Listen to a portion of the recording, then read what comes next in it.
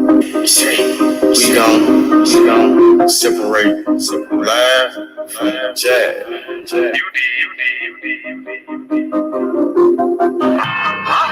You might understand me. Aeon is better than Aeon. Overview better than no. Trap. I'm on my motherfucking trap shit. I'm on my motherfucking trap shit. I'm on my trap shit. NBA, I'm the number one in trap. 357, nigga on his ass out quick. Nigga came at me about a fucking bitch. 357, I laid his ass down quick. Blah, boom. Yeah, all that shit. Niggas talking shit. Oh, with all that shit. 20s, 50s, 100s shit, I want it all. First round draft pick, that's how I ball. Bitch, think she bad, but I put that hoe on pause. Trap. I'm on my trap shit. I'm on my motherfucking trap shit. NBA ballin', I'm that drop pick. 357, lay his ass down quick. Body found in the bag, laying in the ditch. I'm on my trap shit. For 48 a bitch. Nigga playing with the G shit. C-Mo, you know I'm with the shit. I'm ballin', girl, paid him back in 96. Don't give a fuck about what I do, cause they don't make you shit. 93 gang bag, they trap pick. I don't know nothing about shit, I'm on some trap shit. Hold the fuck up. I don't think these niggas believe in you, man. They sleeping on you. Free up, man. I thought ain't you the number one draft pick? I'm on my motherfucking trap shit. I'm on my motherfucking trap shit. I'm on my trap shit. NBA, I'm the number one in draft pick. Close the door, turn off the phone. It's time for this meet. Had to grind for the shot is all the way on me. I'm on some trap shit, you niggas somewhere out there sleeping. Trap like a drive-through, they know I keep growing mad, cause I keep on firing up that reefer. I told them flex, gotta hold it down for my people. Ballin' like a motherfucking trap pick. D57, nigga gon' lay his ass down quick. Niggas scared of someone bad, that's all a nigga need. In my trap house, no sticks, stems, or no seeds. NBA drop pick, that's how I ball. 20, 50, 100 shit, I want it all. I'm on my motherfucking trap shit. I'm on my motherfucking trap shit. I'm on my trap shit. NBA, I'm the number one in drop pick.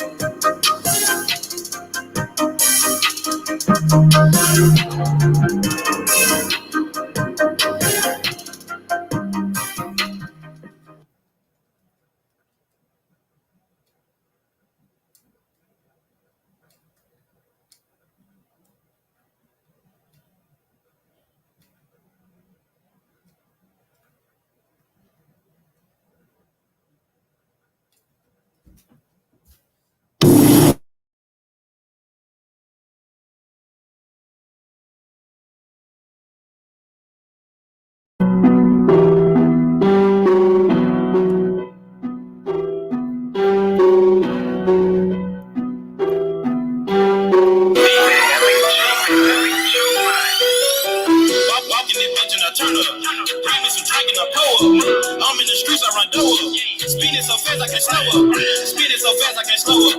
Spinning so fast I can't slow up. I spin it so fast I can't slow up. I'm in the streets, I run door up. I walk in this bitch and I turn up. I walk in this bitch and I turn up. I walk in this bitch and I turn up. I burn up the kush, I'ma burn up. I'm in the streets, I run door up. Spinning so fast I can't slow up. Grab me some drink and I pull up. I'm in the streets, I run door up. I walk in this bitch and I look like a lick. Nigga, that cause I just went in a lick. I just ran out with some bells of the shit. Down out there touching, I blew it on keys. Look at me, bitch, I just know I'm the shit. Shooter like Rambo, came from the bando, free like bankroll, IP bankroll. I'm in the street like the place that I got. I walk in this beat with a silly swag. I walk out this bitch and hop in the jail. I blow out this shit like a silly bag. I'm trying to get me a ditty bag. I'm trying to get me a ditty bag. Round selling plenty grand. I done ran up plenty cash. I just rolled up a zipper gang. Burn up. Pop me some beats and I turn up. I barely can keep up with time. Pop on a nigga for dropping the dime. Red Ben Franks on my mind. I'm in the streets on my grind. I gotta sleep with that ass.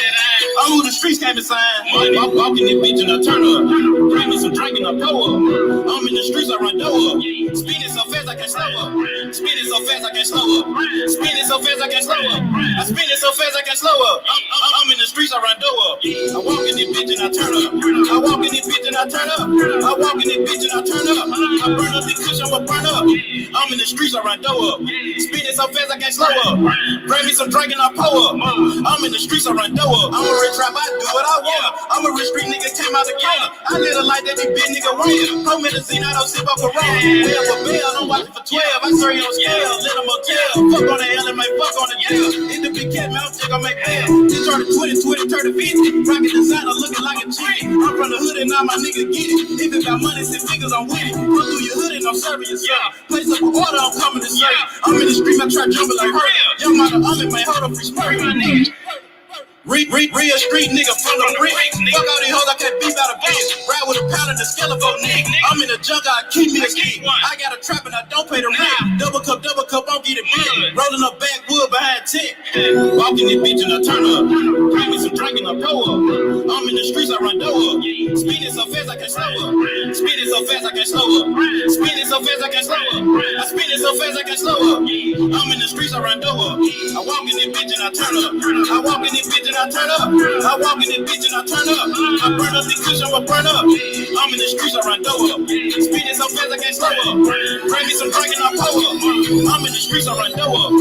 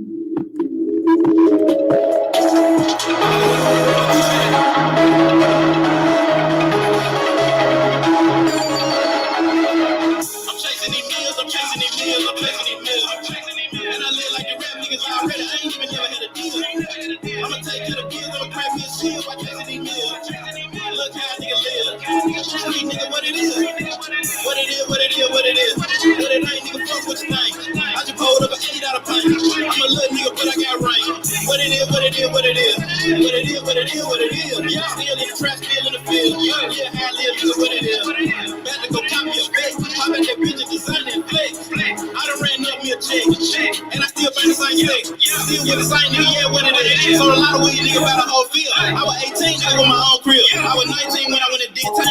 All the fuck shit nigga, I ain't got time. You keep me a bitch nigga about mine. And I shine on Oprah without trying. And I smash that pussy without mine. If the cop comes so with it, I ain't mine. Your mouth low, nigga, will drop down. I'm a young man nigga like John got it. He say shit, nigga, you ain't caught about it. Yeah, fuck out the paper, I live for the shit. I'm getting to the money, I just got a feel for the shit. Better believe you gon' eat. Nigga, I'm talking about a feet. I want a meal like me. I done been there about a week. I'm chasing these meals, I'm chasing these meals, I'm chasing these meals. And I live like the rap niggas already. I ain't even never had a deal. I'ma take care of bills, I'ma crack me a seal by chasing these meals. Look how a nigga live.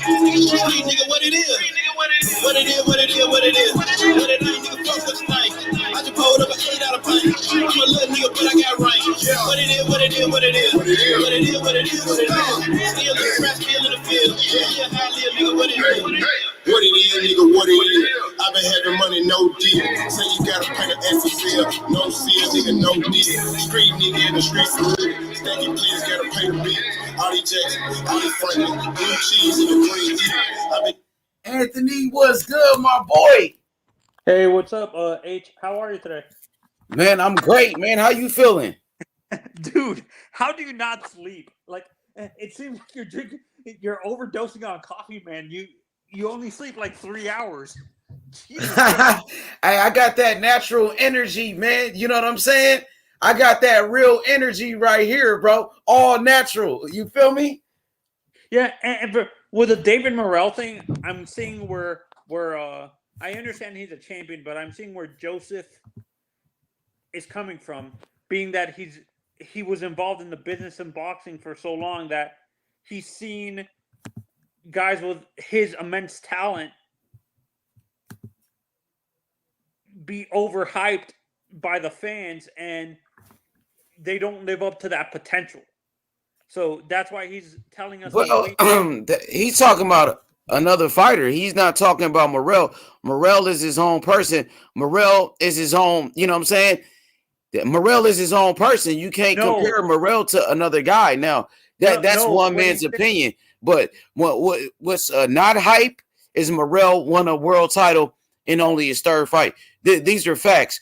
You know, the facts is Morrell was one of the best amateurs, over 130 wins, only 2 losses. These are facts. This ain't no hype. Yeah, no, I know that, but what I'm saying, like, where he's seen this story play out multiple times. I mean, when have you seen a Cuban fighter come from Cuba at such a young age before? Have you ever seen that? No, not that, but what I'm saying. Yeah, we're talking about Morrell, who's a Cuban fighter. We have never seen a young Cuban fighter, you know, at this age come to America. We never seen that. At only, I think he was 20 years old when he came to America. It could have been Teofilo. Yeah, but he could never turn professional.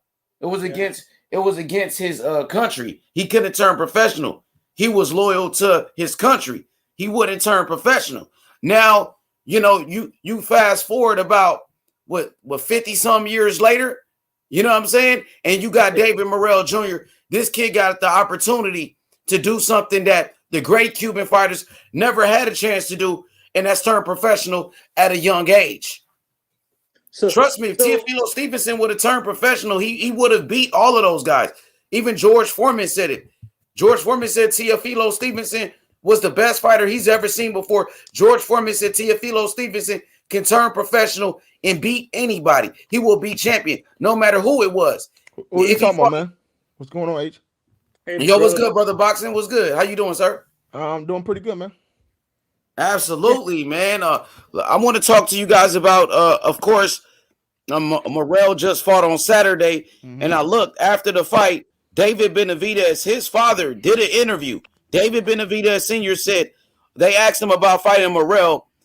He said, you know, Morrell needs 5 more fights before we fight him.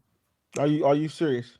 I swear to God. I'm gonna play it. I'm gonna play it. Oh my God. Benavidez Sr., Benavidez's father, his trainer said they need 5 more fights before they fight Morrell. What does that sound like to you? It sounds like they don't want to fight. Duck, say it again. A duck quack quack. Oh shit. Sound like Benavidez don't want no smoke with Morrell Jr. The nigga said Morrell need 5 more fights before we fight him. But then at the same time, they asked Benavidez Sr. about Canelo fighting Morrell, and then Benavidez Sr. said, oh, Canelo would never fight Morrell. Morrell is too much of a threat. He would never fight him. So if you're saying Morrell is ready for Canelo, Canelo ain't ready for Morrell, but then you turn around and say that when Morrell want to fight your son, Morrell want to fight you, you say Morrell needs more time. He need more fights. But when they ask you about Morrell fighting Canelo, you said it's okay. He could fight Canelo, but Canelo don't want to fight him. The fuck out of here. When they asked David Benavidez Sr. about Morrell fighting his son, or Morrell need 5 more fights, but then when they asked him about fighting Canelo, or Morrell will fight Canelo, he's ready for Canelo, but he's not ready for Benavidez. Motherfucker, Canelo #1 pound for pound. Canelo undisputed champion. How the fuck you gonna say that, bro? I think Crawford pound for pound, but I think Canelo's the man, bro. But it's just crazy to me that Morrell needs 5 fights. That's kind of crazy. Yeah, all of a sudden he needs 5 fights when he wants to fight your son. With your son, he want to fight little guys like Charlo and all of those guys. Your son to call out Canelo. Canelo not even fighting at 168. What the fuck you gonna do in between time? Also, Kyron Davis, he didn't need 5 more fights. Kyron Davis, he earned a shot, right? And so did fucking Ronald Ellis, Canelo sparring partners. But when it comes to Morrell, it's all these goddamn excuses, bro. I'm fed up. Fighting, David Lemieux. Did you hear about that? Yo, H. Did you guys hear about Yeah, I heard about that bullshit ass fight. Benavidez want to fight. He want to fight against old ass David Lemieux in a motherfucking in a title eliminator when you can just go fight the champion. That shit is some weak ass shit. Crazy, you hear what I'm telling you, Anthony?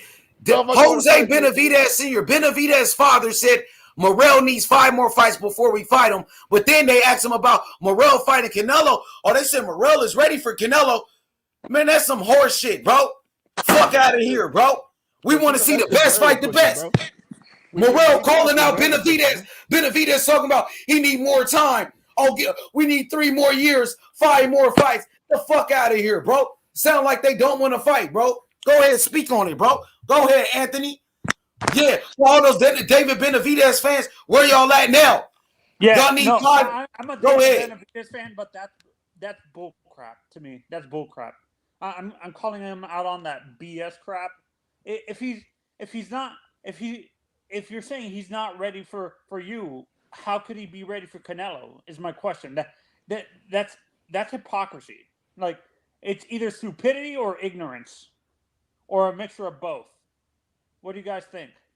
I agree with you totally, bro. He's saying, oh, Canelo won't fight Morrell. Morrell is too dangerous. But then when it comes to you fighting Morrell, your son, oh, he's not ready. He's, you know what I mean? He's 5 more fights. But we all know that Benavidez is not going to fight David Morrell. We all know that.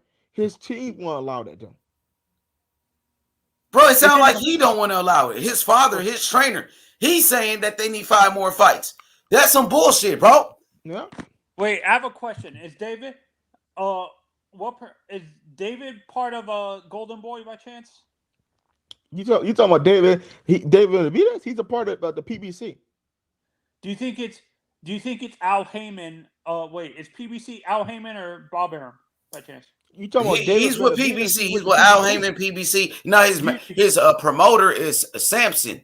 Samson is his promoter. Samson. That's his manager, Samson bro. And Heyman hold up. That's his manager. No, right? Samson is a promoter, bro.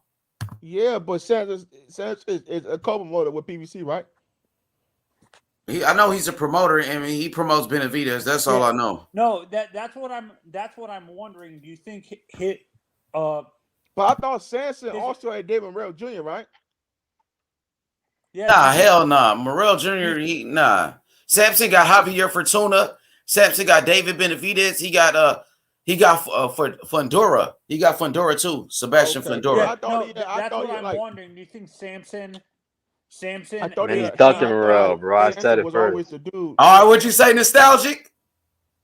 Yeah, he's ducking him, bro. Putting stipulations and shit, bro. Come on. He need 5 more fights. Same Speak with on Spence. Nostalgic. Good, Spence ducking Crawford, Morrell, Benavidez ducking Morrell. Well, I think definitely this is a duck move from him because I look at he's putting stipulations, bro. It's stipulations. Come on, bro. 5 fights. Come on, bro. But we know. It's already scared, bro. It's black and white. This is how they move and style. This is how they're gonna move because you know what? This is how PBC fighters always move. They always gotta duck each other. They'll say, "Well, with 5 fights, you need this fight." What up, brother? What up, AJ? Yeah, no, Nostalgic. That's what I'm wondering. Do you think Samson and Heyman got into David's ear and told him to avoid? Yeah. Look. If he needs 5 fights, then he needs. Then I would say, and Al Heyman is the promoter of David Morrell Jr. Why would we say that? If David Morrell needs 5 fights to fight Benavidez, then David needs 10 fights to fight Canelo. I think he needs 5 fights. That's how I look at it. The kid is already ready, bro. Look in the side. I think he's already ready, bro. I think everybody can agree that he's already ready to fight those top level guys. Do you? I mean, he has a. No, he already has an amateur career, David bro. Needs 5 fights, but where I'm coming from is. Do I think he needs a step up fight? I do think he needs a step up fight, bro. I just see him fight like kind of a guy like Caleb Truex or James. Who you talking about? You want to see fight Caleb Truex? How about Caleb Plant? Who is y'all talking about? We talking about Dave Morrell. To Morrell. fight Caleb Truax, and then when he knock him out in one round, you're gonna say You he know was what? watching. You know what? And when You know. Caleb- You know. Nah, bro, he want to fight Benavidez, man. Fuck all of that. Fuck all of that. You keep protecting these fighters, bro. Morrell is my favorite fighter, but I'm not gonna protect him. I want to see him fight the best, and that's what he want to do. He want to fight Benavidez, homie. Benavidez acting like nobody want to fight him, but Morrell accepts the challenge, and now Morrell he want.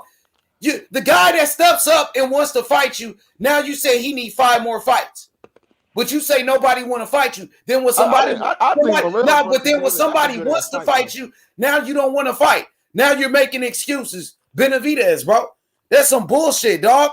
Fuck that. He needs to fight Morrell so he can earn him a shot at Canelo. Let Morrell fight Benavidez. Let Morrell fight Benavidez. And the winner can fight against Canelo, bro. That's what needs to happen, bro. Talking about Caleb Truax, man. Morrell and knocked the fuck out of Caleb Truax, bro. And Caleb went 12 rounds with his old ass, bro. Quit playing. Bro, love fight Caleb Yo, boy. Put some respect on Caleb Truax's name, bro. Oh, man, y'all keep protecting these fighters. Benavidez need to fight somebody, bro. Benavidez don't want no smoke right now, bro. Him and his father talking about 5 years. Y'all cook, because I'm about to play the interview when his father said we need 5 more fights. Hey, Nostalgic. Yo, what up?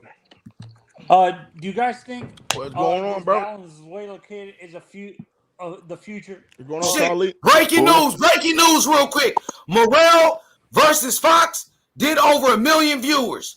Over 1 million viewers, bro. That's not surprising. That's good. Over 1 million. The dude is an attraction. Over 1 million people watch this fight, bro. Who else doing that in boxing right now, bro? Nobody. Over 1 million. I'm going to pull up the article right now, bro. Let's go. Okay, what I was going to ask you, Nostalgic, do you think this Valenzuela kid is a future superstar at 135 at lightweight? Are you talking about the dude who knocked out Teofimo? Which kid are you talking about? All I know. Yeah, that kid right there who dropped the kid that knocked out Teofimo. Yeah. If he can. No, Valenzuela is the kid who destroyed Austin Truly or Austin. What are y'all talking about, bro? No, he talking about El Rayo, who the dude who dropped T.O. I don't think he knocked out T.O. He dropped T.O. But go ahead. Is y'all talking about that video where T.O. got dropped when he was like 15? That's him. That's him, Rayo. That's the kid you talking about. Yeah, that's him. That's him. What about him? Yeah. Do you think he's the future at 135? I thought he was a 130 pounder. Davis, bro. I thought he was a 130. Isn't he 130, right? I think he fought at 135. He's 135. I mean, if he's fucking up Teofimo and then Teofimo was his pound for pound fighter, I mean, yeah, but that story doesn't look too good because Teo lost. But I mean, the kid can say this. We gotta stop saying, because he lost. Come on, man. I mean, how many great fighters? No, I'm just saying, no, it's good. I'm saying it's good, but I'm saying that he shouldn't be. I mean, it's not really nothing to brag right now. I mean, because he's at the lowest in his career, but I'm just saying, because that's all I knew that kid was from. That's all I knew the kid. That's all. I know, but that's all I knew that kid was from. He was just bragging about that loss and shit. So it's like he doesn't really have any leverage right now. So he still has shit to prove. That's what I'm saying. He can't just say, "Oh, I'm just Teofimo. I knocked him out in the sparring." That doesn't really do shit for me, really. No, there's been probably a lot of fighters that knocked out in the sparring, huh? Bro, besides that situation, El Rayo's a nice dude, man. I think he could beat Ryan Garcia, bro. I believe he's gonna be up. I don't look at Ryan that high, so I believe it. I don't look at Ryan like that. Hey, y'all see the article right here? Y'all see it?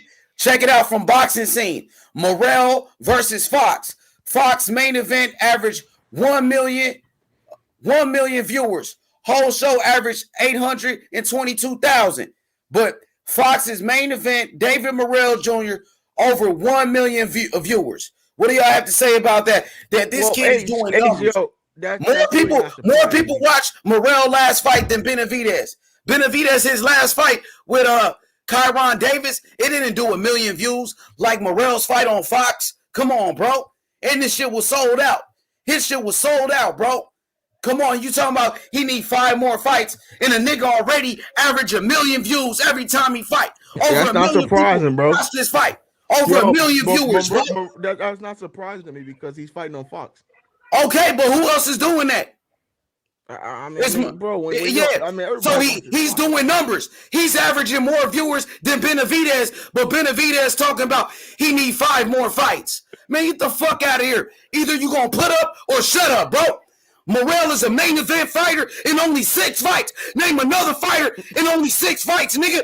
That average 1 million, nigga. He doing 1 million every time he fight. Lomachenko was not a main event fighter. He wasn't a main event fighter in his third fight. He wasn't a main event. He wasn't a headliner.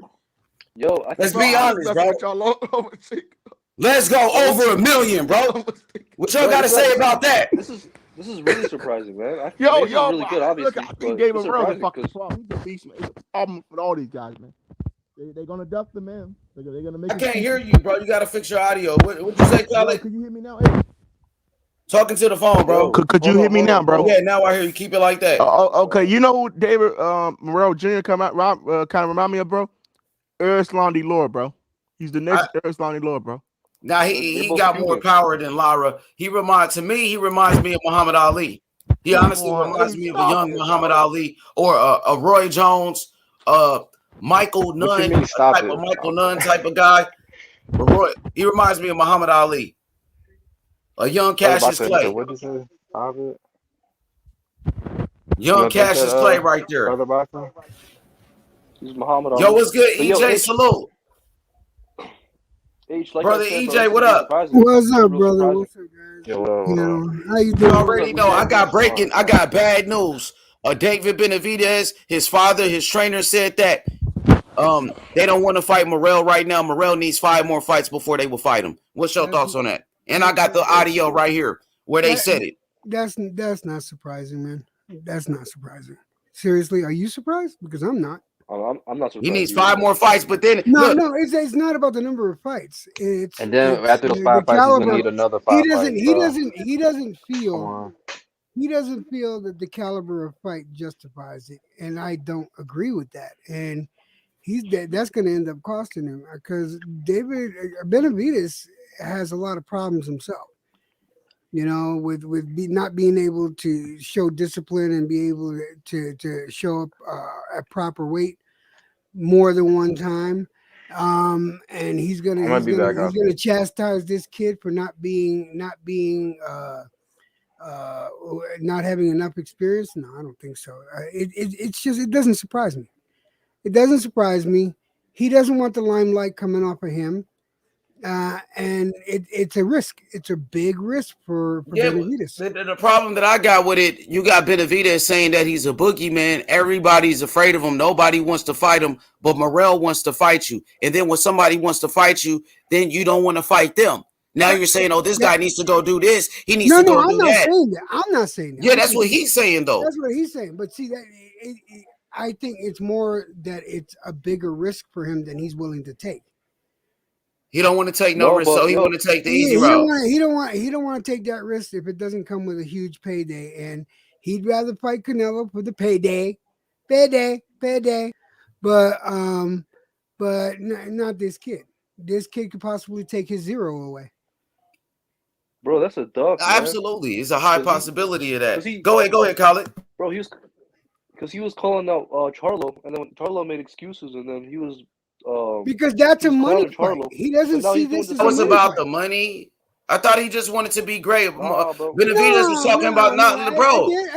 We gotta start making excuses for these guys because he just was saying that he was going for the legacy. He wants to fight the best. That's what he was saying. Now, when it comes to Morrell, he don't want to fight Morrell because it's about money. The Morrell is the young up and comer. That's why he doesn't want the limelight off of him. And what is he? Isn't he a young up and comer? Isn't he begging Canelo for a fight? Yeah. Isn't he the same one that's a young up and comer begging Canelo for a fight? So he wants Benavidez was a champion, bro. He doesn't want to give Morrell any of that attention. That's a bitch move, bro. I'm sorry to tell you that, bro. I like Benavidez and all, but if that's the case, that's some bitch ass shit, bro. Because he's begging Canelo to give him a chance. You know what I'm saying? But he don't want to give Morrell a chance his damn self. Yeah. So you know what I mean. Right. But he hoping that Canelo give him a fight though. Come on, man, get the fuck out of here, bro. Yo, but hold also, up. also that's a big fight. Don't you That's think? a Well, big go fight ahead, at colleague, and 168. then brother boxing. Go ahead, colleague, then brother TJ said boxing. that's not a big money fight. I mean, I don't know, but I mean, it might not be that big of a money fight, but that's a big fight at 168. I think that's one of the biggest fights that could be made in that division right now. That's a huge I fight, have no issue with it. and Benavidez doesn't see it. I mean, they should see it, bro. I mean, But do y'all guys realize that Benavidez listen again? Listen to the mentality.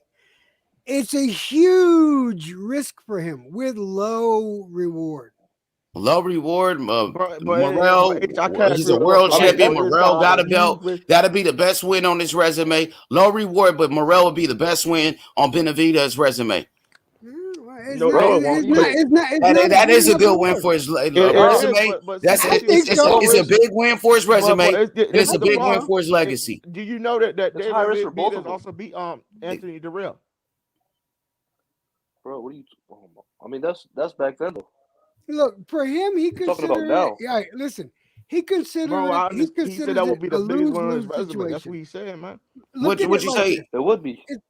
It's a lose-lose situation for David Benavidez. Look how many. It's not. No, it's not, bro. Will you listen? How is it lose-lose if he fights?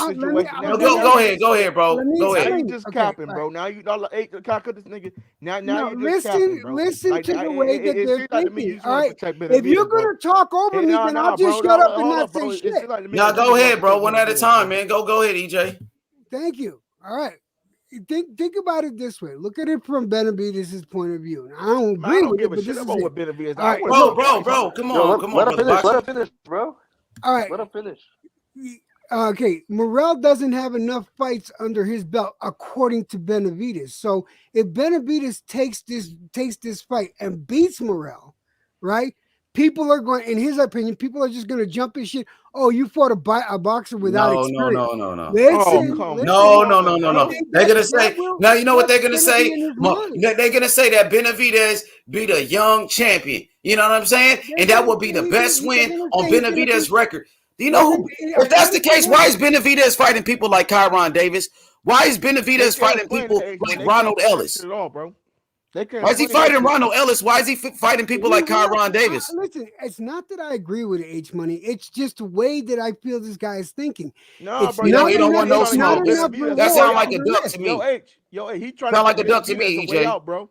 He's trying to get better. I'm not doubting that. Go ahead. Can I say something real quick? Yeah. You're saying it's a lose for Benavidez, but here's the thing, right? Benavidez is not that high profile of a fighter yet. I mean, he's 23 or 24, but so is Morrell. So it's a lose for both of them. It's not like Benavidez is going to lose. That's a huge win for Morrell. He's not a high profile This is some bullshit. Like did we see Ray Leonard and didn't these guys they fight in their early 20s? Like, come on, this is some bullshit, bro. This isn't the day of Ray Leonard, though. Don't take the wrong pass, man. You can't expect that to happen yet. 30 to 40 years old or 50 years old. I like Morrell. I actually like Benavidez too. So you telling me, bro, right? You want to see guys fight on Triller, right? At 57 years old, out of breath, right? I like these guys. I like both these guys, but I don't believe in the mentality that Benavidez has. I'm saying it's a lose-lose for him in his opinion because the kid has not enough fights under his belt. So if he wins, he's going to get accused of beating up a novice. If he loses, then of course he lost to this phenom. So either way, for him, he feels he'll look bad. That's what I'm saying. I'm not agreeing. Bro, it's not looking bad, bro. You know what's looking bad? Benavidez is about to fight David Lemieux next. That's looking bad. That he's fighting an old, washed-up David Lemieux. You know what's look bad? Benavidez, his last fight, he fought Kyron Davis, who was a fucking bum. That's bad. But nobody talk about that. But then when we want to see him step it up and challenge himself to fight a fighter like Morrell, then it's a lose-lose. But it should have been a lose-lose fighting Kyron Davis and Ronald Ellis and those bums he been fighting. Again, stop thinking that I'm feeling. I didn't say that, bro. You got to stop taking stuff personal. I'm talking about. Let me make this clear. I'm talking about Benavidez. That's who I'm not talking about you. I'm talking about Benavidez. I feel you, man, and it's wrong. And Benavidez, he talking about low risk, high reward, But he was calling out Canelo and sitting around waiting on the Canelo payday when Morrell is trying to be great and fight the best. That's what he's trying to do. Morrell's trying to do. So Benavidez just sitting around waiting on the Canelo payday and don't want to challenge himself? It sounds like it. That's some bullshit, right, EJ? It sounds like everybody else, doesn't it? Doesn't it? It don't sound like Morrell. That's not what he's doing. He's trying to fight Benavidez. Isn't he? He is. Yeah, no. Don't they say Benavidez is the boogeyman at 168? Morrell just wants to. Hold on, let me say go ahead, EJ. Go, EJ, and then go ahead, and then brother. Morrell just wants an opponent in front of him so that he can the best, not just any opponent. He wants to fight the best. Let's make that clear. He wants the best in front of him. Yes, because that's how he's been acting. That's how he's been fighting. All right, but I'm not going to say the same thing about Benavidez. Benavidez, he's picking and choosing. All right, granted, that last fight, all right, it was what, a 2-week notice or some shit. Somebody backed out or something happened. I don't know. But he ended up fighting that last guy on short notice. Fine. What the fuck ever. But it sounds to me like he's waiting for that Canelo payday. That's some. He's doing the same thing as Boo Boo is doing. The same thing as Charlo, waiting on the Canelo payday. Absolutely. That's some bullshit. That's some bullshit. Yo, what up, Zoe? What's up, H? I just wanted to say something. I ain't gonna lie. I disagree, and it's not just because I'm a fan of David Benavidez, but I feel like David Benavidez put in the work. We know what Morrell did. What work he put in? But he still what work did he put in? Fighting Ronald Ellis? What is work? No, but I'm gonna say this. Let me say this. He ain't put in no work. What work he put in, bro? His best win is Anthony Durrell. Come on, man. I feel he fought Anthony Durrell. Are you serious? I'm saying when you put in the work, what work he put in by going life and death with Ronald Caraville, Gavril? But I want. That nigga ain't put in no work. He just sitting around waiting on the motherfucking Canelo payday. Man, fuck out of here. No, but then it's another thing though. We ain't hear from David Benavidez. We heard from David Benavidez Senior. Nigga, that's his team. That's his people, nigga. Yeah, that's his father. Yeah, we heard from his man. We heard from his promoter Sampson. Listen, we heard from his promoter Sampson. He told Morrell that we don't want to fight you, and now his father, his trainer, saying, "Oh, he need 5 fights. We don't want to fight him." There's some ducking fucking. We don't know how David Benavidez feel. Because look, bro, I'm gonna say this. Let me say Benavidez in the future. I heard what Benavidez said about that fight. Benavidez said he will fight him in the future. He ain't trying to fight him now, bro. Because look, this the reason he ain't trying to fight him now. But Benavidez will go around calling Charlo a duck. He go around calling Canelo a duck, but he don't keep that same energy with David Morrell. Turn the fuck up. Turn up. But look, you don't want no smoke with Morrell Jr., bro. Straight up, bro. I want to hear no excuses. Keep that same energy. That same energy you have with Charlo. Because Charlo called them out. He wanted to fight Charlo. When Benavidez, when Morrell called out Benavidez, he don't keep the same energy. What's up with that? See, H Money, you the reason you started this beef, H. But look, what's up with that? He said, he want to fight Charlo because Charlo called them out. Well, Morrell called them out. What's up with that? Keep the same energy. That's all I'm saying. But he gotta keep calling them out because he only got 6 fights. Nah, man, all these he gotta keep doing this. We're gonna keep calling his ass out until he show up. Yeah. Bro, wait, and that's the due diligence. He gotta put in his work. Nah, nigga, I'm not doubting him. What, nigga? But look, he is putting in work. Nigga, he's the motherfucking champion. Nigga, he got a motherfucking belt in 3 fights. The WBA. What belt does Benavidez got? Benavidez don't even have no belt. So what is he doing? All right, then. Last I checked, Canelo undisputed. So who got the real belt? Yeah, and guess what? Morrell got the WBA world title, bro. And Canelo not even, last time I checked, Canelo not even fighting at 168 no more. And Canelo gonna vacate his belt. Last time I checked. I'm gonna keep it a bean.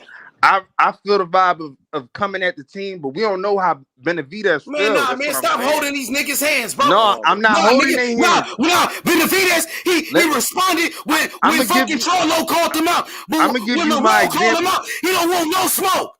Keep that same energy. I'm gonna give you my example. Niggas going around trying to bully niggas like Charlo, people that fight at 160. But when somebody call you out in your weight class, a champion, you don't keep the same energy, bro. I'm gonna give you just one example. leading up to the Porter and the Crawford fight, I seen Kenny Porter on the interview say, "Well, if we win." And he ain't have none of that. We're gonna knock him out energy. Hear me out though. Hear me out real quick. Benavidez and Morrell. What this got to do with Benavidez? I'm just using an example. I'm using an analogy. What does that got to do with Benavidez not keeping that same energy? Because he went off on Charlo. He went on national TV, called Charlo a pussy and all that. He sure ain't saying that about Morrell. He won't keep that same energy with Morrell. They respect he was Morrell, a boogeyman. Nigga, fuck all of that, nigga. Nigga, fuck all of that. What I does want he to have see the to fight. gain? I want to see the fucking fight. I want nigga, to fight the best too. fight the best. I What's want up to see with the fight Benavidez? Benavidez scared of Morrell? That's what it is? No. He nigga, that's what it sounds like. Talking about he needs 5 more fights, nigga. That nigga need 5 more fights. He don't want to fight Morrell, but he want to fight Charlo, somebody that fight at 160. Hey, you know he's not scared though. You know he's not scared. Man, that's what it sound like. That's what it sound like when niggas don't keep that same energy, nigga. It's nothing to gain. That's what it sound like. It's nothing to gain. That's what it sound like, nigga. 5 more years, right?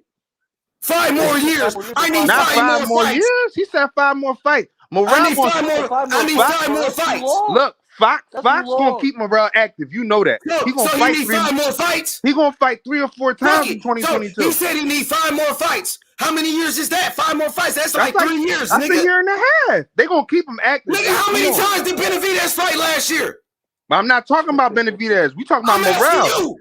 How many times did Morrell fight last year? What? I can check right 5 fights. That's like 3 years from now, nigga. He don't want to fight. He don't want to fight Morrell.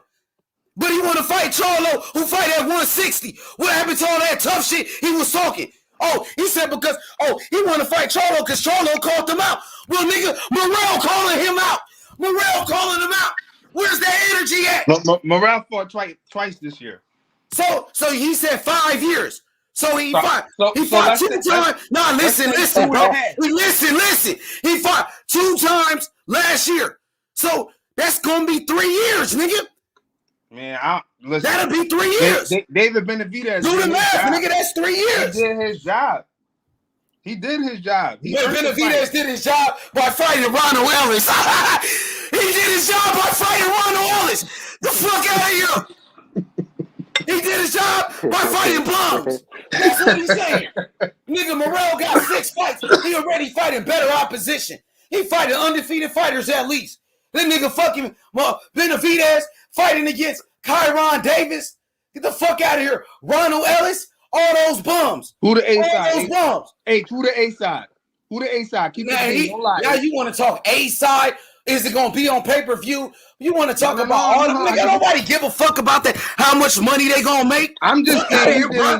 Fuck out of here. I just want to see the fights. I'm not concerned about who's the A side and who got more money and who got more followers. I don't give a fuck about that. We just want to see the fights, my nigga.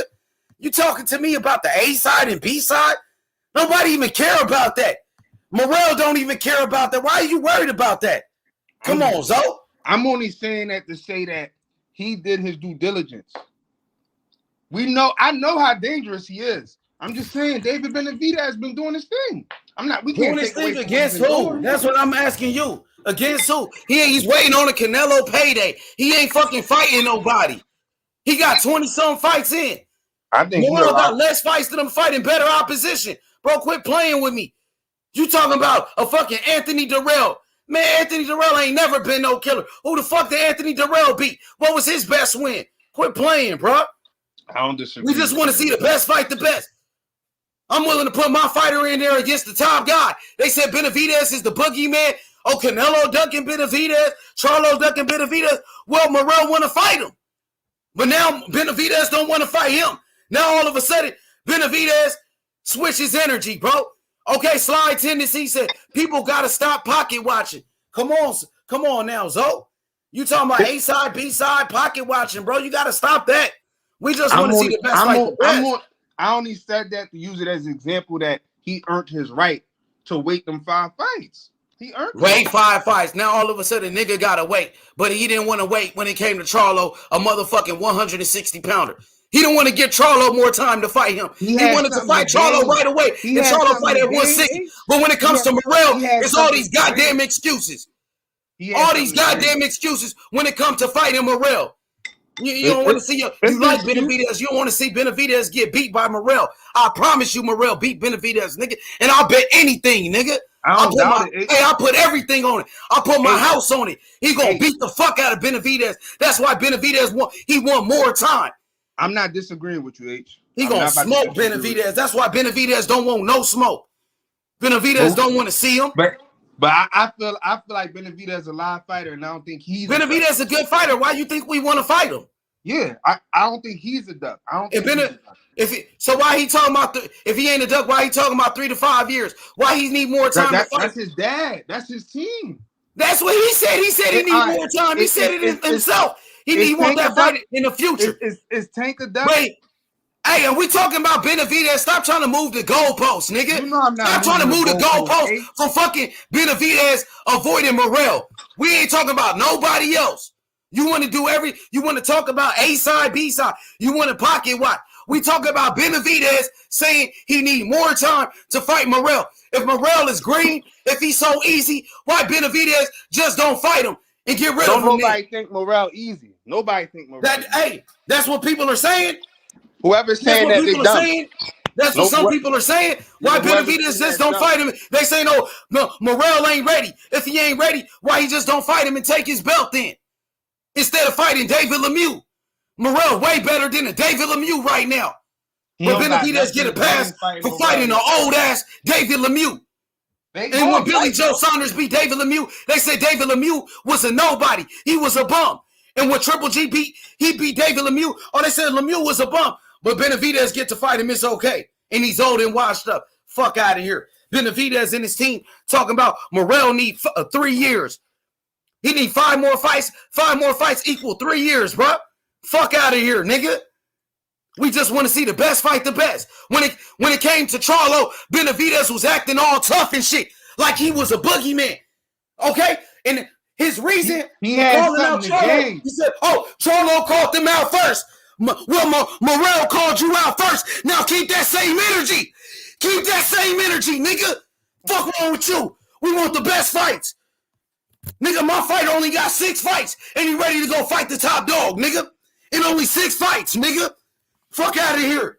I want to see Benavidez put in that motherfucking work like everybody else. But Benavidez, he want to wait on the Canelo fight.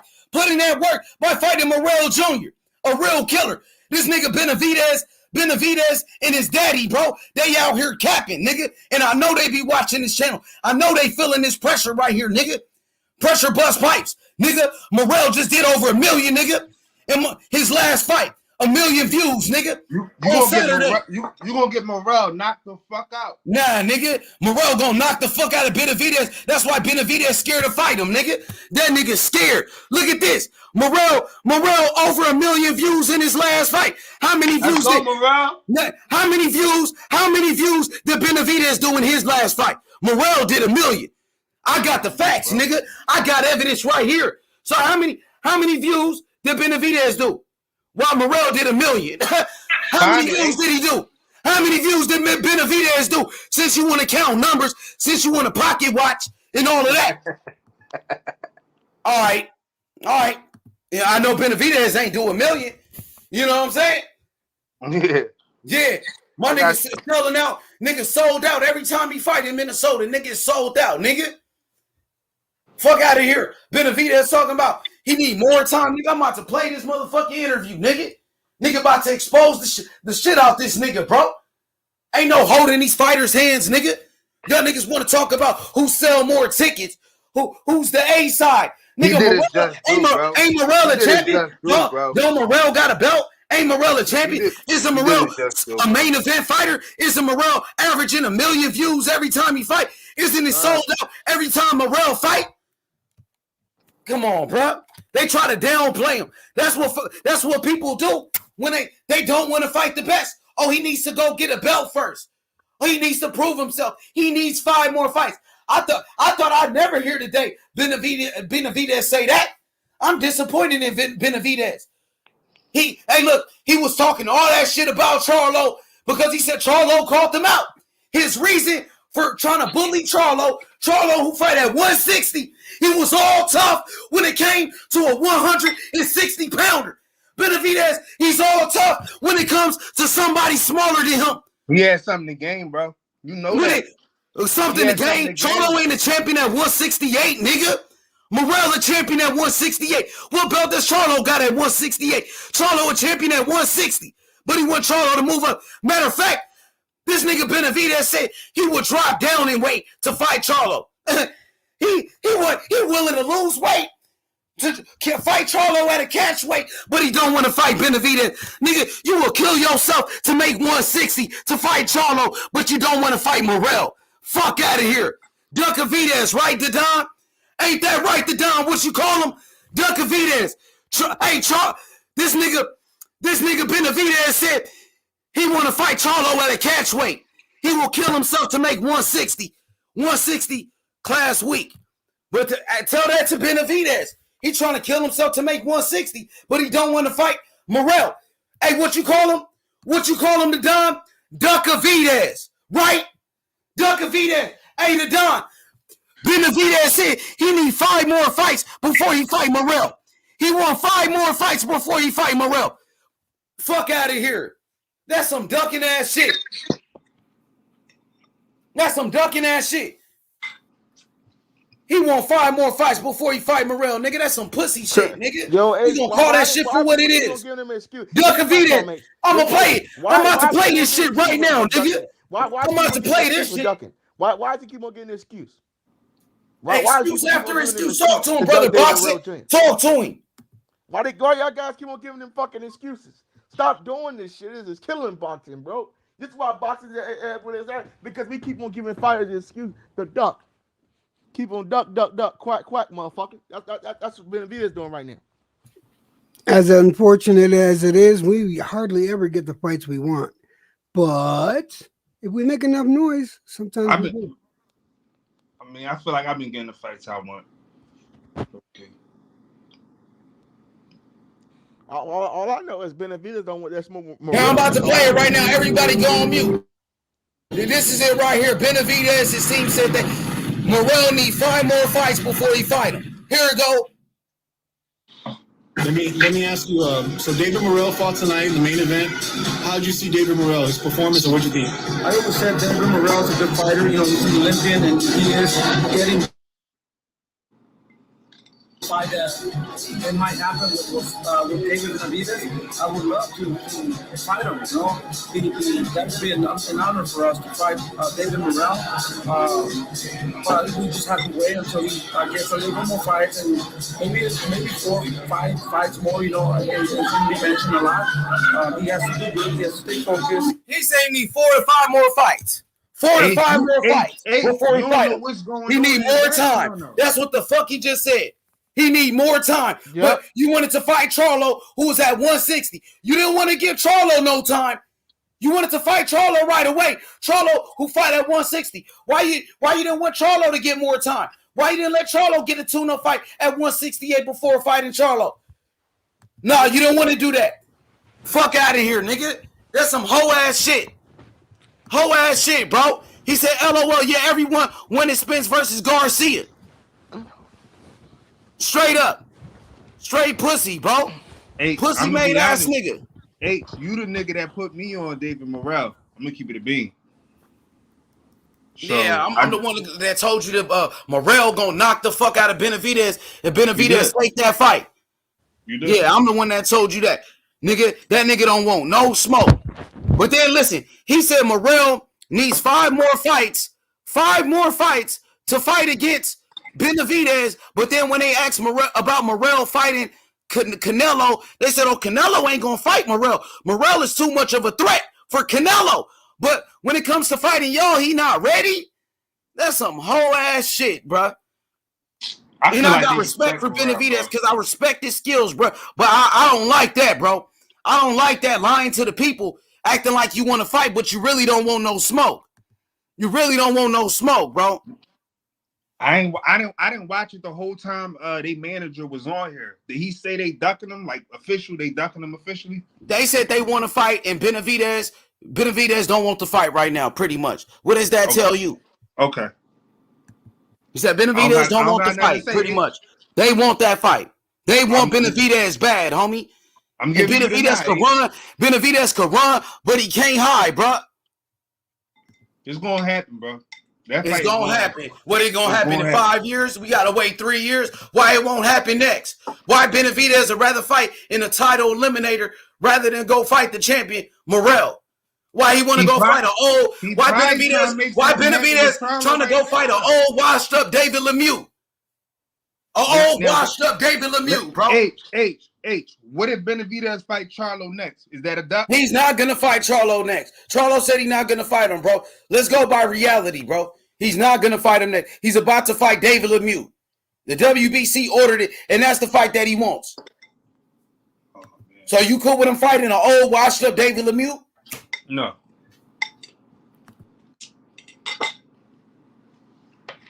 What's hold on real quick. I'm about to just look it up. I wanted to see Benavidez ranking because he got the WBA interim, or that's the world title. We're like, I don't know, like, wouldn't Benavidez be Morrell's mandatory soon? Does that title get mandatories? The one that Morrell has? I'm asking you, H. This shit always happens. What you say, Zo? I said the title that Morrell has, does it come with mandatories? Yeah, come on, bro. You know it does, bro. John Ryder was his mandatory, bro. Quit playing, nigga. Quit playing. It's a real fucking belt. He just fought. Listen to me, my nigga. He just fought on Fox over. Listen, nigga, listen.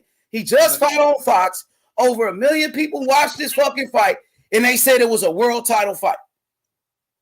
Okay. They just called it a world title fight on Fox. You goddamn right. His belt got mandatories, bro. Okay. Goddamn right. John Ryder was his mandatory, and John Ryder ducked him. John Ryder went to go fight against. He trying to go fight against Daniel Jacobs rather than go fight the champion Morrell Jr., bro.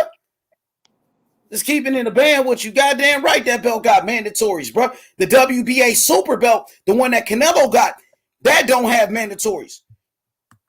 See, that don't make sense to me, bro. You know what I'm saying? But yeah. To be honest, I respect Benavidez. Benavidez is a beast. He's a monster. That's why Morrell wants to fight him. If Benavidez was an easy fight, Morrell would not be calling out this dude. It's because y'all say he's a beast. Y'all say that everybody's ducking him. That's why he want to fight him. And he accept the challenge, bro. And Benavidez don't want no work. That's the whole purpose. That's all I want to know. I want to see Benavidez, his dad. I want to see Benavidez, his dad, his team, keep that same energy with Morrell. Because it's like they whole energy. He giving me Keith Thurman vibes. Because Keith Thurman was calling out Floyd Mayweather, all of those guys. But then when Errol Spence came around, Keith Thurman, his energy changed. That's the same thing that's going on with Benavidez. He's like Keith Thurman right now, bro. Bro, Benavidez is not even ranked on WBA. He's a champion. Number 3. Hey, bro, you don't know that he's a fucking champion? How is he going to be ranked and he's a champion? What belt does Benavidez has? Who's not ranked in the WBA? I said Benavidez. Oh, Benavidez not ranked in the WBA. Yeah, so the thing is this. That's a voluntary defense. Morrell, his mandatory, John Ryder is dunking him. His mandatory, John Ryder don't want to fight. So Morrell got a voluntary defense. He could fight anybody. He wants to fight Benavidez. I mean, I feel like he should be calling out Edgar Berlanga or something. You feel me? Like who should be calling out Berlanga? Benavidez? No, Morrell. Morrell should be calling out Benavidez because they said Benavidez is the best. Okay, I respect it. What you mean you should be calling out Berlanga? You don't want him to call out Benavidez, man? You scared for your boy Benavidez? No, I just feel like Benavidez earned the fight with Canelo, honestly. Benavidez, but he earned a fight at Canelo. He earned a fight at Canelo. He earned it. But Canelo don't want to fight him. So what is he going to do? I mean, for sure. Sit there and wait for Canelo forever and go fight David Lemieux and those guys. And go fight Ronald Ellis. Go fight bums like Kyron Davis. That's what you want the man to do. And wait on Canelo forever. And Canelo never going to fight this dude. I don't know. How the fuck they get this nigga this belt so fast, though? I don't know. This is a tricky one, bro, but it is what it is. He ducking me. You got it, bro. You got it from me. It's tricky. How is it tricky, bro? This ain't rocket science. Morrell wants smoke. Just like my boy Sly said, Morrell is free smoke. It's not rocket science, my boy. Just make the fights happen. They both in the same weight class. They both fight on PBC. It's an easy fight to make. Just all that same shit Benavidez was saying to motherfucking Charlo. We on the same network. It's an easy fight to make. I don't care about the money. That's all he said about Charlo. But now when it comes to Morrell, he care about the money. All of a sudden, it's about A side, B side, and all of that. The whole energy change, a.k.a. Keith Thurman. And Morrell looking like Errol Spence right here, pulling this nigga card. You know what I'm talking about? Pulled this card. Morrell versus Benavidez, amazing fight at 168. Two young, prime, undefeated fighters. You see what the people are saying, Zo? It ain't me. Al Heyman. They saying Al Heyman. You know what I'm saying? Paolo, what up, player? Excuse after excuse, man. Give Morrell a shot. Morrell deserves a shot. Like... Morrell is a champion. Morrell is calling for the best. If Benavidez is able to beat Morrell, that'll be the best win on Benavidez's resume. Morrell is way better than an Anthony Durrell. Way better than Jay Leon Love. All of those bums that Benavidez been fighting. Benavidez, he don't keep that same energy when it comes to somebody bigger than him. But when it comes to a guy he's bigger. When it comes to Canelo, he's bigger than Canelo. He want to fight Canelo. When it comes to Charlo, he's bigger than Charlo. He want to fight Charlo. You know what I'm saying? Charlo's a little guy, fight at 160. But when it comes to Morrell, it's something else. When it comes to Caleb Plant, you want to fight Caleb Plant because you're bigger than Caleb Plant. And Caleb Plant is not a threat because Caleb Plant don't have no power. But when it comes to somebody with skills, speed, power, defense, IQ, David Morrell, no smoke for Benavidez. He need more time. Come on. AYB, breaking news. David Benavidez, his team, his father, his trainer, they said Morrell needs 5 more fights before they fight him. That equals 3 years. He said 3 more years before they fight Morrell. I just saw the fucking interview, bro. I'm disappointed. I'm disappointed in Benavidez. Yo, where Benavidez at, bro? His dad goes to people channels, talking shit, calling people out, but he never called out Morrell, though. That's one fighter you never heard him call out Morrell, and Morrell called him out. Listen, Benavidez, his excuse for calling out Charlo was, Charlo called him out first. Well, Morrell called you out first. Energy completely changed. Yup, they said Morrell need 5 more fights, YB. But they said Morrell is ready for Canelo. Morrell will beat Canelo right now, but to fight Benavidez, he need 5 more fights. That's some that's some bitch ass shit, bro. And I respect Benavidez, bro. I just want to see the best fight the best. But don't lie to the people, homie. I'm not a fool. I know what I know. You can't play me. I respect your stance. I just want to see the best fight the best. I wanted to see Devin Haney versus Theo. I want to see Morrell versus Benavidez. I want to see Errol Spence versus Terrence Crawford. I want to see Jerron Ennis versus Virgil Ortiz. I want to see all of these fights, bro. I just want to see what Benavidez got to say for himself, man. He's a grown man. He don't need. He did say something. He said Morrell is a good fight in the future. That'll fight will happen later. He ain't talking about making it happen next. There's always some excuse, bro. Oh, Morrell needs to get a belt first. Morrell, he does got a belt. Morrell needs more fights. But come on, man. I don't want to hear none of that shit, bro. I don't want to hear none of that. Morrell got a belt already, nigga. He's a world champion. But Benavidez to call out Edgar Berlanga. Edgar Berlanga, he was fighting in 8-rounders. But you wanted to fight Berlanga. You didn't say Berlanga needed more fights. But when it comes to a real threat, somebody that can actually beat you, Morrell need more fights and all of that whole ass shit. That shit weak, man. Go ahead, Zo. Cook on it, bro. I just want to know, I mean, I don't know, bro. It's tough. I just feel like we could give Canelo the same injury. I know we focus on these 2 guys, but, I don't know. Morrell came out of nowhere. He just came out of nowhere in position. He been a champ. He defended his belt like 3 times, so he's been around, bro. People just found out who he is. He's been around. He's been around since the amateur days. 130 wins, only 2 losses as an amateur. World champion in only 3 fights. And Benavidez don't even have a belt right now. That nigga strapless. But, come on, man. It is what it is. It is what it is, man. Benavidez, he gets a pass for fighting bums. He gets a pass for going life and death with Ronald Gavril. He gets a pass for getting knocked down by Gavril and having a split decision. The fight was so close, Benavidez had to give that dude a rematch. You know what I'm saying? Yeah. Controversy. Morrell ain't been in no controversy. Put Morrell in there with Gavril and watch what Morrell do to him. Finish his ass off early. You know what I'm talking about? Mm-hmm. But yeah, it takes two to tango, though. And I believe Benavidez is the guy. You know, Benavidez will be the fight for Morrell. That's the best fight. I mean, other than Canelo, and then say they fight each other. The winner will earn a shot at Canelo, though. That's my opinion. The winner will earn a shot at Canelo. I like that too. I like that stance too. Let him earn a Canelo shot. Morrell is willing to earn it. He willing to go fight Benavidez for it. If he lose, he lose.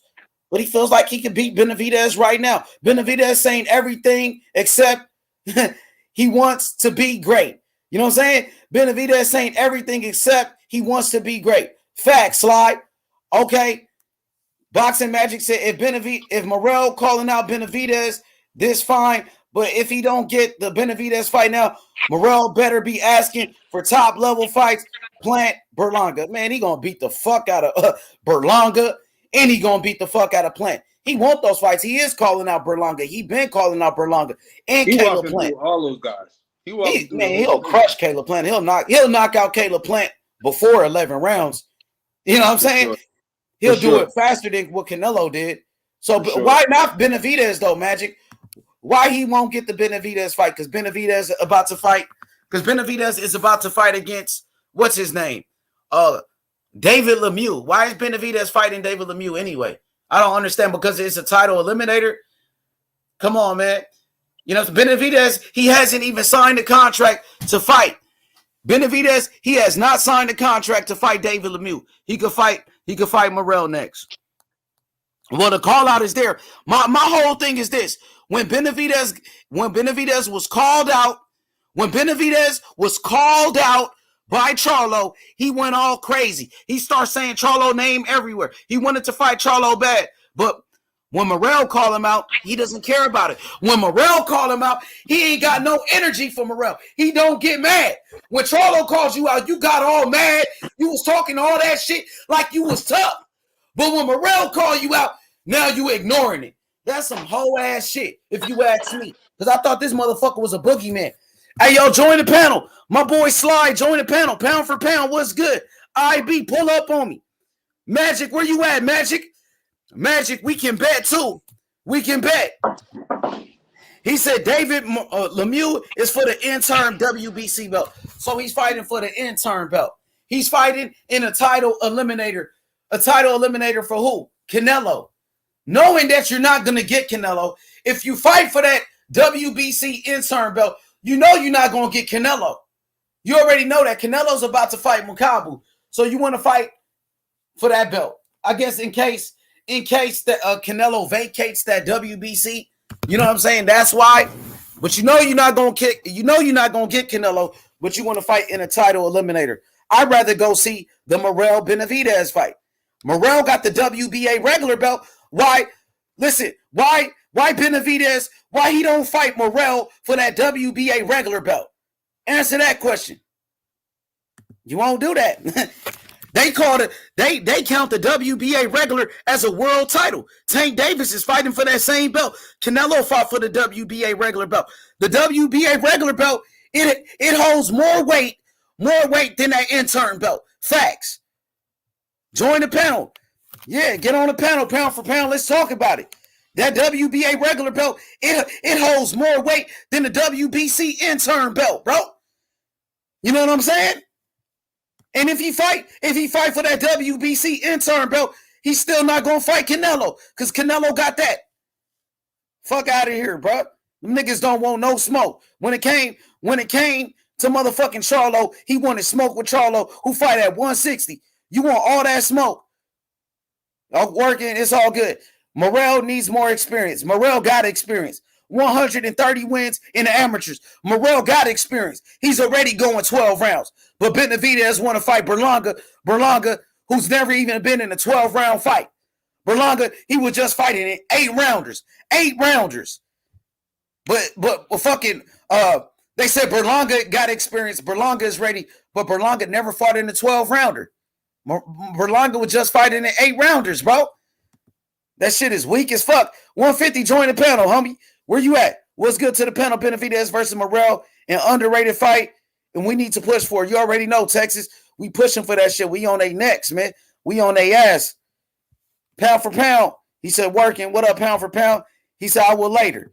Yeah, man, we need answers, man. I got Morrell beating Benavidez. And Benavidez, he know it too. That's why Benavidez, he won't call him out. That's why Benavidez, he ducking the smoke, bro. He don't want it. We don't know who wins until the fight happens, speculations. I got Morrell, and I'm going to put my money on it. I put everything on it, bro. What's good? Join the panel real quick. I got to bust the move. Ignorant Boxing, join the panel. He said, Canelo gonna drop them belts for David finna be elevated. Which David? David Morrell? David Morrell, right? He will be elevated because he got the regular belt. You know what I'm saying? Benavidez are mad, contradicting himself with that interview. Exactly, Pounds. Contradiction. He said Morrell needs more fights to fight Benavidez, but Morrell is too much for Canelo right now. That's a contradiction. They said Morrell is too much for Canelo. Canelo don't want no smoke with Morrell. But then when they ask Benavidez about fighting Morrell, Morrell needs more fights. Bo Davis will be elevated. We'll see. We'll see what happens. You know, we'll see. EJ, Zoe, you still there, Zoe? Sorry about that. I had some technical difficulties. I'm still here, bro. Yeah, and y'all can chop it up. Y'all talk about it. Let me go take this phone call real quick. Or y'all can talk about Errol Spence, Ugas, whatever y'all want to talk about. Go ahead. No, that's we got fine. EJ and Philly Zoe on the panel. My big thing right now is that in actuality, with the way things are set up, right, with this Benavidez fight coming up, all right, either way, if Canelo doesn't leave 168, all right, if he doesn't leave 168, that means he's going to either have to fight Benavidez or Morrell. So either way, if he doesn't leave 168 and he doesn't get another fight at a higher weight class, we're going to have a super fight come up. That super fight's either going to be Morrell or it's going to be a Benavidez. So who do you guys rather have? We might be able to enjoy that. Just me, I don't have. Like I said before, well, okay, let's put pressure on Benavidez, bro. Yeah, we should do. For someone to say fight, hold on, Tony. For someone to say 5 fights away, that sounds like excuses to me. That's the biggest duck ever. Canelo said, "Why you making excuses?"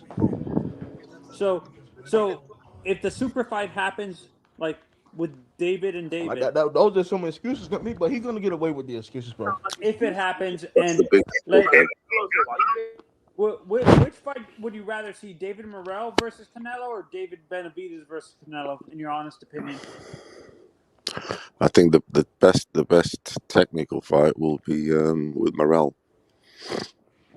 But the best fight at 168 is Canelo, but the display of skills, will be with Canelo. Benavidez or Morrell, with Morrell.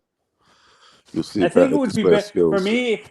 I understand the skill part, but for me, I think the fight would be more entertaining with Benavidez versus Canelo, because Benavidez is a come forward fighter that has a ton of power.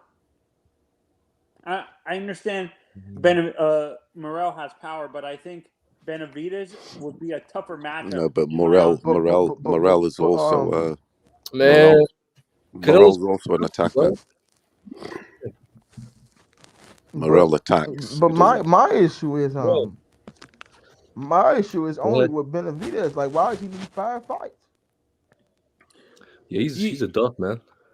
Yeah, no, I said this before. I think Heyman and his actual promoter. Heyman. I don't want to keep hearing all those excuses. I think what they saw is fuck out Heyman, bro. I thought these fighters are their own bosses. I thought the PBC fighters are their own bosses. That's what I thought, bro. No.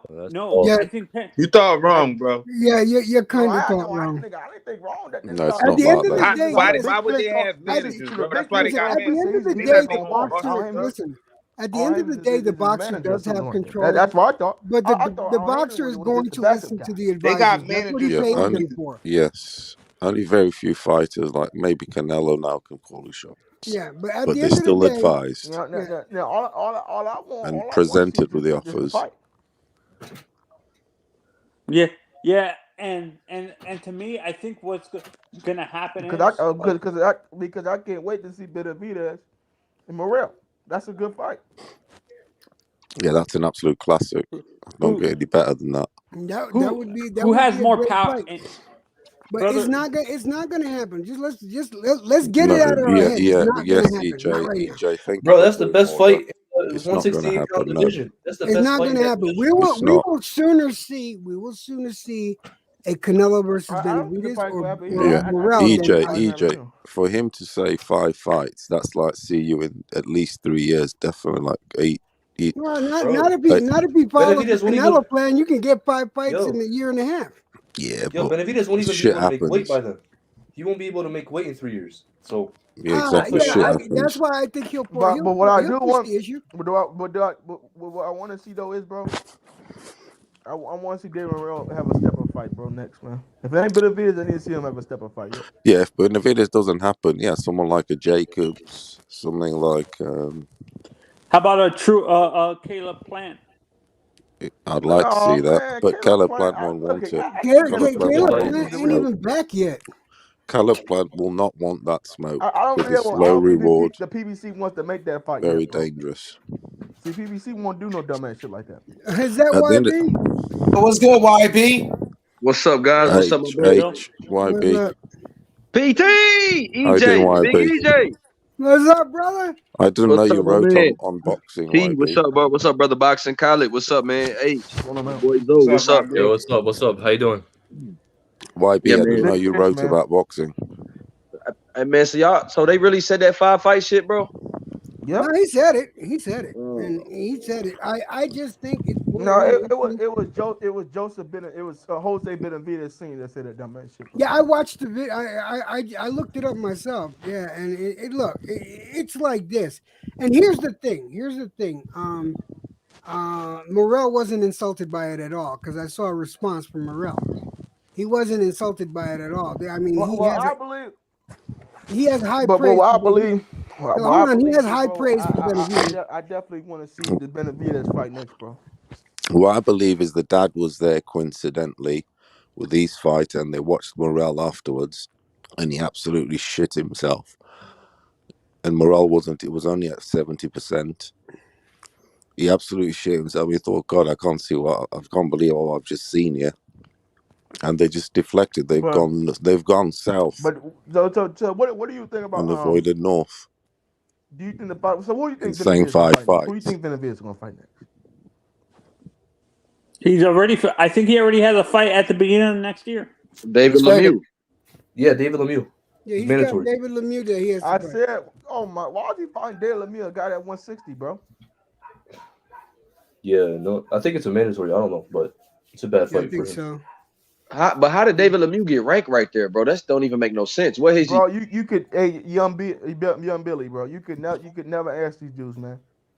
These ranking systems are so fucked up, bro.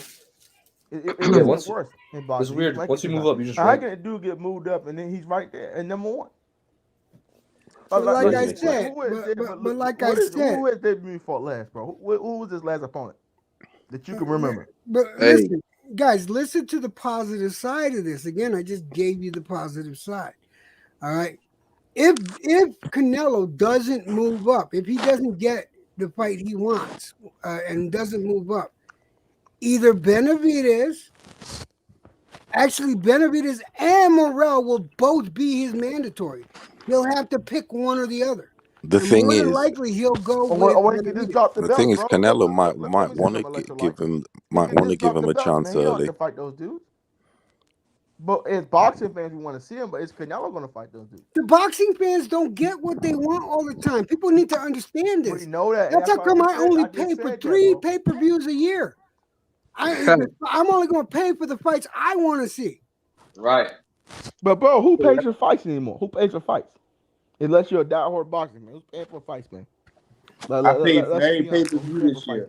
Every pay-per-view. Yeah. No. I no paid one's for the paying. Morrell No fight. one's paying. So you tell me that who paid $80 for the Cruz versus Davis fight? Who paid $80 for that? Not me. That's goddamn sure. That's what I'm saying, bro. Like who's paying for $80 versus Cruz versus Davis? And we finally got the numbers back, didn't we? That we was finally on got the them numbers back, subscription. and they were crap, weren't they? We Devin. just now finally got them numbers back, and that was crap. They did crap on fucking pay-per-view. And this is what I'm saying. I don't think people are overhyping the pay-per-view numbers. But I do think, bro. But what I think is, bro, I don't think boxing you even having next year, bro. Because this, you know what's going on out here. You know what I'm saying? The boxing, it might go back to no fans. You know what I'm saying? Shit like that. Well, let's you pray think it what happened, doesn't. bro? Let's pray it doesn't get that bad. Let's I pray hope that not, bro. They talking about this shit shit goes about to right. get worse and shit like that. But the fact still remains. All right, we have a possible beautiful fight coming up, and it would happen within the next 12 months, and that I would think be it good. could happen that EJ. Canelo might give him the chance and think, oh, I'll get him while he's young. If that door opens, I think I he don't probably think would. Canelo will give Morrell the chance. I don't, And he'd because be Morrell cheap. is And he'd be and here's cheap. why. Here's why. Because of Morrell's record. He'd Yeah, rather not fight anytime soon. But that's what I'm saying. Do it now until before he gets any better. He's only going to get better. It's not going to happen. He's only He'll improving. give it to Benavidez because Benavidez is the more seasoned fighter, and, Right. And that's a win-win for him. You know, It is Benavidez is. You'll see more fragilities there also. What's good? What's good, my boy? Puro. What's good? Slide tendencies. YB. Shout out to Jimmy. Jimbo. What up, guys? What up, Let's pass it around. Let everybody get a chance to speak. What's good, Slide? What you think about the conversation, Slide? Go. Man, I was saying earlier that Benavidez is the one that like Morrell don't like. He beats a former champ, but if I just think Benavidez has way more to gain by fighting Durrell than he does to fight him. And you're just hearing the same old bullshit excuses from these same old shit. We can't get the fights we want, you know. We really gotta boycott this shit. Like Blood Boxing was talking about it earlier. He was just saying, I'm just gonna give everybody the streams.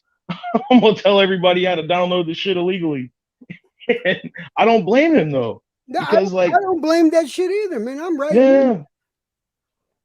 I mean, I support the boxers. I'll do that shit, but still, like, I'm not gonna be mad at somebody for doing that. They're not paying the fights people want. It's trying to charge $85 for a tank fight against somebody that. I mean, come on, man. There's one thing that came out good. That came out of that tank fight was good. We got to see Cruz, and Cruz is worthy of being followed. Yeah, Cruz. It was cool to see him. Yeah, Cruz is gonna have an impact because he's gonna make a lot of noise. Right. That much I do know. But I'm saying if you have a boxer or if you have a fight that you like, and you finally got a mix up of what you want to see, support that. Fucking pay per view. But the past weekend was stacked with talent, with young unbeaten guys. That Pulos, that Venezuela, there was loads of good stuff. Loads of guys to look forward to. But make sure you check out the undercards because you might be missing out on really good. That's what we saw this past 2 weekends. That's what he was talking about. Stacked undercards. Those undercards were insane. Some good fights. That was some like boxing, Great HBO fights. Boxing After Dark. That was a roll of the dice, but you got so many diamonds in the rough on that, you know. Yeah, like the Navarrete undercard. That was Jose Venezuela, that Pulo at 140. Yeah, he's going to be a problem. That boy. You talking about the Dominican kid? That boy. Yeah, he was nice. He was. Fucking hell. He was fun to watch. You're like, holy shit. It's deep. I love those fights where you can't, like, it's going in so many directions you can't look away. You're like, I gotta watch this. Yeah. Yeah, hey, Mr. G, I agree with that. Yeah, he said it will take place when it makes monetary sense. I know. Yeah, it's true. I mean, it is. That's why EJ saying, it's not gonna happen next. Just understand that. My thing, Yeah, my 5 years from now, maybe. my thing right now, my thing right now is you just gotta. These pay-per-views, in my opinion, are getting ridiculously out of control. Honestly, and some of these major networks need to grab a hold of this boxing. I know Fox does, and that's cool. All right, but back in the day, NBC, CBS, and ABC used to be into boxing. They used to have boxing every fucking week, and they don't no more. And then we lost HBO boxing. And another thing, EJ, a lot of these absolute legends from the past, everything, they are legends from being on free TV. Like Yeah, your Chris exactly. Eubanks, Nigel Benn, they were free on ITV to everybody. So it's in every Sugar Ray household, and Leonard. that stays in you, and it's enduring, which is good in Yeah, a way. yeah. What Morrell's doing, 1 million We And views. when need Nigel them. Ben, That's when a lot Nigel of Ben and artists. Nigel Ben and Eubank Senior fought in a Yeah, rematch, they drew nearly 20 million viewers in the UK, exactly. and the UK That has a counts for population of more. about 70 million. So that's UFC, massive. Like sold out. Top Exactly. Sold Rank's out doing a football pretty stadium as well. good. Top Rank's doing I mean, look at they're football. trying to. If you look at They're trying. sports like football, basketball, they're all on like free TV now because Yeah. they get all the big sponsors and stuff. I was gonna say Top Rank's They've got doing those the costs new covered. pay-per-view model with The the gate is ESPN extra. streaming, Right. and they're getting paid doing it, man. The fighters are making money. Yep. You ain't hearing about these this side of the street shit. They're paying people. So Those million eyes Morrell got, even though they were like free, so to speak, that's good because they'll stay in the memory going forward. exactly, If and he had sponsors. been on pay-per-view, there would have been Look at how much 50,000 or they're something. trying. Then Look how maybe the much odd they're highlight. trying to bleed. Look how much they're trying to bleed the boxing fans. There's about a pay-per-view every week in boxing. There's just It's a about a pay-per-view. soccer view. It's a From an lollipop. advertising perspective, a There's million 52. views. If you got a sponsor on your shorts, that's 1 million people seeing that sponsor. But hold on It a only second. It's a takes lollipop. There's 52 weeks in a year. Who the fuck wants to pay $80 52 times? You know what kind of fucking tax bracket you got to be in? Hold on a second. Multiply that by $80. You're going But to be there's a spending percentage of silly people that do. And they $4,100. prowl on that. You're going to be spending almost $4,200 a year on fucking pay-per-view. Let's be honest. There's levels of stars.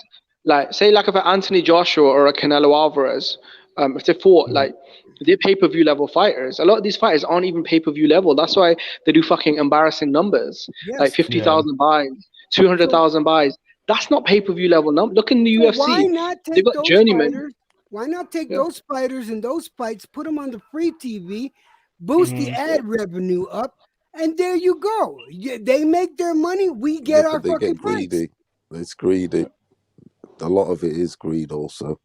And that's really what it boils down to with these a lot of these scumbag promoters. They want to try and bleed them, just stick it's like a vampire. The thing is, though, back in that sort of big sponsors have also gone out the window, like tobacco companies and stuff like that. They're not allowed to sponsor stuff. Back in the day, the Duran fights and stuff, it would have been Marlboro, people like that were strong in it.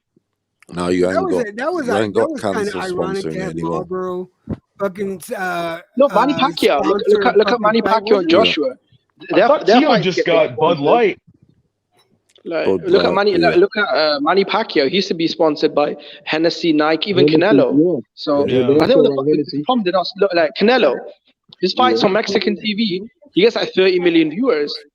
His rematch against GGG did over 30 million audience on Mexico TV, and that's free. They loyal, they are there though. That's why he'd never have his fights on the zone in Mexico or on pay-per-view. Is because he's just making so much money off free TV. Like, imagine how much money he must make off 30 million people viewing it. Like, the money he must make off sponsors through that. That's probably the future. It's a lot better it's a lot better model than you think it is. Like, you guys, how many people in here? It lives longer. That stays with you longer.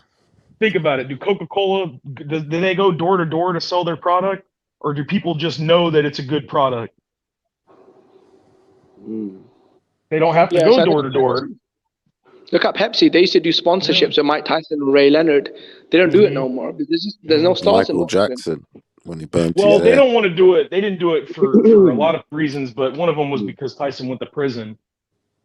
Yeah, but they stopped doing it with future fighters though, because the money just isn't there. Right now, Canelo The probably money isn't there. No, the competition. No, it's see, turned. you're missing the point. It's not about the money because the money's there. It's the optics. People like Pepsi and Coca-Cola won't pay because of the optics of boxing. All right, you got a lot of boxers out there that live a lavish lifestyle that don't hold themselves up to a certain standard, and that is optics. If it doesn't look good, they're not going to want to sell that. It's risky. It is a risky investment. Yeah, exactly. Yeah. See, they're going to put their money behind somebody that's above everybody else. Michael Jackson was a big thing. Yeah, it's image related into Michael Jackson and Britney Spears and all them, because they kept themselves above and they had this type of reputation. But with boxing, they still do that. Music, they still do that though. They did it with Ali. Ali had a sponsor. So did Frazier. I think. Ray Leonard had a sponsor. Who was it? Yeah, 7-Up was was Leonard. Yeah. 7-Up. That commercial. I remember that commercial he did with Duran. But the that shit was cool. And back in the day, back then, Ray Leonard had this Donnie the Great. Why don't you get your bitch ass on the panel, pussy?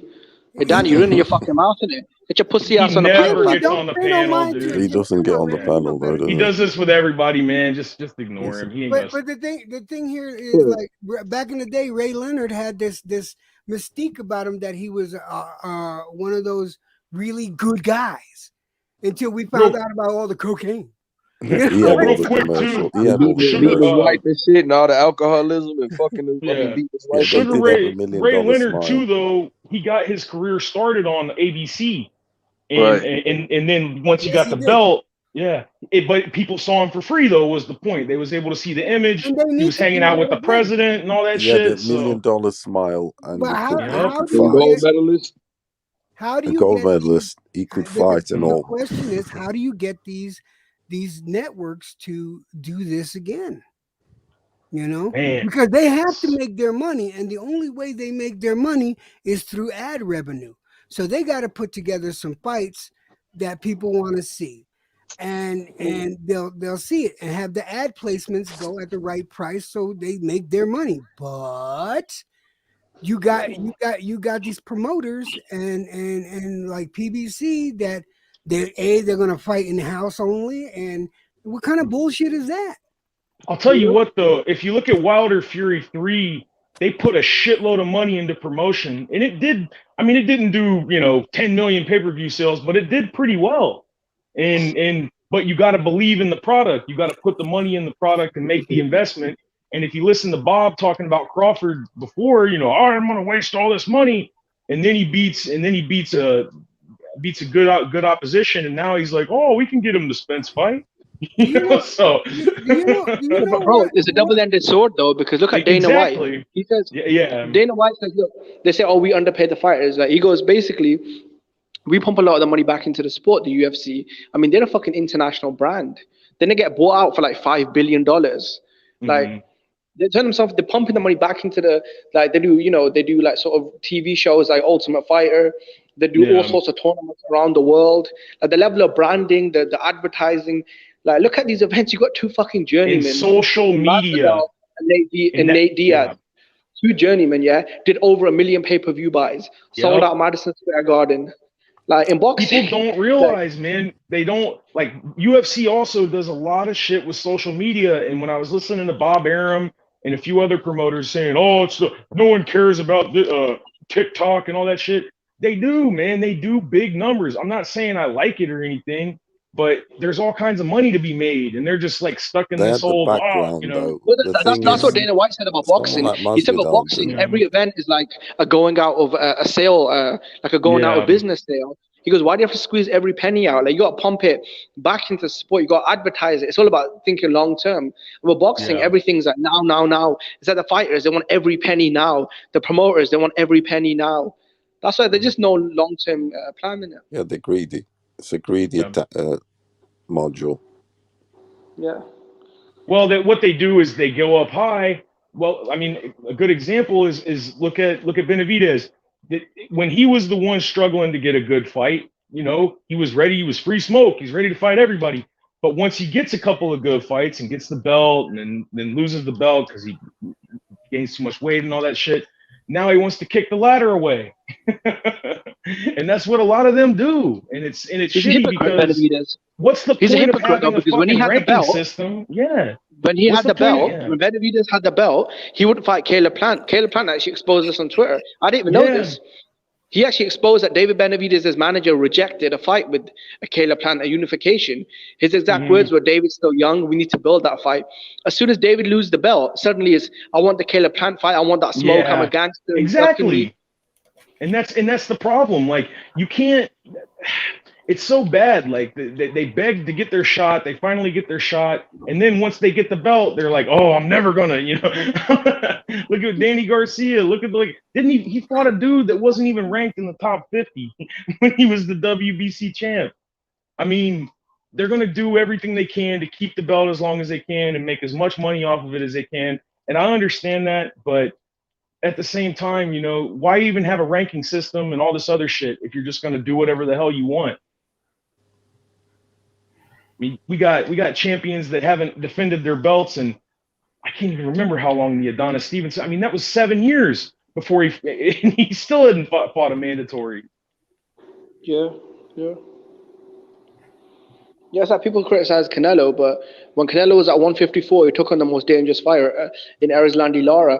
Has Charlo fought Erislandy Lara? No. Has Andrade fought Erislandy Lara? No. When he moved up to 160, he fought Triple G and Danny Jacobs, the two top dogs. Has Andrade fought them? No. Has Charlo? No. And I'm a big fan of Andrade.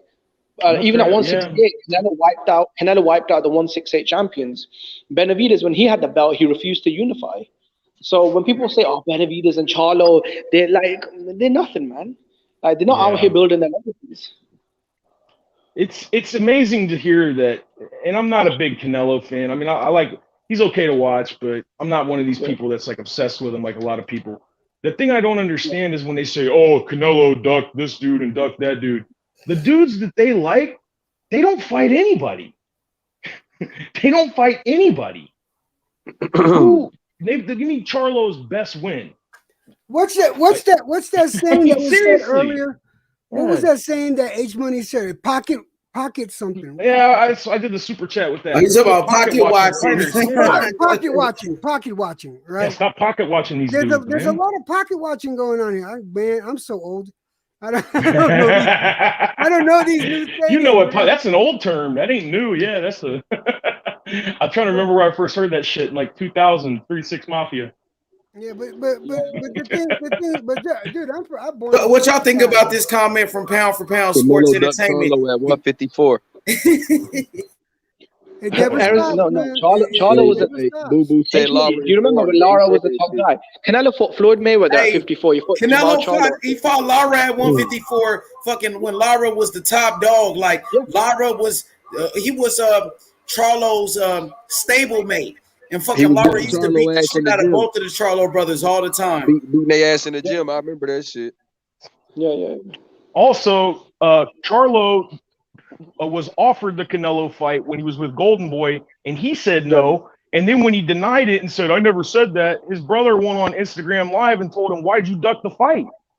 Like, that's on tape. So why? It's narrative stuff. Jamel said, "I never turned down Canelo. I never turned down Canelo." Yeah, get out of here.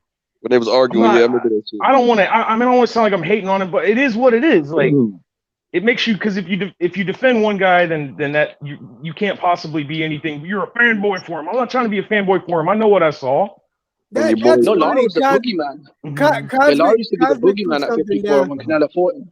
Cosmic put down. Boo Boo said Laura is boring, right? He did say that. I have an article that says that, bro. For him to say some shit like that. No, he did. He said hot calling the kettle black there. Right?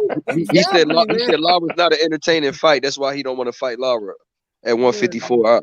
That's a ballsy. I remember that shit. say They were like, "You can't get a fight." Lara called you out. He was like, "Well, Lara's not a fight I'm looking at because he's not." Or they were like, "He's a champion." He was, fucking block off. That's why. Yeah, and everybody's ducking me. Yeah, that's what he said. Everybody's ducking me. Well, I'm not fighting him though because he's born. Come on, man. yeah, Lara was like, "I won Andre because I beat him in the amateurs." That's why Lara wanted to fight him. He was like, "I beat him in the amateurs twice." He was like, I could beat him in the pros, and Boo Boo. Well, Lara was gut back in the day, man. Lara was a very feared fighter. Golovkin didn't want to fight him. He beat the shit out of Trout. never fought him. Yeah, man, he was a feared fighter, man. And Canelo, a lot of people, I don't know. A lot of people thought that he beat Canelo when they fought, man. Yeah, and a lot of people. Thought Lara beat Canelo when they fought. I did. Yeah.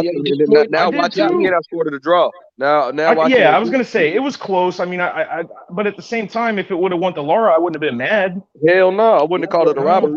Nope. But my point was, Canelo still took that dangerous fight, the boogeyman in Lara, the Cuban nightmare at that time. But guys like Charlo, Andre, they never fought him. So people saying that Charlo was the top guy. Charlo was never the top guy at 54 back when Canelo was at the division. It was Erislandy Lara. And Canelo fought Erislandy Lara. Wasn't the same shit said about Cotto? Right? And then after the Cotto fight happened, Cotto was too old. He was on his way out. This is the narrative shit. You can't win for winning's sake, man. That was a 50-50 fight. Richard, do you remember half the fans were picking Cotto, half the fans were picking Canelo? That was like a 50-50 fight. Is that after Cotto beat Sergio Martinez or before? Yeah. He beat He beat Sergio. Then he beat, I think, one more guy, and he was knocking. At that time, he was knocking everyone out. He was middleweight champion. Daniel Gill. He beat Daniel Gill. I remember that. Then he fought Sergio for the middleweight belt. But what was the first thing that was said after the Cotto fight? What was the first thing said? Oh, he was old and on his way out. Yeah, he's old. Yeah. They can't give the dude credit for nothing. Like, what the fuck, really? I try to tell these people, be fucking fight fans. Don't be fighter fans. Stop being a fucking fanatic. Yeah. Jesus Christ, man. All right, you could have a look. I like Morrell, and I lost a little respect for Benavidez, but as far as a boxer, I like his style. All right. I absolutely love fucking Lomachenko, but I'm not gonna sit here and make excuses for nobody. Yeah, man. Stop with the fucking excuses. Oh, your boy was ducking my boy. Get the fuck out of here. We got to talk about Spence Ugas tonight. I was going to ask H about that. I don't know if it's open topic or not, but but Spence Ugas, man, I love that fight, man. I mean, the more I look at it, the more I look at the tape of Ugas, I'm like, man, this guy. It's gonna be a good fight, man. It's gonna be Spence Ugas is gonna be a good fight. Very good fight, man. It's a really good fight. But here's the thing. I was talking with Brian Harkin, right? And Brian made perfect sense, right? What do you say? He told me just like this. He said it's smarter to go up against Ugas than against Crawford, because if he goes up against Ugas and he wins, that gives him leverage at the bargaining table with Crawford to let Spence get the lion's share, because that's what I was telling you yesterday, man. That's what I was saying yesterday. He's already got more belts, though. But for an undisputed fight. Oh, undisputed. Okay, no. Yeah, if he's bringing 3-1 to a table, then Crawford's gonna have to humble himself. And he's gonna have to work and see. They're gonna try to put Bud in a position to where he has to work with Heyman for this fight. And exactly. So that was a smart move. Bomac said that they're happy to work at the PBC. Bomac is trainer and his manager. They said they're very open to work. Money's involved, they'll work with fucking anybody. You put the right dollar on the table, they'll work with anybody. They proved that. They proved that with the money and shit. YB, I remember you saying it yesterday, but I had talked about it earlier in my panel yesterday morning, and we talked in depthly about this. And, and Harkin said, what else did he say? He was talking about that it was a smart move on the Spence team to go for Ugas instead of, because the bigger money maker is gonna be Crawford Spence. Right. So you get Ugas out of the way, all right? Then you got the super fight everybody wants. All right. Right. And you'll have motherfuckers paying for that pay-per-view. I know I would. Oh yeah, they got my money already, EJ. But you take my money, please. and you know what, Big EJ, the thing about it is also is just I think not trying to disrespect any fighter, but they don't want to go into that fight with Bud Crawford, and no fighter's going to tell you this, and of course everybody wants you to think they're invincible and they're Superman, but the guy just had eye surgery, and they want to go in there and make sure that he could take shots, you know what I mean, before he fights a guy like Bud Crawford. Right. You know what I mean? I get that. Yeah, I mean, but they're not going. Of course, they're not going to say that. But that's why they're doing this fight, and because Errol Spence said he can't take a tune-up, and he said he's only fighting for straps. There was only two of the champions. He's not going into that fight off of eye surgery fighting the Bud Crawford. I don't care what nobody says. Oh man, EJ will fight anybody, and these fighters are not fear nobody. No, bro. His team told him. You got to do it. You got to be sensible. Smart. Like right. People were jumping all over Canelo that he was going to jump up 2 weight classes and fight Mukabu, right? But in that weight class, Mukabu was the least dangerous. Why not go after that one first to get your feet wet? And also have a Electrojet. It's not even 2 weight classes though, because the difference between light heavy and cruiser is the biggest in the sport. So, right. If you look at it from like welterweight, middleweight, it's probably more like 5 weight divisions from 168 to 200 pounds. Mukabu's probably going to come into the ring about 220. Canelo will be in the ring maybe 180. I mean, Mukabu will be fucking 40 pounds bigger than Canelo, taller, rock solid, southpaw, power puncher. I mean, the guy's actually coming off some good wins over, Machinu, Gordola. But think about it. Out of all the fighters, out of all the champions in that weight class, Mukabu is the least dangerous. That still means he's dangerous. I don't know, man, to be honest, because Bradis, I'd say, is number 1, definitely. But outside of Bradis, I mean, it's kind of touch and go who's the top dog. I mean, Coley, again, he's a British fighter. I'm a huge fan of him. But, I mean, he's kind of unproven. Like, he's an undefeated champion, young guy. But he's very unproven. I would, if it was me. I'd say Mukabu actually has a better resume overall. He's probably beat more, champions and sort of better opposition for sure. Out of a very poor overall, he's got a better body of work than what's his name, Okoli. I'd actually favor Okoli to beat him, but after Bradis, I mean, it's pretty much up in the air. People say Mukabu's the weakest, but I'd say this: if Okoli went in there and knocked out Mukabu, that would probably be his best win. You know what I mean?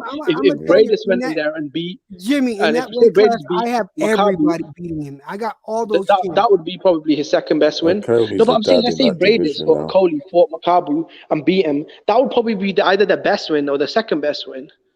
Mm-hmm. Because as good as Bradis and Coley are, I mean, let's be honest, what's Bradis' best win though? If he doesn't get that fight, right, he's got a limited amount of time. If he doesn't get that fight, he's gonna either have to fight. If Benavidez wins, right, he's gonna either have to fight Benavidez or. Would you pick Benavidez to beat Mukabu? Yes. I would think Mukabu I think so. Real quick too, Bud's gonna have to fight his mandatory too, right? During the Ugas fight, right? Did he just fight his mandatory though? In Porter. I was gonna. Well, no, wait, I'm wrong. Virgil is fighting. Would be fighting for the mandatory spot. Is what WBC for Spencer. Yeah, for Spencer's mandatory. Yeah. So Virgil is the number 1 in the WBC under the WBO. So they he's probably gonna fight for Spencer. If Virgil wins, right? And that makes him the mandatory. And Crawford goes after Virgil, that would make Crawford the mandatory.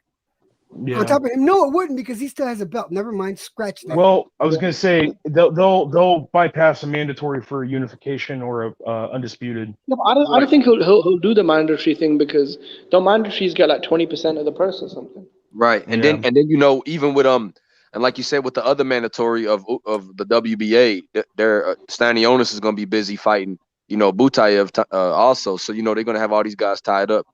So the winner of Spence Ugas has to fight the winner of the guy that Spence paid step aside to fight Ugas. Stanionis, Butayev. Yeah, Butayev. They're fighting each other. Yeah, right now in the Yeah, I'm not tournament. sure if Spence can fight. Yeah, I don't think Spence can fight Crawford after this fight. Nah, 'Cause the man, guy they're can gonna get find, step bro. aside. For the look, Jim, for the undisputed fight, they're gonna find if they was able to pay this guy step aside for that, they're gonna make it. Hey, he's just gonna get whoever wins gonna get another step aside check, and get. I'm Has telling he you, got bro, the they're not regular gonna belt then, because Booty? Errol Spence and them. Errol Years, man. Spence. It's been 4 years, isn't it? So I don't really trust any of these guys because it's been 4 years I've been waiting for this Errol Spence and Yeah, Crawford. I was gonna So say I'm people not keep really saying, "Oh, don't worry, it's holding. around the corner." So my thing is, I've been hearing that for 4 years though. So I don't know. And, you know, It's not. You're not wrong to be skeptical. yeah, What do I I need mean, to do I to get look, step aside money? look. This the thing, though. If like this the thing, as much as I be talking about Errol Spence and and stuff like that, as much as I want Bud to fight this guy, he said I'm gonna clean my side of the street. So if he gets this last belt, that's the only other belt on his side of the street. He been saying side of the street. So if boxing fans are not gonna let him go fight anybody else but Bud after this fight, I promise you. Like you see the type of stuff he's getting heat on Twitter. If you look at his Instagram, people are calling him Errol Sprints instead of Errol Spence now, bro. They didn't change the man name to Sprints. So Yeah, I seen that shit earlier. I was hey, rolling. bro, like the pressure's on him right now. You know what I mean? Funny as And so fuck, man. I and, Oh fucking and, yeah, I've seen the comments on Twitter and Instagram. They called him a ducker, a coward. They're Let saying, the dude he's recover, ducking though. Let Crawford. him Yeah, they told recover. him. I think he deserves a recovery. Dude's been in a tough hey, and accident and Phillips and Luis, operations. Let's not rush the dude. The hey, circumstances are different. I think we're still rushing as if he's the Errol Spence he was. I'm sorry, and he isn't. and PT, that's what He's this been Ugas under fight the is to see. knife. He's been under This the Ugas knife. fight is like, look, as good as of a fighter as Ugas is, if you can't beat Ugas, then we not gonna stick you in there with Bud. They're Yeah, just trying to yeah, make simple look. This as, is a yeah. fight to make sure that Errol is still Errol. You get what I'm saying? And to say, okay, I'm still doing what I said I was gonna do. Because if he was fighting somebody else, he said he was only gonna fight for championships. So if he wasn't fighting for a championship, the fans would have been more outraged than what they are right now. So this is the only fight that could have happened without him fighting Bud. So imagine if he wins this belt and doesn't fight Bud. So I've it's also gonna have. heard he's waiting on Thurman to come back too. my big thing is I that heard Bud was waiting on Thurman. everybody's sleeping on Ugas, right? Here's the thing. Mm-hmm. Ugas got a fucking chance. And if Ugas takes that belt, those belts away from Spence, Ugas will be thirsty to fight Crawford. Because he carries weight also, Ugas now. He was robbed in the past. Yes, It's I'm gonna it's tell you right easy to now. rob these I third see world country boxers. I see no hesitation with But now Ugas he's a fighting champ. Crawford whatsoever. So He's trying to get paid. Yeah, Ugas is trying to make money. Right, Yeah. and he Ugas, took that Pacquiao fight. He took that shit on 2 weeks' notice too, and look what he did to him. So with a hurt No, bicep to be too, fair though. though, he was training on the undercard though. he did. still, Yeah, he was training for that fight. But to switch up and have to train for a southpaw with 2 weeks notice, Yeah, that's southpaw like crazy. Pacquiao, that's saying something. And it's Pacquiao. I It's mean, it hard for ain't Pacquiao, but it's Pacquiao. Southpaw to bro. Right. But, to be honest, would anyone actually pick like Ugas to beat Crawford though? Because I think Crawford would beat the shit out of Ugas. No, I don't think Crawford. I wouldn't pick him he to beat beats them Bud all, because of the Crawford. style. They both Yeah, are. they're They just both are too counter flat-footed. Yeah, too flat-footed in that. I think Right. Bud's legs are the difference in the fight, and I think also he's a lot faster than Ugas. I was gonna say speed. Yeah, speed. Speed, power, legs, just I too see much. Spence fighting Crawford at a higher weight in the future. I don't think it'll happen 147. As far as Spence, yeah. It'll Ugas, be I got prolonged, Ugas and they'll end up 35. fighting at a higher weight. I got Ugas with a 35 to 40% chance of beating him. Even That's a pretty good chance. Hey, it's no disrespect towards. Yeah, go ahead. Oh no, go ahead, Slide. My bad, brother. I was gonna say no, you're fine. I was gonna say it's no disrespect to Ugas. It's just that Bud has just been he's looked so good lately. He's just destroying people. Yeah, I mean, this is the same porter that gave Ugas and Errol Spence a very tough fight. The same Sean Porter. Obviously, got the split decision against Spence. A lot of people thought it could have been a draw, and he beat Ugas. I know it was controversial, but he still beat him. And obviously, Bud went in there, just blew him out the water. Yeah, it's hard to bet against him right now. I mean, in boxing, conventional wisdom is the best wisdom. Yeah, look, all three champions have fought Sean Porter, and only one of them could stop him. So I think that should hold some weight. Can we not? That's still a sore point with me, Jimmy. Can we not? You stopping Sean Porter? Yeah, his the bets. That's a little sore point with me, brother. If you picked, I can't remember what the swing was, but it was insane. Like, it wasn't, the bet was like, the fight doesn't matter who won, it will go to decision. So they lost. Somebody won a shitload of money. Yeah, somebody did. I can't remember. I think it was Shelton, man. Yeah. Khalid M, jump on the panel. Khalid M, jump on the panel. So do you guys really? So this is my thing. Like, do you guys really think Spence is scared of Bud Crawford? Like, do y'all really believe that? Does anybody? Can I be honest, bro? I'm just gonna be honest. The way Spence reacted in that hallway and the way he got out of that building, he looked fucking scared, man. That was he's a done little this twice weird. now. I can't look. I'll be honest. His energy does. Even the Crawford haters have to admit, yeah, when it was Keith Thurman, when it was Danny Garcia, when it was Sean Porter, Errol Spence was a fucking dog. As soon as Terrence Crawford moved up, his energy did change. Like, I mean, for me, it's pretty obvious. I'm LDBC dudes are calling Crawford. Go ahead. Oh no, go ahead, Slide, man. Go. I'm gonna be a little long-winded, bro. So go ahead before me, bro. I'll make it real quick. The problem is they're implying that Crawford is like the LDBC dudes are implying that Crawford is some kind of pussy or something. Like, they're saying they're turning the narrative around like it's, well, Crawford's the one running. Why did he take Jeff Horn? He could have fought Spence then, but he decided to fight Jeff Horn. Yeah, but these are the same faggots that Dick riding Wilder, and what happened to Wilder? He got fucking face first out on the floor. But that's the thing, though. Like, they're calling the dude that's asking for the smoke. They're calling him the pussy. But half of these fucking nut huggers picked fucking 70% of them fucking picked Sean Porter to fucking knock Crawford out. Yeah, they picked Sean Porter. That was crazy. They were like, listen, Spence was a dog. That's why he weathered the Sean Porter storm. And Crawford went in there and beat the fuck out of him. Yeah. Made his daddy throw the towel. And it's no hate on Spence, man. Look, let me be real. Like Spence is a fucking great fighter, and the way he goes to the body and shit, he's very methodical. I just think that to be honest with you, I really think he's kind of lost the step. I don't think he looked good in the Danny Garcia fight. He looked like he looked shaky. He didn't look right. And obviously, because he got in a fucking car accident, maybe he's gotten better since then. But that's why a lot of people are picking Crawford too, because he's just not the same. He don't look the same. Now let me say. Go ahead, Jay. Go ahead, Jay. Let me say my part. All right, look, I saw a photo. I think it was a phone photo of Spence's reaction when the fight was stopped between Porter and Crawford. All right. And it was a look of disappointment on his face.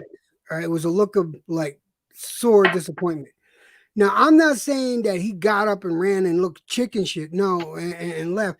But he left like he didn't want to hear no shit from nobody. He got out of there, did very few interviews. Usually he spends time with some of the boxing channels and talks.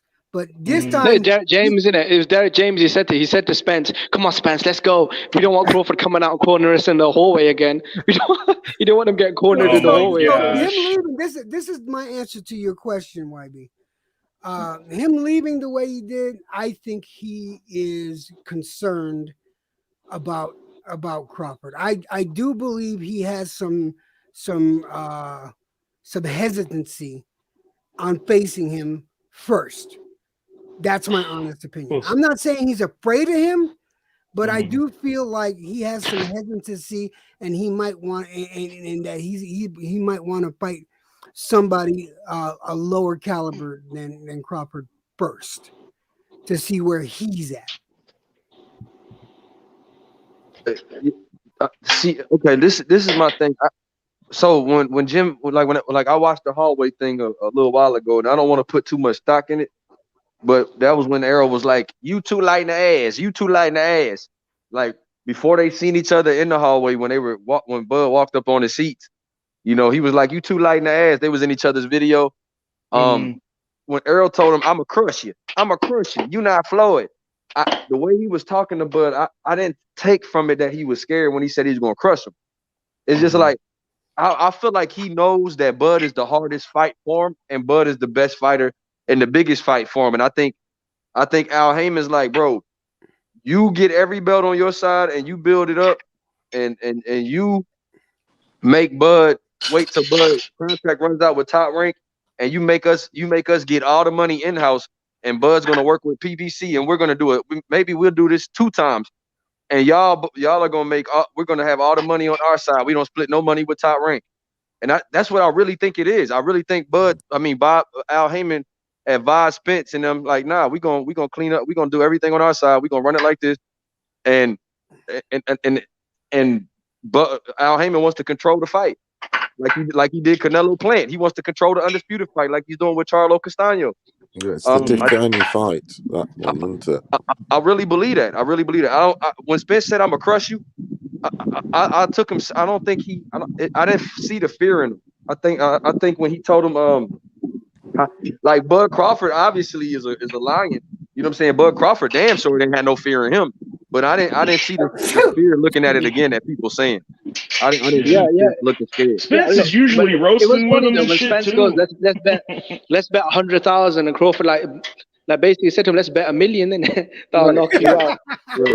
But because Spence kept saying, I'm gonna stop you though. I'm gonna stop you. I'm gonna crush you. No, he said, let's put 100K on it. I'm gonna stop you. But what did he say? When I knock you out, they say you're too small in it. He goes, when I knock you out, they say you're too fat. So yeah, they both got to keep on beating. He was too small. Spence had his hoodie up. He had his eyes down. I mean, Crawford made him get his phone out. His number because he was. I think he was. Come on, man. Crawford looked like the alpha dog in that. Like, I think he had his hoodie on because he was out of shape though, Jim. He was like real heavy at the time.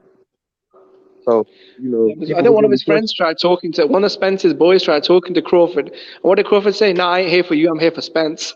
Yeah. So he just looked, I don't know, man. He looked like the alpha dog. Spence was talking about 100K. Bud was like, let's put $1 million on it. Then Crawford made Spence take his phone out and save his number.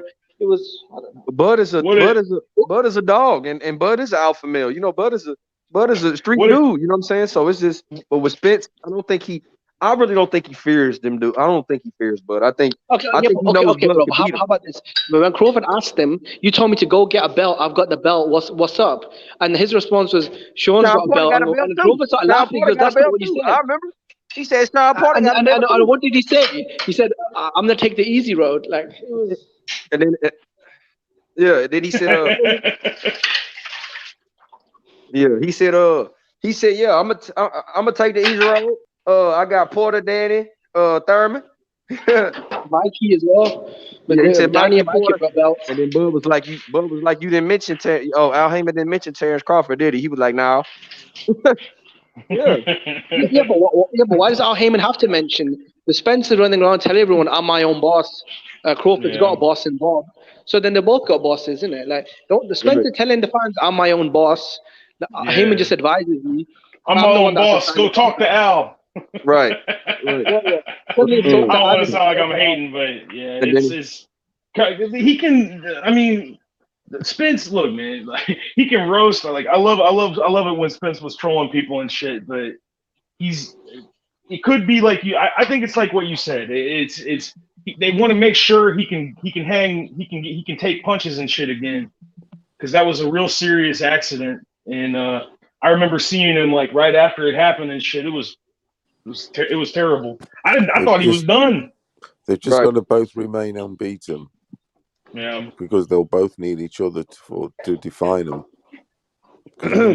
That's the biggest question: is who's the best out of the two, really.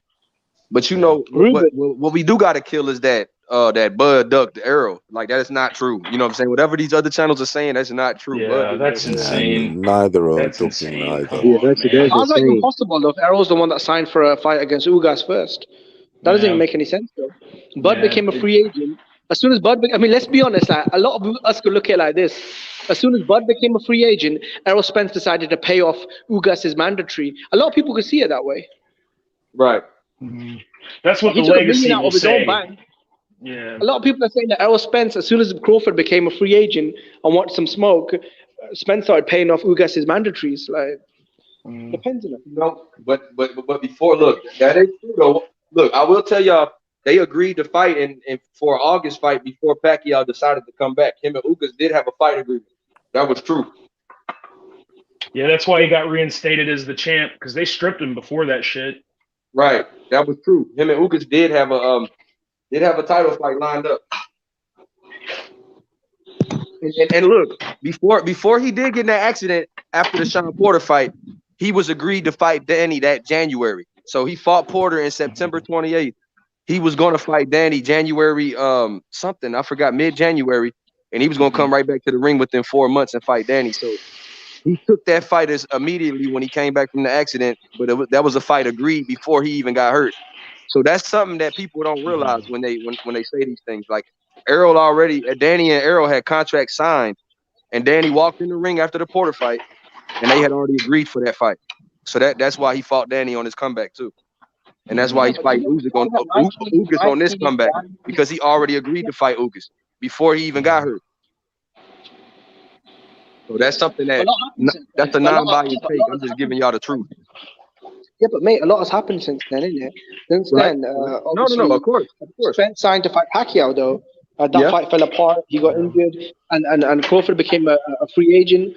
So there's a lot of moving parts, though. Because I know you're talking about the Ugas fight was agreed to, but a lot happened since then. He pulled out of the Ugas fight and signed to fight Pacquiao instead. Then obviously that fight fell apart. So Crawford, think about this. Here's something to think about too. Right? Look, if I'm training Ugas, I don't care what anybody says. The first thing I'm going to tell him is hit him in the eye. He's going to go straight for it. With Cal Brook. Poke him in the eye with your glove in it. Well, and look, people can say all that shit. Dude, that's how these dudes train. You have to get somebody where they're weak at. Yeah. He's gonna jab him. He's gonna do everything he can to get to him like that. And what Spence is coming off of is a fucking very serious thing. I mean, a retinal detachment. That's how Michael Bisping lost his eye. I don't know. You don't know who Michael Bisping is, the English dude. Yeah, I know. He lost his eye from a retinal detachment, man. If I'm Amir Khan, I'll be targeting Kel's eyes. Yeah. So that's the thing, though. That's all I'm saying, man. I'm not capping for either guy. I'm just telling the truth. Like he's definitely not scared. I don't think he's scared at all. Like and that's the thing. You got to have a lot of balls to not take punches in the face for a living and call someone else a coward. He's not scared. It's going to be the right time. But let's be honest. He's also a human being, though.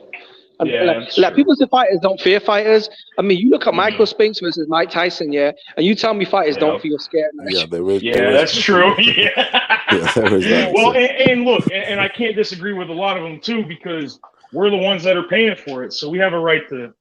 And the fighters know they know themselves. And you order a steak that isn't cooked properly, like you can say to the chef, "Look, what's this piece of shit on my plate?" Like. Is the customer next to you going to turn around and say, "Hey, well, you're not a certified chef. Do you know how many hours you spent in the restaurant?" Like, dude, that's not my fucking problem. I'm paying for a steak. Yeah, exactly. You want my money? Yeah.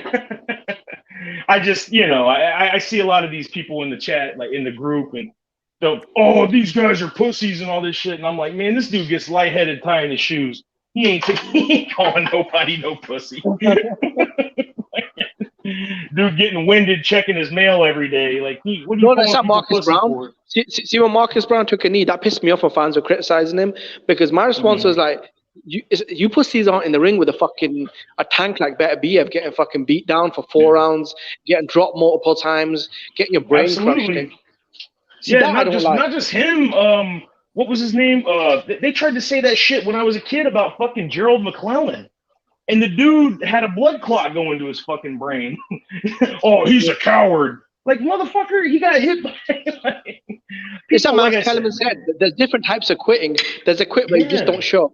And there's another quit where you're methodically beaten to a bloody pulp and the fight has left you. The levels to this, There's a difference. There's a Virgil Ortiz quit. No, I'm kidding. And then there's a Daniel Dubois quit. Daniel Dubois, he had a freaking cracked orbital, dude. His orbital was broken. Like, if he would have kept getting punched in that shit, he could have fucking lost his eye too. So but is that Daniel Dubois? Like, I agree with you. Like, look at that poor Daniel Dubois. 4 or 5 rounds here, he's having an eye socket crushed in, and Joe Joyce is a fucking devil. He's a beast. Olympic silver medalist. Definitely. He's a little bit long in the tooth, but he's still got a great jab. And he's got power. Imagine a guy like that. Yeah, you've already got a damaged eye, and he keeps hitting your eyeball over and over again. Especially Yeah, he's like, make the shit stop. Yeah, Joe Joyce's Joyce's jab is like a fucking piston. That was a good decision in the end. Yeah, that was a good decision. Because I thought it exploded. He was smart to do that, and the good thing too is that he's young, so he'll get that experience and know next time. You know. He's still all right, Daniel. Still young, the lad. He just and Daniel's out here dusting dudes too, so he just knocked that one dude out in the second round. I think he was winning the fight before that happened. He was winning. It was a good fight. The jab he's got. People are a bit sleeping on him a bit because of that Joyce. Oh yeah, they talk shit about him. They haven't contextualized the fight and look at the injury, etc., etc. He's still not sound. He is, or Daniel's got. He's so young. Yeah. The future's going to be him and Baby fighting each other. It's not a normal jab. Joe Joyce's jab is like a fucking power punch, isn't it? It's a massive ramrod. It's a ramrod. Yeah, he leans into like what's his name's? God, I can't remember his name. Riddick Bowe. Riddick Bowe. Imagine your eyes swollen shut. Imagine your eyes swollen shut, and someone keeps hitting you with a sledgehammer to shove it in your socket. He thought it fucking exploded when he heard it off. Yeah, he could have took him out. Yeah, it was. It was a smart move, and you can always fight another day. That's the thing people don't realize. You can fight another day. You can't. Yeah, you can't get a second eye. One defeat for a young fighter. But there was some positives out of that fight. He was winning the fight. Yeah. He had established his jab, etc., etc. So he's, if you get me, you take the injury and whatever you're weighing. Yeah. Joe Joyce showed his experience in that fight. Joe Joyce showed his experience. Like, he took the hits and he kept going and just stuck to the game plan, and he was able to get him. Yeah, Joe Joyce is a fucking beast though, because he's the WBO mandatory coming up, right? Yeah, for Usyk's belt. At heavyweight? Yeah, for Usyk's belt.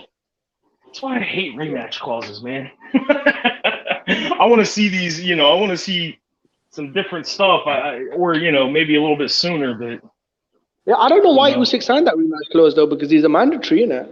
So I don't know. He's a mandatory. I don't understand it either, but maybe he thought they were going to pay some step aside money.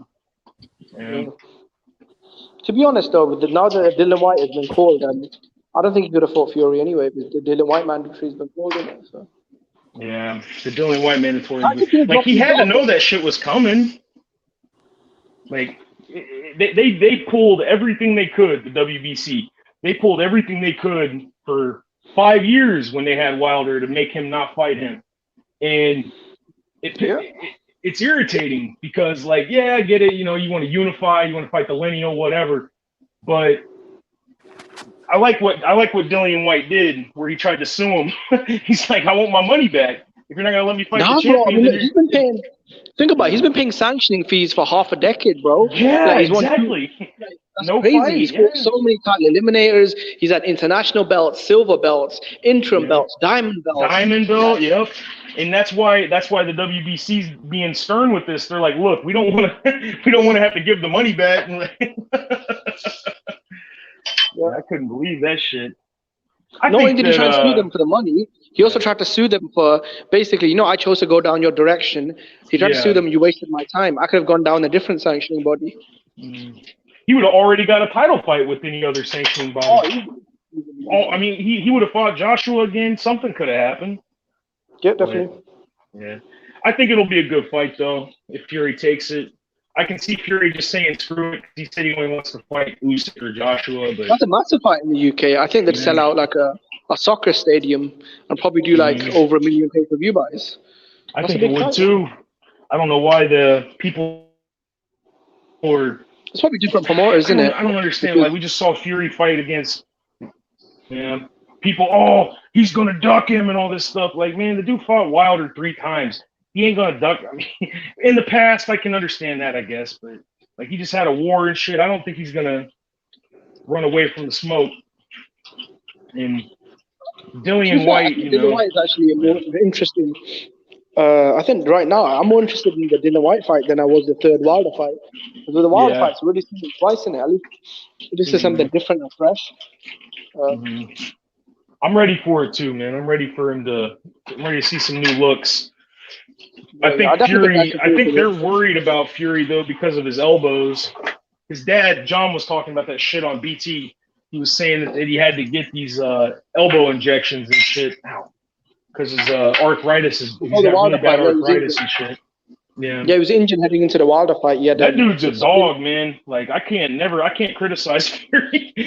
He came in there in terrible shape and injured as well. Yeah, that's crazy, man. To come in there injured like that and to put on a fight like that was a fucking dog fight, man. I mean, to be honest, Wilder had a few good moments. I was gonna say it was a dog fight until the 5th round. My bad. After that, he beat the dog shit out of him after that. The only reason Wilder had a lot of success is that Fury was noticeably slower because of his injuries. He couldn't train properly, and that's why he was so overweight. That was one of the biggest things I know. The speed, yeah, because Fury was able to he was a lot faster than him in the other 2 fights. Yeah. Because in the rematch, he came heavier, but that was a good thing. But in the third fight, he came too heavy. So did you see how flat-footed he was? Yeah, he was real flat-footed. He was staying in the pocket, too, for way too long.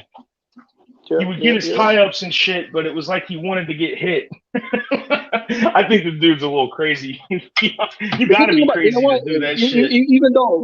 Even though I'd favor Fury big, because I think it'd knock Dillian White out, I actually think Dillian White is actually more of a complicated puzzle, because Dillian White can actually fight on the inside. He can, yeah. And Dillian White, he'll show you. One of the things I like about him is that he'll rise, like, if he's fighting somebody really good, he's going to come out that way. Like, he came out in the first Povetkin fight, he got a little bit lazy, like, because he just figured, oh, this dude, you know, not that he was underestimating him, but he just didn't, he was doing shit that he normally don't do. He wasn't really setting anything up. He was just throwing hooks. And Povetkin was able to, in the second fight, though, obviously, he took the shit really serious, but that chin, though, man. This heavyweight boxing, man. Yeah, I think what Alexander Povetkin is, he's a fucking massive power puncher as well. Yeah. And to beat Dillian White, you have to basically knock him out. You gotta floor him. Yeah. He's he set that up. Like Povetkin, that's what he does. Like look what he did to David Price. Ignorant boxing, you're wrong. It's not only belts. So you have to pay sanctioning fees for silver belts and diamond belts, but you also have to pay sanctioning fees for title eliminators. So even if it's no belt on the line, you still have to pay a sanctioning fee to get ranked. He also sued them because of the drug testing thing, where they tried to say that he tested positive for that shit, and it wasn't him. Like it really wasn't his fault, and the supplement company had to pay him. So he's been through the freaking ringer, man. Like it's terrible what they're putting him through. This is some Sergio Martinez shit all over again. Yeah, I mean, why could Luis Ortiz get fucking 2 title shots at the WBC belt? Yeah, that's exactly. How the fuck?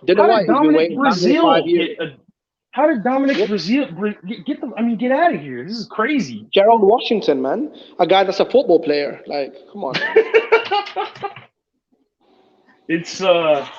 It's incredible. People, you got football King players Kong like is a Gerald beast. Washington, janitors like fucking Eric Molina, who's a janitor. You got football player like Gerald Washington. Luis Ortiz. What do they call Molina the bin man? I heard that they got Wilder on standby if he decides to vacate the belt against Dillian White. You know what? If I was Dillian White, I'd be like, what makes you think you deserve a shot? That's crazy, though, because Wilder hasn't won a fight in about 3 years. Yeah, Wilder hasn't won a fight in 3 years. And on top of that, Wilder said, it's on tape, Wilder said that he was going to lock Dillian out for 2 years. He said, I'm not going to fight you. I mean, people got real short memories. Deontay Wilder hasn't won a fight on paper in, 3 years? He's coming off of 2 bad knockout defeats. Why is he even ranked in the top 5?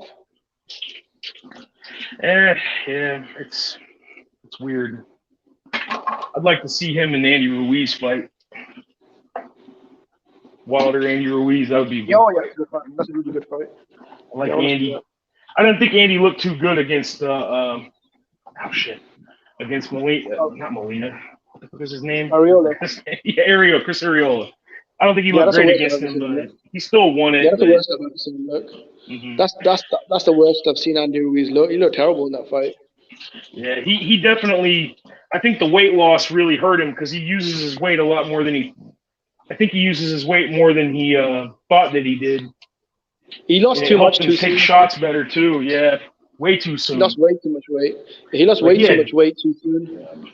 So, yeah. I mean, if you're trying to win a bodybuilding or I want to look good contest, that's one thing, but you can use that shit in boxing. Inactivity as well. Yeah, inactivity. Really inactive. He said that was the main thing. He said that's what that's what hurt him. It was just the inactivity. Plus with COVID, it's got to be knowing you don't have a fight coming up. It's got to be hard to motivate yourself to get in the gym. Yeah, I think you know what it was. I think he crash dieted maybe. That's why he lost all that weight. That's why his balance was really fucked up in that fight. But yeah, I mean, look, if both guys they fight, it's a good. I don't think Wilder should take that fight straight away. Though. I think maybe get first. He needs a tune-up. He needs something to give him his confidence back. I think if he could get his confidence back, he would be. But who knows? Tyson Fury, I will admit, he's done shit like this in the past where he just said fuck it and dropped all the belts. He just don't care.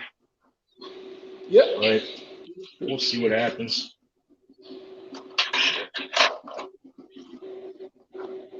Oh, hold on a minute. Hold on, guys. I'll be right back. Shit. No. That's not true, Dr. Hook. See, the Charlo and Castano fight, that was different. That was a controversial draw, and it's for undisputed. So Charlo and Castano are the only champions in those divisions, and between them, they hold all the belts. It's number 1 versus number 2 for all the belts, and it was a draw. That's different. Loma versus TO2. I never said I wanted to watch that over other fights like, Lopez versus Tank Davis or Haney. Kambosos and Tio as well. I'd rather watch Kambosos fight someone like a Devin Haney or a Lomachenko or even a Tank. So that's not true. It's all about context. So if a fight is a controversial draw, they should have a rematch to clear the controversy. And especially in Charlo and Castano, they're both champions. It's for all the marbles. So it's more about, I guess it's all about individual context.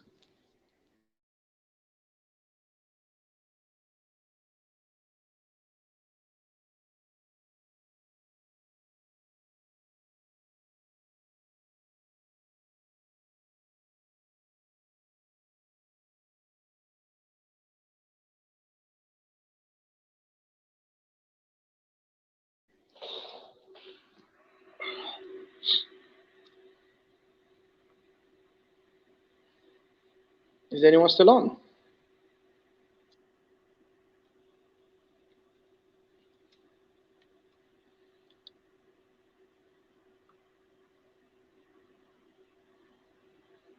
Yo. H, are you still there? Yo, yeah, I'm still here. Okay, I think everyone else dropped off. I was about to see what the chat was saying. Yeah, so he'll be back. He just wanted to make a run real quick. This is brother. Okay, cool, bro. Cool. Yeah. So, man, how's it going, bro? Yeah, I'm from the UK. It's about 3 o'clock in the morning here. I'm working a night shift. That's why I always jump on the late panel shows, talk some boxing. What about yourself? Who are your favorite fighters? Some of my favorite fighters right now is I like Canelo. I like Devin Haney. I like Teofimo Lopez and Terrence Crawford. Yeah, those are some good fighters, man. So what fights are you looking forward to in boxing? Like, so if you could have your pick right now, what fights do you want to watch the most? Right now, I'm just I just really want to watch anything that Tyson Fury. When Tyson Fury is on, that's the most important boxer to me right now. I think Tyson Fury is just whenever he comes, to boxing is exciting for the sport. He does a great job of selling his fights, and he's just a great overall promoter. He knows how to promote and sell his fights. So I'm always waiting for Tyson Fury to make his next move. Yeah, man. Tyson Fury is a heavyweight king in there. So, yeah, man. They say the heavyweight champion is the most important man in boxing, isn't it? Yeah, it's been like that for a long time. I would say it's always been a heavyweight. Everything really generates through the heavyweights, man. Since the Muhammad Ali days and George Foreman's, it's always been a heavyweight sport, I think. Oh yeah, man. The Titans, isn't it? The Titans of the sport. Yeah, but don't get me wrong. Floyd, they're not. He's not a big dude, but they still do great numbers. Devin Haney and these guys. So it ain't always about the heavyweights, but I say Tyson Fury is one of the most exciting guys to watch right now in boxing. Yeah. I would like to see the Andy Ruiz and Deontay Wilder possibly happen. I think that'd be a good fight for boxing.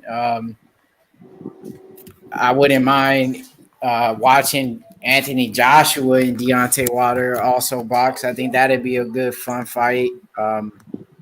And of course, the Tyson Fury and Usyk fight. That's gonna be a big one right there. Yeah, all the belts. Yeah, George Camboza, he's been a guy, after that big win against Teofimo Lopez, he's been a guy underneath my radar that I've been, taking a good look at and, getting more used to, because I didn't really have him standing a chance against Teofimo Lopez until the fight happened. And, I was shocked. Yeah, I was shocked as well. And, surprised that George Camboza went out there as an underdog and dominated really. So, George Camboza is a guy now a lot of people have been talking about. He's been getting a lot of clout now. He has the whole country of Australia behind him. This man, could be one of the most underrated boxers right now, George Camboza, a guy that nobody really stood a chance against, Theo. And now, he's the talk of the town right now. Yeah, man, that was a really big win. It was one of the biggest upsets in recent boxing history. That really shocked me as well, especially the way he won, the way he hurt. Lopez dropped him and finished the fight strong. I would like to see a rematch between them. I think, that fight will be a great fight. They both dropped each other. It was a pretty close fight. I know that going into the fight, Teofimo Lopez, he had some injuries going into that fight. So maybe the injuries played a big factor in him losing that fight. I never like to see a fighter, most of the fighters that go out there, they're never 100%, but I hate to see fighters taking fights while they're injured. It's just not a smart move, really. Behind them to actually take fights while being injured, I don't think it's a smart move. Yeah. Also, mate, I think he's been at the weight for a long time, so I think his dad was saying he has problems making 135. They want to move up to 140 now. So. Yeah, they should have probably made the move before taking the loss to George Camboza. That would have been a lot smarter. He should have never. He should have made that move before. Once he got the title from Loma, he should have moved up, in my opinion. Yeah, that's what he said as well. That it was a mistake. It was a massive mistake. That he'd had trouble making 135 for a long time, and that he should have moved up as soon as he beat Lomachenko, got all the belts. But yeah, I mean, look, it's only one loss. He's still young, so if he comes back at 140, he could probably still become a champion and have some big fights. Yeah, I say, it's really hard from fighters to bounce back after losing their title. If you lose, a fight while you're not the champion, I say you have a better chance of making a return and eventually becoming champion. But once you lose your belt, I see a lot of fighters. It's like something changes in them. Like, they lose their belt. They work so hard to get, and now it's gone. I think mentally it takes a toll on them. And I've seen it in plenty of other sports, like MMA as well, where fighters will lose their title and they never return to actually be that same fighter they once was as a champion.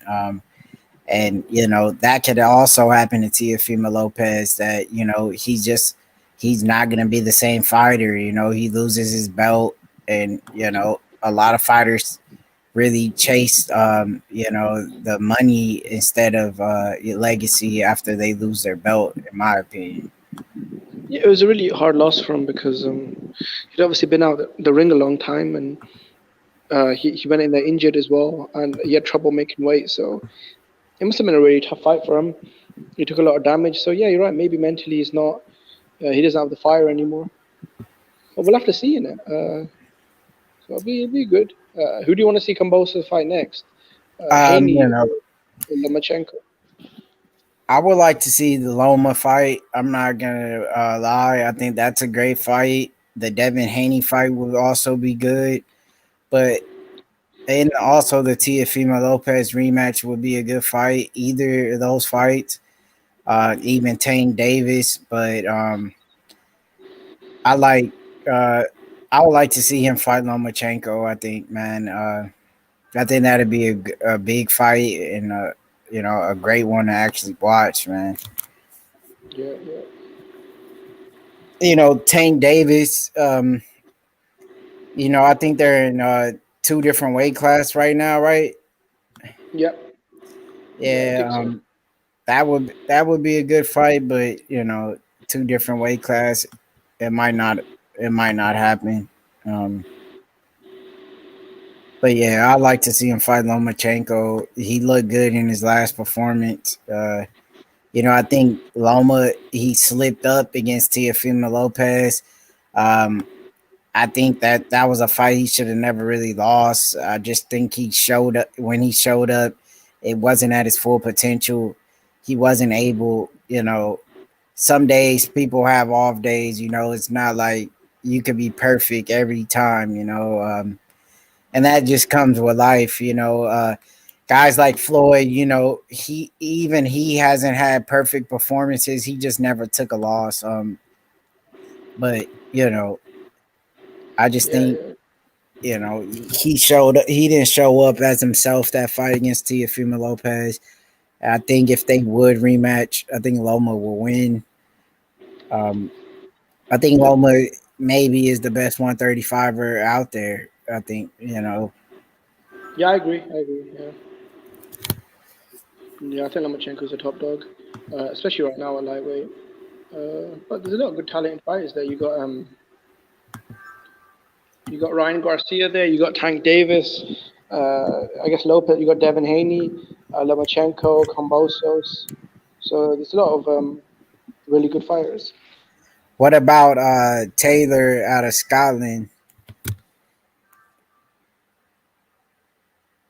Josh Taylor.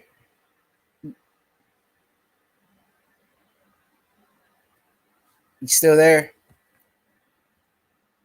Guess he got off, but the show, let's continue.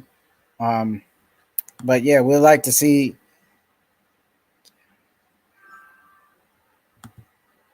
H Money on weed 2 times as loud. Just wait. LOL. Ignorant boxing in the building. Yeah, but like I said, man, I really would like to see Lomachenko, get the fight with George Kamboza. I think it makes all the sense in the world. I like how H goes from 0 to 100 in a blink of an eye. I appreciate bacon and eggs. I appreciate everyone in the chat. Thank y'all for the support, helping this channel grow, keeping the channel, going. And, we couldn't have made it this far without you guys. So shout outs to everyone in the chat. Shout outs to Ignorant Boxing. Shout outs to Danny the Great. Shout outs to all the day ones that, keeping the channel strong. Yeah, but Lomachenko, George Kamboza is a great fight for boxing. Another fight in the heavyweight division that I would like to see happen is Deontay Wilder, Anthony Joshua. People need to be talking about this fight just a tad bit more. Talk MMA. Fuck that. Appreciate it. Yeah. I'm more of an MMA analyst here, but when I hop on, we can talk boxing, but let's talk a little bit of MMA here. Why don't we? We seen the great knockout between Derek Lewis and Chris Dawkins. I mean, what a great fight that was. Derek Lewis, packing a lot of power as usual, getting the knockout. Some people really had that fight going for Chris Dawkins. He I would say is a little bit more technical, a little bit more skill, but the raw power that Derek Lewis, packs is just, it just hasn't been seen like that in the heavyweight division between, say, Derek Lewis and Francis Ngannou are the two heaviest hitters possibly in the UFC history. You're talking about one punch knockout power in Derek Lewis. We seen what happened to Tyron Willie. Congratulations to Willie. He took a dive, he got a great payday, and he got knocked out unconscious. He deserved that. So Jake Paul, he looking like he might be on steroids just a tad bit. The man, I mean, did you see the delts on the dude, for crying out loud? I mean, the dude's not natural right now. Bro, I wanted all my favorite fighters get the rematch when they lose unless they get totally destroyed by a superior fighter. I agree with Mr. G there, 100%. Should change his name to More Money. Bacon and eggs. I like that.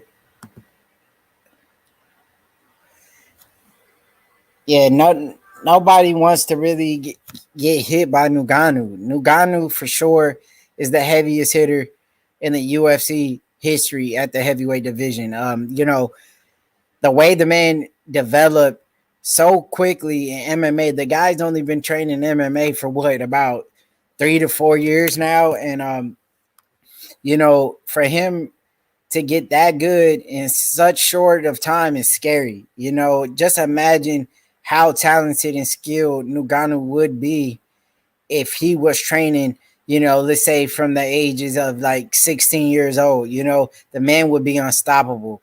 You seen what he did to Stipe, and Stipe, and it has to go down in history as the best heavyweight of all time. The man has the most title defenses in the heavyweight division, a 2-time champ.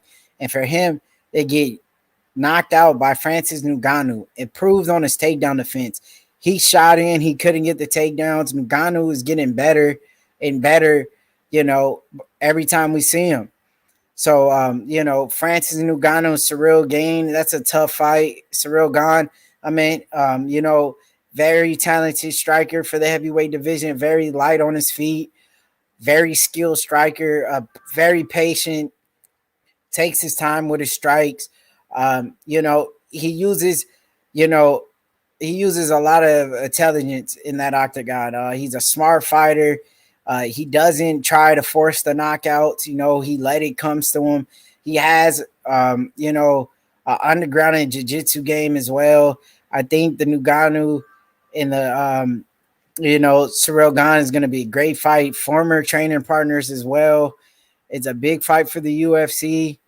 I really like the experience here in this fight. I really like Francis Ngannou. You know, he has a tad bit more experience in the UFC. You know, fighting top tier guys pretty much his whole career in the UFC. You think about the Curtis Blades, he fought him twice. You think about, you know, the guys like Derek Lewis, well-rounded guys who's been around the fight game a very long time. Fought Stipe twice.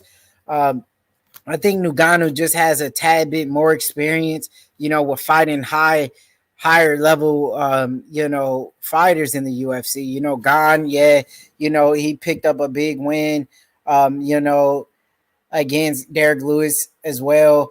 But, you know, I just feel like Ngannou's faced a tougher opponent, in my opinion. What do you think about Amanda Nunes losing? You know, was a fight that I really didn't see happening. You know, I did not see Amanda Nunes losing to Pena. You know, it was a tough fight. You know, Amanda looked good for the first round. She made a mistake by giving up her back. You know, Juliana Pena is a great wrestler. You know, she won the season of the Ultimate Fighter. She's you know, she's a girl that you can't make mistakes with, and that's what you know, Amanda Nunes did. She didn't look the same. Her striking, you know, was a tad bit sloppy in my opinion. It wasn't the skill striking that we seen from Amanda Nunes. You know, she went out and banged and you know, got into a brawl with you know, and that's where she went wrong. You know, Amanda Nunes getting into a brawl. You know, her game plan went out the window. It was something I've never seen from Amanda Nunes. You know, she's usually patient.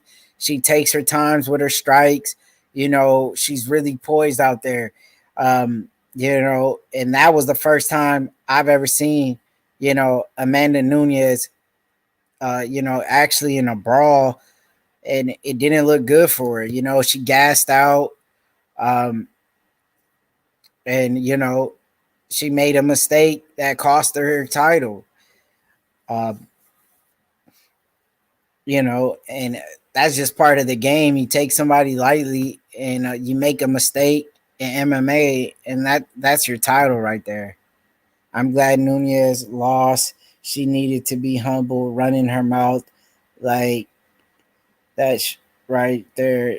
Yeah, I mean, you know, every dog has his day, you know, besides Floyd, of course. But, you know, I think she took her lightly. She made a mistake. And Juliana Pena made her pay for it. You know, these girls out of Washington, you know, she's training with top level jiu-jitsu fighters like Michael Chiesa. You know, Michael Chiesa, uh, and you know, they've been training a long time. So, you know, she has some of the best jiu-jitsu fighters in her corner helping her out. And Michael Chiesa, I think, played a big role with her submission victory there. Um, you know, it's sad to see Amanda Nunes lose in that type of fashion. You know, her whole game plan goes out the window. She's never been a big brawler. She's a great striker, but you know, she rushed things. She gassed out. She paid the price. You know, that's why you can't count on anybody in the sport of MMA or boxing. Everybody has a chance. You know, you never know when these fighters are showing up 100% or 50%. No one knows until after the fight. Alex, nice knowing that he would be Dustin Poirier. Charles Oliveira, great submission fighter. You know, has the most submission victories in the UFC. was a great fight with Poirier. Poirier just always coming up a tad bit short when it comes to fighting for the title. And Charles Oliveira without Khabib, in the mix, I think he could be a champion a very long time. But it's a man by the name of Islam Makhachev, that I think is going to be on his radar pretty soon. A guy that definitely could give Charles Oliveira a run for his money. Francis Ngannou is a beast. He definitely is, and he's only getting better.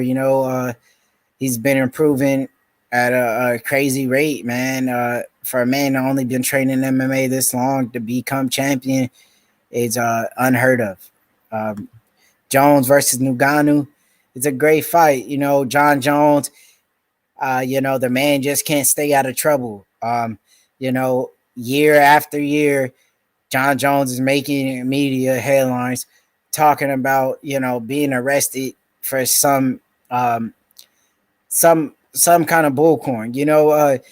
John Jones, he's a great fighter. But mentally, is he there? A domestic violence case between him and his wife. You just don't know what's going on with John Jones behind closed doors. I would say John Jones would beat Ngannou, but right now I just don't know. Nobody knows what's going on in his life. No one knows what's going on behind closed doors. We don't know what's going on in his personal life right now. We don't know what, had John Jones, get arrested for, a domestic case with his wife. No one knows what's going on between them two. It could be a rocky relationship. And we've seen in sports, if things are not going well at home, that those things carry on into the ring and the octagon, and those kind of things affect the fighter's performance. If things is not good at home with the family, the children, the wife, and things like that, if things are rocky at home, you're going to have a rocky performance. That's why most of these fighters, they don't need to be tied up. It's great to have a family, wife, all this stuff is good. But, when things are not right, it affects these fighters in the octagon and training and whatnot. So a lot of these fighters, I tell them, my opinion, not to get caught up in that, keep your options open, stay focused on the task at hand, and that's becoming a champ. These kind of things are distractions to these fighters, and John Jones, we don't know what's going on at home. She could be having an affair on John.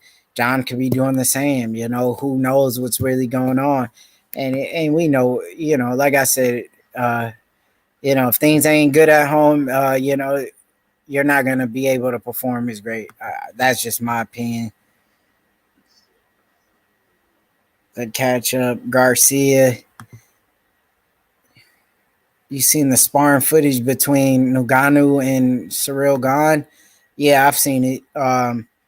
You can't really go off of sparring too much. Most of the time guys aren't going 100% in sparring, and sparring really, it really doesn't mean much, until the fight's serious.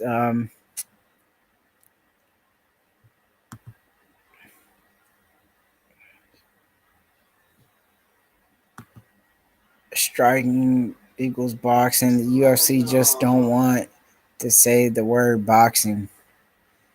The UFC, when John Jones out of it, Conor McGregor injured, the UFC's hurting, in my opinion, right now. What happened to H Money Voice? H Money will be back shortly. I'm filling in for H Money. Do you believe John Bones Jones ever really wanted to fight Francis?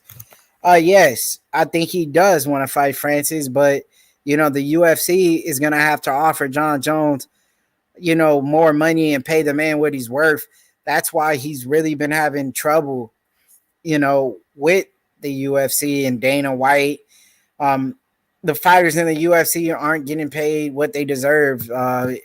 You know, it's sad to say that. You know, that's why Tyron Woodley, he's over there on and you know, taking these fights with social media guys like Paul, because you know his whole career, you know, he was getting underpaid.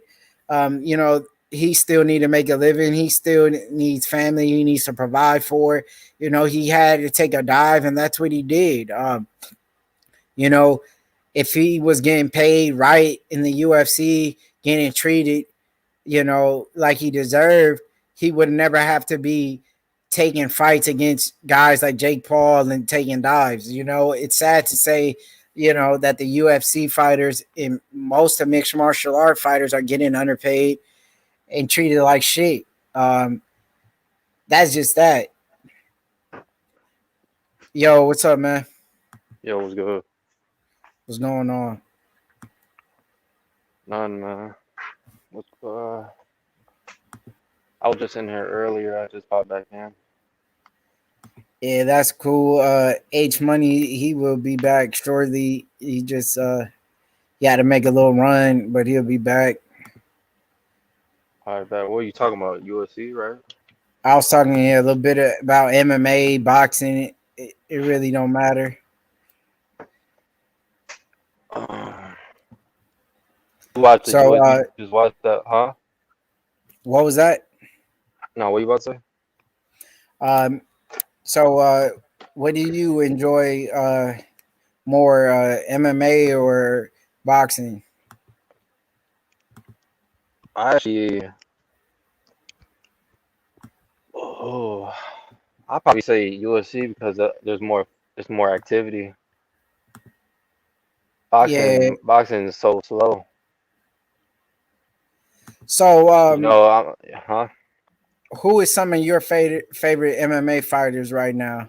Yuri Prohaska, Khamzat Chimaev, Adesanya, Charles Oliveira, Valentina Shevchenko, fuck, who else? Gaethje, Peter Yan, Max Holloway. I can just keep going. That's not bad. That's not bad. So, was you able to take a look at the Justin Gaethje Michael Chandler fight, and what was your thoughts on that fight? I mean, that fight, man, that was fight of the year, in my opinion. I feel like Gaethje won the last two. I think Chandler won the first. I think. I mean, they just went crazy, bro. They just like they was on some other shit. That wasn't just they were fighting. That's fighting. Like they were just fighting. It was a straight war, man. They just came to bang, really. You know, they just brawled it out. So, what was your take about Amanda Nunes? You know, losing her title, and did you see that fight playing out that way, or did you just have Amanda Nunes with a one-sided victory? It's crazy because man, that fight. I still got to rewatch that fight. I watched it live, obviously, and she just stood toe to toe with a man, and Amanda she just cracked, man. Like that jab was she wasn't using any defense. She wasn't making any adjustments, and she just gassed out. And she's gassed out before fights. And I was watching Juliana Pena's interviews this whole year. She's been talking about how she's a bad matchup for Amanda Nunes, and she's gonna do this to her. And I thought she was just lying and shit, but she actually said what she was gonna do, and I can't be shocked at that. She said she was gonna do that. You know, she talked the most out of anybody that man has fought probably in the last 5 years. And I just gotta respect that. I'm not gonna make excuses or nothing for Amanda Nunes. I definitely didn't think the fight was gonna go that way. But That girl, I mean, she definitely got a great chance in the rematch if they do the rematch. But yeah, that was a good fight.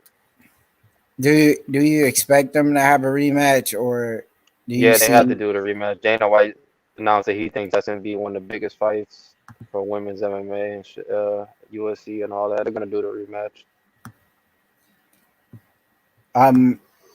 How do you feel about the upcoming card? UFC Fight Night, Qatar versus Jiggy, whatever they call his name. He just beat Edson Barbosa. Giga Chikadze. I know you're talking about Yeah. Giga Chikadze. Giga Chikadze is on he got a lot of momentum. And he's a guy right now in that division who's just skyrocketing up that division. You always got a guy like that in mostly every division where a guy is whatever you throw at him, it don't matter. They just gonna beat all the top the gatekeepers and slash contenders in their way. And I feel like he's one of those guys. I think he beats Calvin Kattar because I really don't know how Calvin Kattar's gonna look after that fight he had with Max Holloway. That took some years off his life in my opinion. That fight. So I'll give the edge to Giga Chikadze because I like his kicks. He's a good kickboxer, and I think he's gonna need a wrestler, in my opinion, someone that can get control of him to beat him, or unless you're Max Holloway or someone like that, one of those really top guys that could probably that'll beat him, but not a Calvin Kattar. Yeah. How did you feel about the Jose Aldo and Rob Font fight? If he I was able watched to that see fight too. I watched that one too. I'm proud that Jose Aldo is still going and he's fighting these top guys at this level. He's an all-time great. I have him over Khabib in the all-time great list. I don't care that he got losses. I don't care that Peter Yan beat him. I think Peter Yan can one day be up there. Jose Aldo, Rob Font just came off his best win fighting Cody Garbrandt. He beat him on a decision, and I definitely thought Jose Aldo was probably gonna lose that fight, and Jose Aldo, I think I want to see him and Dominic Cruz probably go next, or him and TJ Dillashaw. TJ Dillashaw don't want to wait until Aljamain Sterling until they get that title thing mixed up where Aljamain did that thing he did to get that title because they need to run that back ASAP. But yeah, Jose Aldo just a legend. This is all extra at this point. Well, what's good, bro? Yo, What's I good? appreciate it being Israel. Are we talking about MMA, bro? Shalom, my Yeah, boy. bro. We were just talking about that. Aldo. So you like Peter Yan? You a big Peter Yan fan, man? Yeah, man. We talk about that. Yeah. Bro, I'm gonna be honest with you. I like Peter Yan, but I would like to see a fight between him and TJ Dillashaw. Like I think Aljamain Sterling. Look here, man. I'm not sure if Aljamain Sterling can fuck with a Peter Yan, bro. I just don't think so, bro. I just don't. He can't. He already broke him. He did. But my problem is that his two losses, his career, like he's done stuff illegally, bro. So could we call him a dirty fighter? No, he didn't. That wasn't premeditated. He didn't go in there thinking that he was gonna no, but see, kick in him. MMA, that's why I love Pride, bro. You know what I'm saying? Nostalgia, bro. You could throw knees in Pride. Like Pride was way better than fucking UFC. Like UFC got these weak ass rules, bro, that you can't throw fucking knees. It just vulgar. It's not. Bro. It's You can not. throw knees to it. You know how many people get knocked the fuck out about that, bro? Yeah. It's just too vulgar that shit is of a like so strike, fucking man. weak. Like they already punching each other in the fucking head and kicking each other in the fucking head. So why we can't throw knees? I mean, then it's like it's like too much of a street fight at that point. Then it's gonna be like it's just like Yeah, I don't bro. even know you gonna be Hey, on yo, but stop ESPN it. doing that Did shit. you see my boy AJ McKee and Nate Diaz? They get into that little brawl, bro. Did y'all see that, bro? I don't give a fuck about that. AJ McKee trying to start fights with Nate Diaz, bro. AJ McKee, if you're gonna do that, sign a UFC contract, bro. Otherwise, don't Man, stop stop, clout bro. chasing. AJ McKee will beat all He those needs to sign a UFC UFC guys, bro. contract if he's gonna try to beef with Man, people. What? them UFC Nate guys don't Diaz want would no never smoke with go that to young boy Bellator like and that. fight They him. don't want that Why would that? smoke, Why bro. is he wasting time? Why is he wasting everybody's time playing games? How Nate can a Diaz would man play never games, sign with bro? Bellator. That That's the not man happening. is the face of Bellator MMA, bro. He's the What face, is bro. Bellator to be the face of, bro? He's only got what is his fan base? Like he don't got a he's not a draw, bro. What you mean he's a Bro, face? because you know why he's not a draw. Because you know why they're not building him as a draw, bro. That's why, man. He's a fucking animal. Have you seen AJ McKee fight, bro? Yeah, watch him fight. He just needs to be on. He just needs to go to the So USC, man. you think he's ready for the UFC? Which I think he could be a Yes, lot. yes. I think you know AJ's a problem for all those guys, man. He's big, he's strong, bro. He's physical, bro. He can wrestle. Bro, he's kind of like a AJ, John Jones. You know what I'm saying? Kind of look, fighter. You know look, what I'm saying? look. I don't think AJ McKee is like where the level of Yuri Prohaska was before he signed for UFC because Yuri Prohaska was But see Yuri. Yuri. No, no, no, The no. difference between Yuri has an awkward style, man. No, let me finish. Let me finish what I was saying. With Yuri could have went to USC years ago. Yuri didn't want to. Yuri didn't think he was ready to go to the USC, so he waited and then because he knew obviously in the USC they're not gonna give you tune-ups and give you all these build your records up and they're gonna throw you in there. You know you're gonna fight for the title if you're good enough. Mm-hmm. You know, so he just waited and he But can you know, and he got in do and you he did think do you exactly think he's he the played his AJ card McKee is right. the best fighter outside the UFC, man? Uh I mean, Because you can I say think right I now think it's he could Kayla get Harris. Right now it's Kayla somewhere. Harrison. But I Right think now if it's him and Brian Ortega fights, I think he will fuck Brian Ortega up, bro. no. Brian Ortega already submitted him, I think, or some shit when they was No, sparring or bro, some shit I heard. that was a young AJ McKee. We talking about this AJ McKee who beat a Patricio Pitbull who knocked out Michael Chandler, bro. That's what I'm talking about here, bro. Now, a dude I would like to see the UFC again is Nemkov. I would like to see him in the UFC. I think he'd give a lot of dudes problems with his Got to get movement the and his contract. movement and stuff like that. You gotta negotiate a contract. Or some people just get comfortable. Yeah, but Some see the people like getting. problem Some is people get the comfortable problem with with a lot of these Bellator and guys, one they and already have contracts signed. But the only thing I like about Bellator, they do them World Grand Prix tournaments. That's the only thing I like, bro. I think That's someone really else one of the only does things I like. tournaments too, don't they? I think The one did a UFC don't do tournament. them. No, they don't do No, no no, tournaments.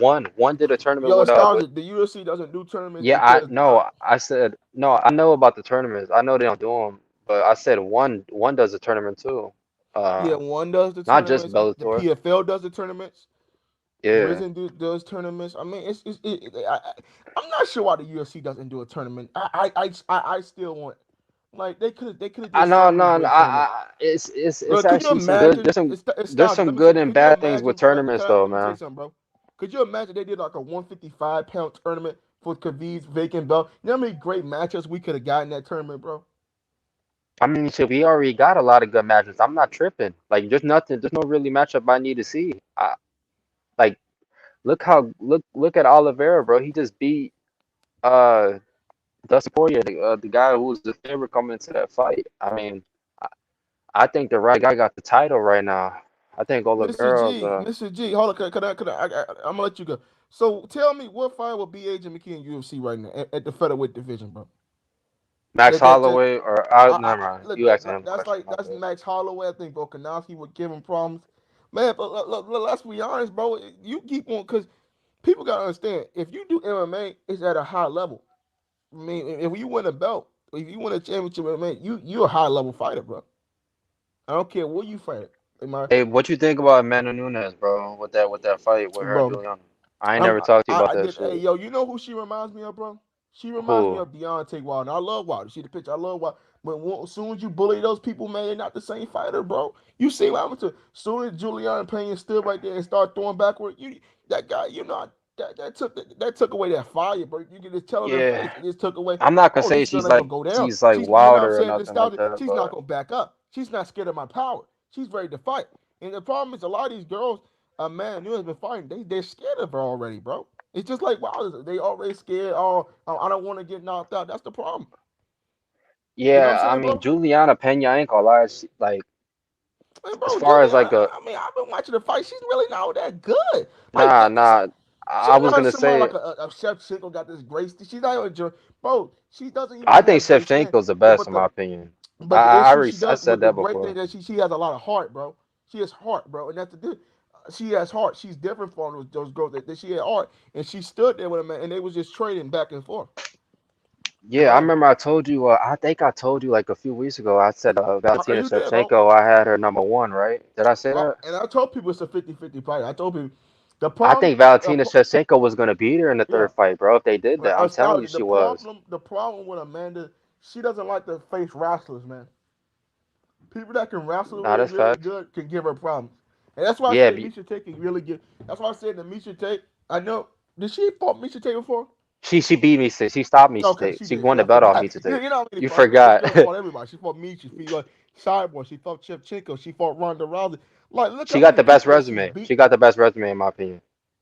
Yeah, for sure. She has the best women's resume. She's the GOAT for a reason. I don't care what. Yeah. I mean, shit happens, bro. I'm not gonna lie. Juliana Pena, she's a hard girl to get up for. How long is that? What's going on, BH? What's happening? I know this shit talk right here. I know you're MMA, my guy. We talking about MMA right now, bro. Let's go. Yeah. Give me 1 second. Let me put my headphones in real quick. Man, but no, we were just talking about AJ McKee. They talking about AJ McKee would get smoked by the UFC fighters. Yeah, I'm like, bro, who the fuck said that, bro? I'm tired. I'm like, Styles. Do you understand that Styles make fights, bro? Do you understand? Wait, no. Do you understand that the UFC has stolen fighters, stolen whole weight divisions from different fucking organizations? They just believe that the UFC just grew on trees. Like they didn't steal Pride. They didn't steal Strikeforce. They didn't steal. Dana White has bought any company they didn't steal WEC. Has been competitive with Dana White. He bought out the company. It's just the truth, bro. Look, man. I said this. I said this before. Look at all the top level fighters. They wasn't homegrown UFC talent. Them motherfuckers came from other fucking promotions and champions, other promotions, dude. Look, the thing. That's how I look at the UFC. I look at it as it's the biggest platform. It's the most prestigious platform to be a champion or whatever. The UFC. There's obviously going to be other guys in other places. It's like the WWE's now. It's kind of like WWE is around, but now AEW is becoming the best show, basically, right? Right. So now the WWE is like it's still the biggest, but it's the other show out there that everybody likes to watch. What's the other show? Do you watch AEW, bro? No, I'm not talking about wrestling. I'm talking about what's the other show on MMA that's the other show to watch. No, I'm not saying that. It's just a comparison, bro. It's just a comparison that the UFC is kind of like the WWE in the sense everybody knows it. Yeah, I mean, I look at like look, obviously there's guys in there's different football leagues, you know. They got guys where they can come in and probably start for a football team, but you know, not everybody in the world is in the NFL. Not every best basketball player is in the NBA. He beats a lot of those guys that you think that he cannot beat. Because who did I say can't beat him? Who did I say can't beat AJ McKee? You say he can't beat Max Holloway, and I say he will beat Max Holloway. Man, AJ McKee just beat, in my opinion, the best 145-pounder in the whole world. That's the same. He's the same person. That kid, he wasn't the best 145-pounder in the world, bro. That dude's not a kid, bro. That dude's look. He made an excellent legacy in Bellator. Bellator has been legitimately come on, bro. He's been legitimately the second best. You just can't look at a guy. This is my issue. You just can't look at a guy in UFC and say he's the best. You can't do that, bro. You gotta look at is he all around a good fighter? Yeah, real quick. Hey, let me say this, brother Boxing. Let me say this. WWE and AEW, they both been pretty mediocre the last 2 years, and WWE has no excuse. AEW, they don't have. I'm gonna say this. They don't have an excuse either. Real quick, they don't have an excuse either because all that money that Tony Khan gets from his damn daddy. And he's able to buy out all these. BH, bro, you gotta do a wrestling show, bro. You gotta do a wrestling show. Oh no.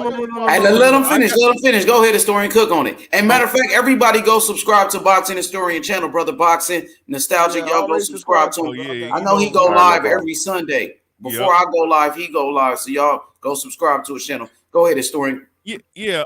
Yeah, just real quick, since you put that comment up, the WWE's been very mediocre and it's been like this for several years now. But I think since 2019, 2020, 21 has been the 3 worst years I ever seen. It has, man. It's And horrible. when AEW came into or at least came into a little bit of prominence when they got the TNT deal. Mm-hmm. They have been kind of mediocre too. You know, I gave them a chance for a year. But I mean, they got a lot of young talent. Don't get it twisted. Like they got a lot of young talent. I think a lot of real quick, brother. Let me just say this though. Really they got a lot of bro. young, beautiful talent. But they don't know what to do with these guys. They're not pushing guys like MJF, Lee Johnson. They're not pushing these guys to the forefront. You're signing these. You are pretty much taking a lot of talent from WWE. And you're putting it like I think CM Punk. The only 2 guys that make sense is CM Punk because when we and Daniel Bryan. Bro. Hey, brother Boxer, you know you over talking this brother, man. Y'all talking at the same time, bro. Go ahead, story, and then you just go right after. Let him finish. You can go right after, bro. Yeah, bro. Let's keep a little bit of order on that because I'm almost done. What I'm saying. It's one thing to keep those 2 guys. You need 2 guys like that, but they just don't know what to do with some of these guys, and they're pushing like the Young Brothers and what's that clown's name? Kenny Omega and Orange Cassidy, like those jokers that shouldn't even really be in the business like that. They gotta push some homegrown talent, and they gotta put certain people in forefront. WWE, what they need to do, they need to fucking because Roman Reigns about to retire in 2 years. And they can't keep bringing back old guys like Brock Lesnar and Goldberg like that's gonna do something. Let me just say what something. They need to do, bro. This is how WWE. Brother Box, just let him go. Just let him go. They just told you. Just let him go, bro. You gotta let him go, man. Bro. Yeah, you about to have your moment. Just wait a second. Point being though. What's good, Jimmy? What's good, Jimmy? Hey, real quick, with WWE, what they need to do, they gotta find their homegrown talent. They need to stop releasing people like Keith Lee and Karrion Kross and guys like that. But you know those guys gonna go to AEW. They too talented. They're gonna be too talented to sit on the roster, bro. You know those guys are gonna right to AEW, bro. What are we talking about? Wrestling? We're talking about pro wrestling. Do you watch pro wrestling, sir? Yes, I do. Oh, so I didn't know, Jimmy. Jimmy, do you watch AEW, bro? You know what, man? I'm trying to get into it. I've just been traveling a lot over the last couple of months, but now I'm back home. I'm definitely get back into it. I watch WWE sometimes. We was talking about MMA and AEW. We were just talking about some stuff that we like to talk about. No, CM Punk. I want to try to watch. The CM Punk was actually one of my favorite guys back in the days. So I'm gonna try and catch up on AEW, but they've definitely got a budding roster. So I know they signed Chris Jericho a little while back, and now CM Punk. Chris Jericho's been there. They got Daniel Bryan too. They got John Moxley as well. They have Adam Cole from NXT. Fucking hell, man. They've got a budding roster, man. They've got a big roster. Yeah, bro. We were just talking about. Do you know AJ McKee, bro? You know who he is, man? No, I don't know who that is. Okay, you don't know who that is. But hey, we were just talking about some stylistic matchups, bro, in the UFC, man. No, but brother, you do know. I'm not saying this is like tarnishing anything about his record or nothing, but I'm just letting you know. Bellator moved AJ McKee like how you would move a boxing prospect. I'm just letting you know that they moved his career like that. I know he beat the top guy, bro, this is how you move. I'm just saying, you don't put them in hard challenges, bro. But they did. There's a lot of behind the scenes. There's a lot of behind the scenes things with how they did his career. I'm just letting you know. I'm not saying this. Not about the kid. The UFC guys, those. But what about Brock Lesnar? They moved Brock Lesnar hella fast, bro. They gave him a title shot in his third fight, in his third or fourth fight, and he didn't even develop as an MMA fighter yet. They should have waited until he got 7-0, 8-0, maybe 2 years before that. He might have been able to hold on to that title a little longer, and they would have been able to promote him a little bit more. Instead, what happened was he did get the title. He did get a title defense against Shane Carwin, even though there's controversy if they should have stopped the fight or not. But Brock Lesnar show heart came back and whatnot. But when he fought Cain Velasquez, who had an almost unlimited stamina, and actually a better wrestler than Brock Lesnar, and of course a better striker. Mm-hmm. I thought he was gonna blow. I thought he was gonna outclass Brock Lesnar and stop him in the 4th round. But he got stopped in the 1st round. The problem is Brock Lesnar. Also, boxing story. What do you think about Brock Lesnar saying that the second part of his UFC career he was actually dealing with a lot of injuries? Do you think there's any truth to that, or is he just making excuses? Well, here's the thing, right? I think the professional wrestling aspect it did war. I think he got a little wear and tear when he came into MMA. That kind of it did give a little more effect. They said something about the diverticulitis. Yeah. And part of it, I can believe that part of it, but I also think what that really was, in my personal humble opinion, is that because I remember talking about this with different people on the MMA underground back in the days. They were speculating that it probably was probably the overload of steroids, man, or whatever the fuck substance he was taking. Yeah, we know Brock Lesnar was taking some kind of blood poisoning. All them big buff dudes take steroids, man. Anybody who wrestles for real like that, the way he does, you're gonna get injuries, bro. Like it's gonna happen. Yeah, but wrestling like that. Nostalgic though. Who you think that will beat him? Who you think that will beat AJ McKee, bro, in UFC right now, bro? You said Max. Who else, bro? Let me pull up the man. AJ McKee. Like, look, man, he's a good. I'm looking at AJ McKee like Did you guys watch the Brock Lesnar? He's 26 years old, man. I'm gonna let you go, bro. He's 26 years old. Like, putting him in a ring with like Max Holloway, like that can fuck up his whole career, bro. If that shit doesn't go I'm telling you, bro. That can fuck up a lot of things. Holloway, I'm telling you, bro. He's gonna beat Max Holloway. What is he gonna do to Max Holloway? What is he gonna do? No, he's going. Bro, he has way more tools than Max Holloway, man. You know who I want him to fight if he ever goes to the UFC? I want him to start off with like a guy like who I want to see him fight, like a guy like Korean Zombie or somebody like that. That's what I want to see him fight. I actually agree with you though. I think the UFC will put him in there against it. He gonna. Or like a Dan Ige, somebody who will push him, bro. They need somebody that will push him first. Do not look. So you think the Korean Zombie's better than Patricio Pitbull? Look, like Patricio Pitbull, like he had a good run in Bellator, like and all that. But like like if that fight happened, it's a 50-50 fight. I mean, I'm not gonna. Korean Zombie's game for anybody. But you know that'd be a good fight though, bro. Korean Zombie, that'd be a good fight. Man, he'll beat. Yeah. Look. No, we're talking about Patricio. He said Patricio in Korean Zombie. I said that'll be. Man, listen, the Korean Zombie will lose to Patricio Pitbull. He'll stand right there. Y'all styles make fights. Y'all keep on looking at this. The UFC. Yeah, no, it's a triangle theory, man. That's what the triangle theory. What's crazy? There's a lot of triangle theory going on. There's a lot of he fights at the 145-pound division, right? Yeah. Okay, Alex Volkanovski, Max Holloway, Brian Ortega, Giga Chikaze, Yair Rodriguez, Chan Sung Jung, the Korean Zombie. That's all killers, bro. Dan Ainge. Look, none of those are easy fights. Yeah, no, but here's the thing, though. I'm gonna tell you this. His wrestling ability in Brian Ortega, he's beaten Brian Ortega. He's better. He's a better wrestler for one, and he has more techniques, more variety of. You talking about AJ McKee? Yeah, AJ McKee. Yeah, he beat him. I'm gonna tell you something. Max Holloway and Volkanovski are the only guys on this list that I'm seeing is giving him problems. Giga Chikaze is coming up in the rankings, bro. He's a problem. Yeah, he's coming up. Yeah, he's coming up, but I think he's not ready. Yair Rodriguez is not really ready. Chancellor Jung, they're not ready for who? He has one of the greatest chins in MMA history.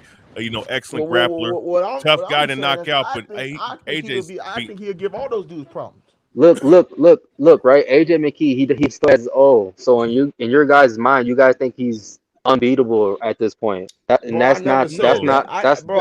way you guys are acting though. Like you guys gotta be real right now. I didn't say nothing. But I'm being real. I think you guys are acting like it.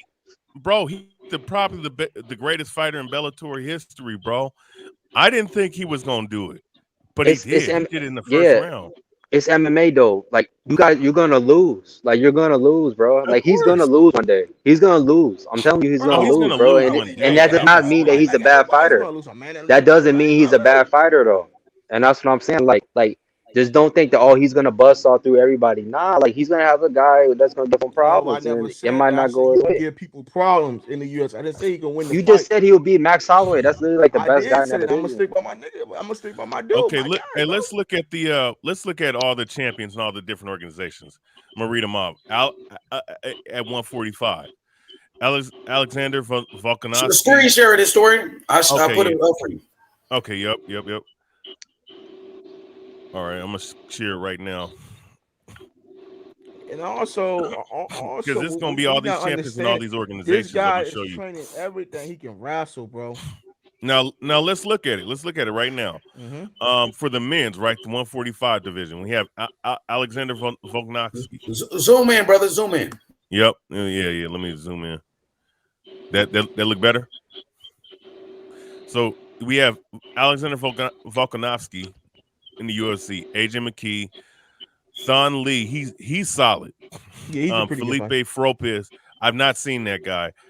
Cage Warriors. I mean, these are more, smaller promotions. N1 Global is vacant. Bubba Jenkins, Brave Combat Fighting. I'm trying. Let's see. Does whatchamacallit have? Do they have one for Risen? Does Risen have a 145 pound? Yeah, that's what I'm trying to say. Does Risen have a champion?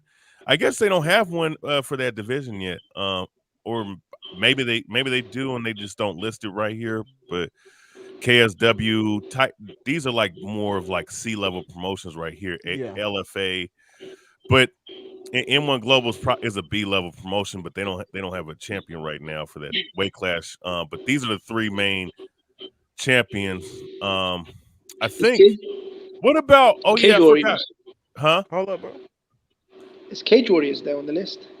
Yeah, Cage Warriors, man. Don't look at Cage Warriors, bro. Cage Warriors is a B-league promotion. No, that is. I mean, people look at Bellator like a B-league promotion. They look at all them kind of like that. Nah, but Bellator has been legitimized. To me, it's an A level promotion. It's like it's just UFC's right here. UFC because it's not been around as long as the UFC. Boxing historian, what do you think of One Champions? Would you put that above Bellator, or would you say Bellator is above it? I think it's right. It's neck and neck. I also think that the champion in PFL, who won the PFL championship this year? Let's see, PFL, huh? You mean Bubba Jenkins? No, PFL. Let's look at PFL. 155 champion. See, this is the one thing I feel like boxing has over MMA. Like Canelo became undisputed in the 168 division because he got all the belts. I feel in MMA they don't do that. So the Bellator champion, Jimmy, let me fight the UFC champion, but undisputed, Jimmy, let me or one champion. When you're the UFC champion, that's the most prestigious title, though. Not gonna put their champion. No, but that's opinion though, because a lot of people think Jimmy, it is though. Understand because these are promotions, Jimmy. These are promotions. Okay, man. Ray Cooper. You're telling me Ray Cooper don't have a chance against someone like let's see who's okay, he was the champion at in this tournament this year, right? You can't tell me that he doesn't have a chance against Volkanovski. All right, what happens with Ray Cooper, AJ McKee? What happens with Ray Cooper, AJ McKee then?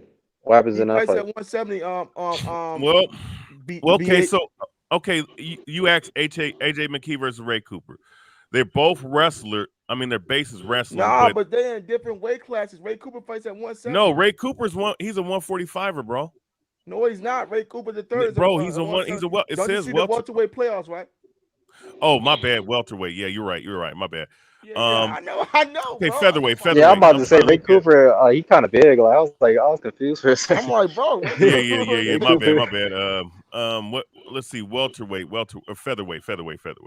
We can also do Bubba Jenkins in one. I think the bantamweight division MMA is just great, man. Was it? It wasn't. So who? Wait, who's the? Bubba Jenkins is their champion, I think. Huh? Bubba Jenkins is their champion. Okay, Bubba Jenkins. Okay, Okay, then who? I don't know, man. I'm not sure why they don't have it up there. Brave Combat. Okay, so he. Okay. Yeah, Okay, so it's a Bubba different Jenkins. name now. Bubba They Jenkins is changed a solid fighter. Now, what do you my question is, do you think Bubba Jenkins have a chance against AJ? No. About Alexander Volkanovski? No, I think the two champions right there are just too elite. Yeah, that's true. Then he had Thon Lee. I We would can have to do check the bantamweights champion next if you for want to. right. BH. Let's see. Wait, wasn't Horiguchi? Was he the champion in Rising? Oh, you want to do bantamweights next, bro? Let me just look at Okay, the let's do bantamweights because this is champ. probably the most Let me look competitive. at the featherweight champion Jimmy, real quick for out of the Rising, MMA sport, this is we probably look the at most that. competitive division in the world. I think it is. I'm What's gonna a big tell you right now. I'm gonna tell you What's right a now. bigger promotion, Rising or Cage Warriors? What would you respect more? Rising. Easy. Was it bigger than Cage You Warriors? know what would give Peter Yan so many problems though, bro? BH. What's up? It's Kyoji Horiguchi. If he don't get caught by Peter Yan, he would give Peter Yan so many problems, bro. He would that spinning back fist saved Sergio Pettis in that fight because he was beating the shit out of Sergio Pettis and making him look stupid. Bro, he's an animal, man. That dude can wrestle. He can kickbox. I mean, that dude can fight, bro. It doesn't matter what promotion he's gonna fight, bro. he was Bellator champion and Rising champion, bro, at the same time, and he didn't lose his belts. He lost his belts due to injury. He didn't officially lose his titles until that knockout. Yep. And also when you look at the bantamweight division, that's the best division, bro. No, I'd say lightweight.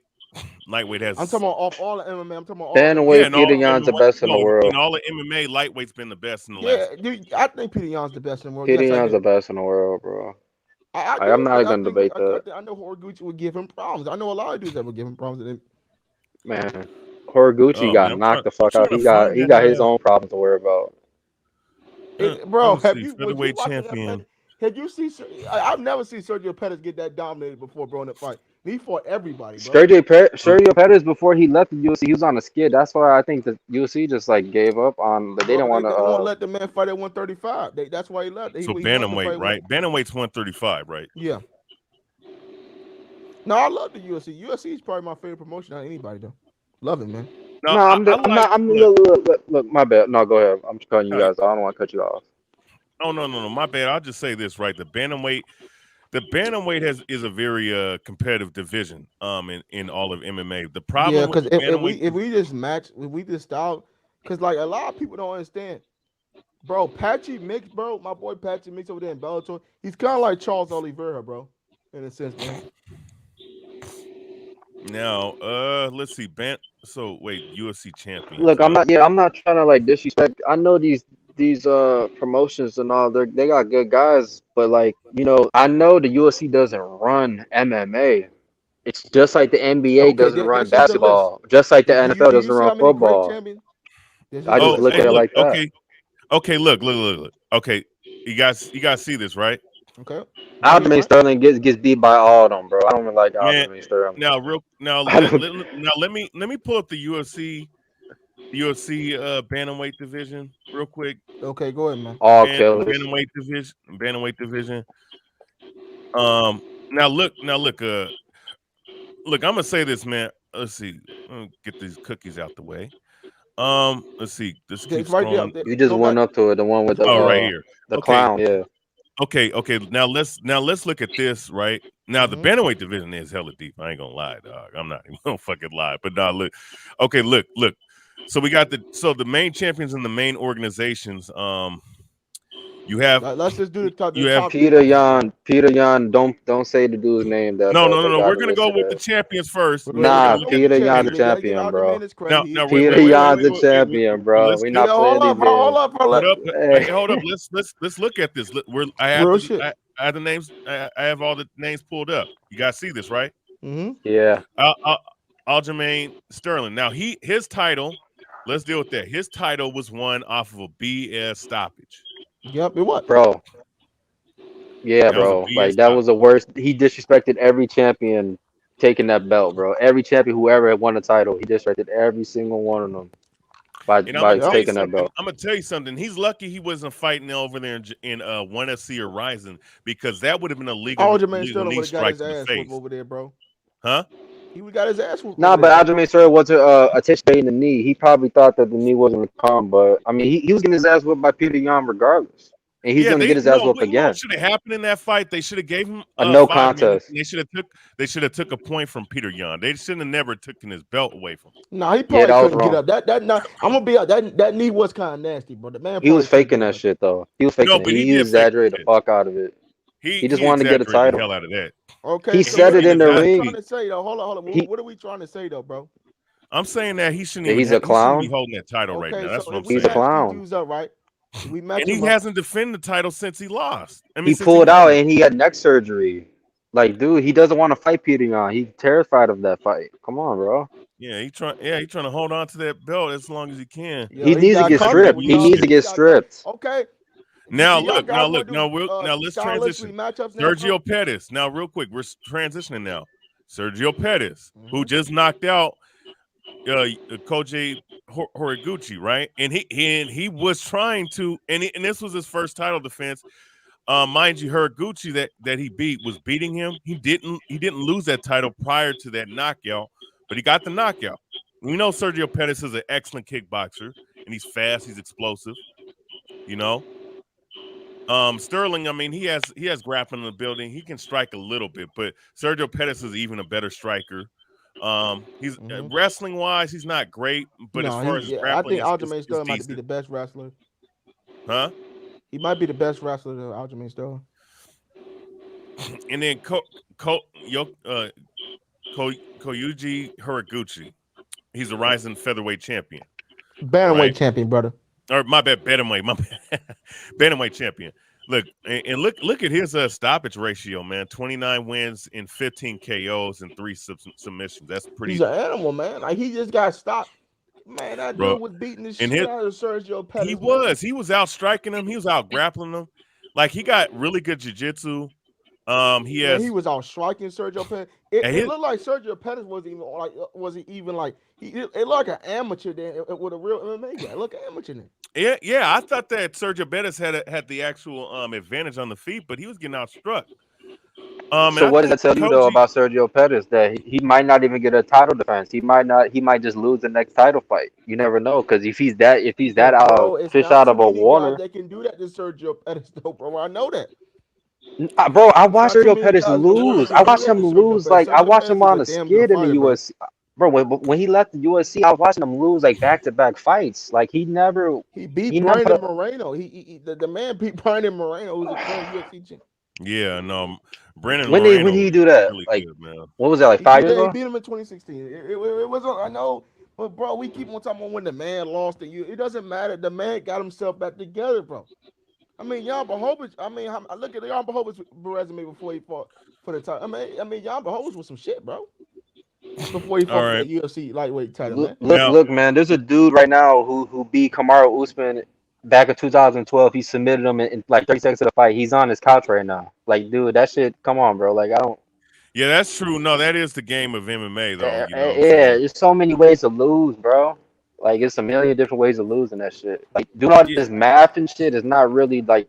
You gotta like really think about it. The triangle theory is even worse in MMA because look at Chael Sonnen. Chael Sonnen probably can get beat by anybody else, but when it came to Anderson Silva, his wrestling was that gave him that problem. And and if someone says Chael Sonnen's a better fighter stylistically than some people still think Chael Sonnen's probably better than Anderson Silva. I don't think Chael Sonnen is the way he beat him. No, I he's think not. Anderson Silva didn't take that fight serious. We all know that Anderson Silva didn't take that fight serious. Yeah, no. I'm just saying that if they make that argument, I can't debate it. I mean, he was beating him for a lot of that fight. I mean, but what happened in the second fight though? Silva got tired. The man got tired of whooping ass, bro. Okay, in the second fight, Anderson Silva knocked him out. Yep. Knocked him out with the knee. Now let's continue on though. Koji Horiguchi, his excellent striker. He has like a traditional martial art base mixed with a little bit of boxing, a little bit of kickboxing in there too. But you could tell that it's more traditional, like karate style a little bit. And he's hard to hit too. And I think that karate base is really, what weight division is that? That's featherweight. Bantamweight. Now let's go to ONE FC. Bibiano Fernandez. Now I've seen this guy before. He's pretty damn good, bro. He's pretty damn good. I know. Excellent, excellent grappler. And look at him, man. 10 stoppages in 24 and 24 victories, and he has 9 submissions, which that's, if you can get to 9 subs, you're you're pretty damn good. Very, very talented grappler, Yeah. Oh, he was Dream Champion. But yeah, man, he's very good. I'm trying to see, is there anyone else? Nah. That's pretty much it. M1 Global obviously don't have a champion in that weight class. Now let's deal with this. Out of all 4 of these guys, where do you rank the champions in the top? Where do you rank the champions? And all the major. I got Peter Yan number 1. I got Peter Yan number 1. Who you got number 2? Well, no. I'm talking about the champions currently. And actually, let me see the PFL bantamweight champion. They got a bantamweight division in the PFL. Do they? I don't think they do. I'm not sure they do, man. They do. Let me see. Let me just pull it up too. You know what I'm saying? Let's just see who the champion and I guess they I guess they don't know they have got a heavyweight division, a light. I guess they don't have a bantamweight, do they? You know that. Wait. Let's look at list of PFL. So they don't have a bantamweight division, I guess. No, they don't. Damn. Well, they probably need to open up some money. They got ESPN money. They need to go ahead and open up a bantamweight division then. Man, ESPN don't care. They only care about the UFC. UFC. On ESPN, they don't give a shit, man. Nah, but they. What do you guys think Kayla Harrison goes to? UFC. UFC. Okay. Why? Okay. You think they're just gonna give her I the think the most money or UFC some needs shit? they need another Ronda Rousey, and they're gonna use it as Ronda Rousey. Yeah. You understand what I'm saying? They're gonna use her like a Ronda Rousey, bro. Do you think she's legit? Do you think she can get? You think she's the goods or no? I think she should go to Bellator first and try to see what she can do over there before going to UFC. Because she just fought a girl last time. You look at her resume, right? She fought a girl that was 3-1, and she's 12-0 now. So just think about it, right? That's the thing with Kayla Harrison. It's like I know she's a women fighter, but like, what does her chin look like? Like what is her durability? Like what if she can't get that takedown? Really great shit like that. If she takes you, I know she's not. It's over with. But I can't say that because if she fights a jiu-jitsu fighter, it might be trouble for her, man. But see, the problem is I feel like they're rushing it too fast. I feel like she just needs to go. Man, she's 30 years old. She's like 30 years old, bro. She's like 30 years old. She don't got a lot of time left. Yeah, she's in her 30s, bro. Yo, y'all got a quick question for y'all. Yo, let me hear it. So real quick, who's the best champion who's the best champion of all these guys? 35 or 40? What are you talking about? 35, right? 45? 45 first or 35, bro? 35, my bad. Peter Yan. That's easy. He's not the champion though, bro. He's the fucking No. We're talking about current champions. We're not saying who should be. Current champions. I think Peter Yan. He's an interim champion, right? Don't that count as a champion? No, don't count. No. So who's the champion? Talking about right now, bro. Like, really, bro? Like, let's deal with the criteria. If I'm going to pick one, I will. Bantamweight champion. I'm gonna go. Aljamain Sterling, Sergio Pettis, or Horiguchi, or Fernandez. I will go with Horiguchi. I think Horiguchi. Okay, go ahead.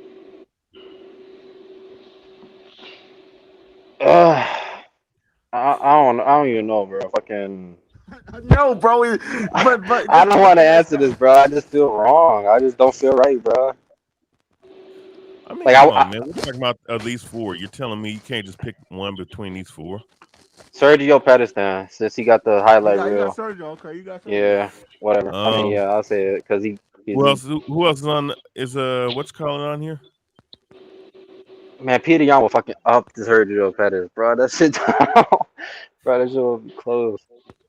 Okay, you can believe that now. I think Peter Yan's a good fighter, man. But he already lost to a dude in Bellator, though, man. Now, okay, what about And he beat for him at the me? next fight, Hey, real though. It was quick. like a So close ass here's fight. who I pick. Here's who I pick. But he won the last fight, though. All right, He won the last here's fight, who I though. pick. Right, I'll pick Sergio Pettis.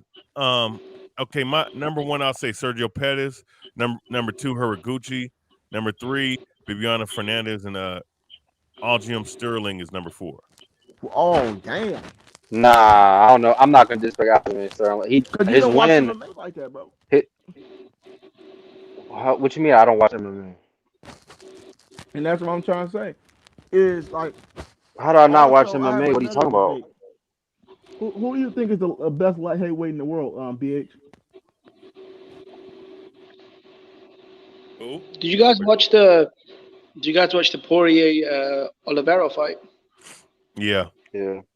What do you guys think of that? I think that Oliveira, man, is went the exact way I thought it would.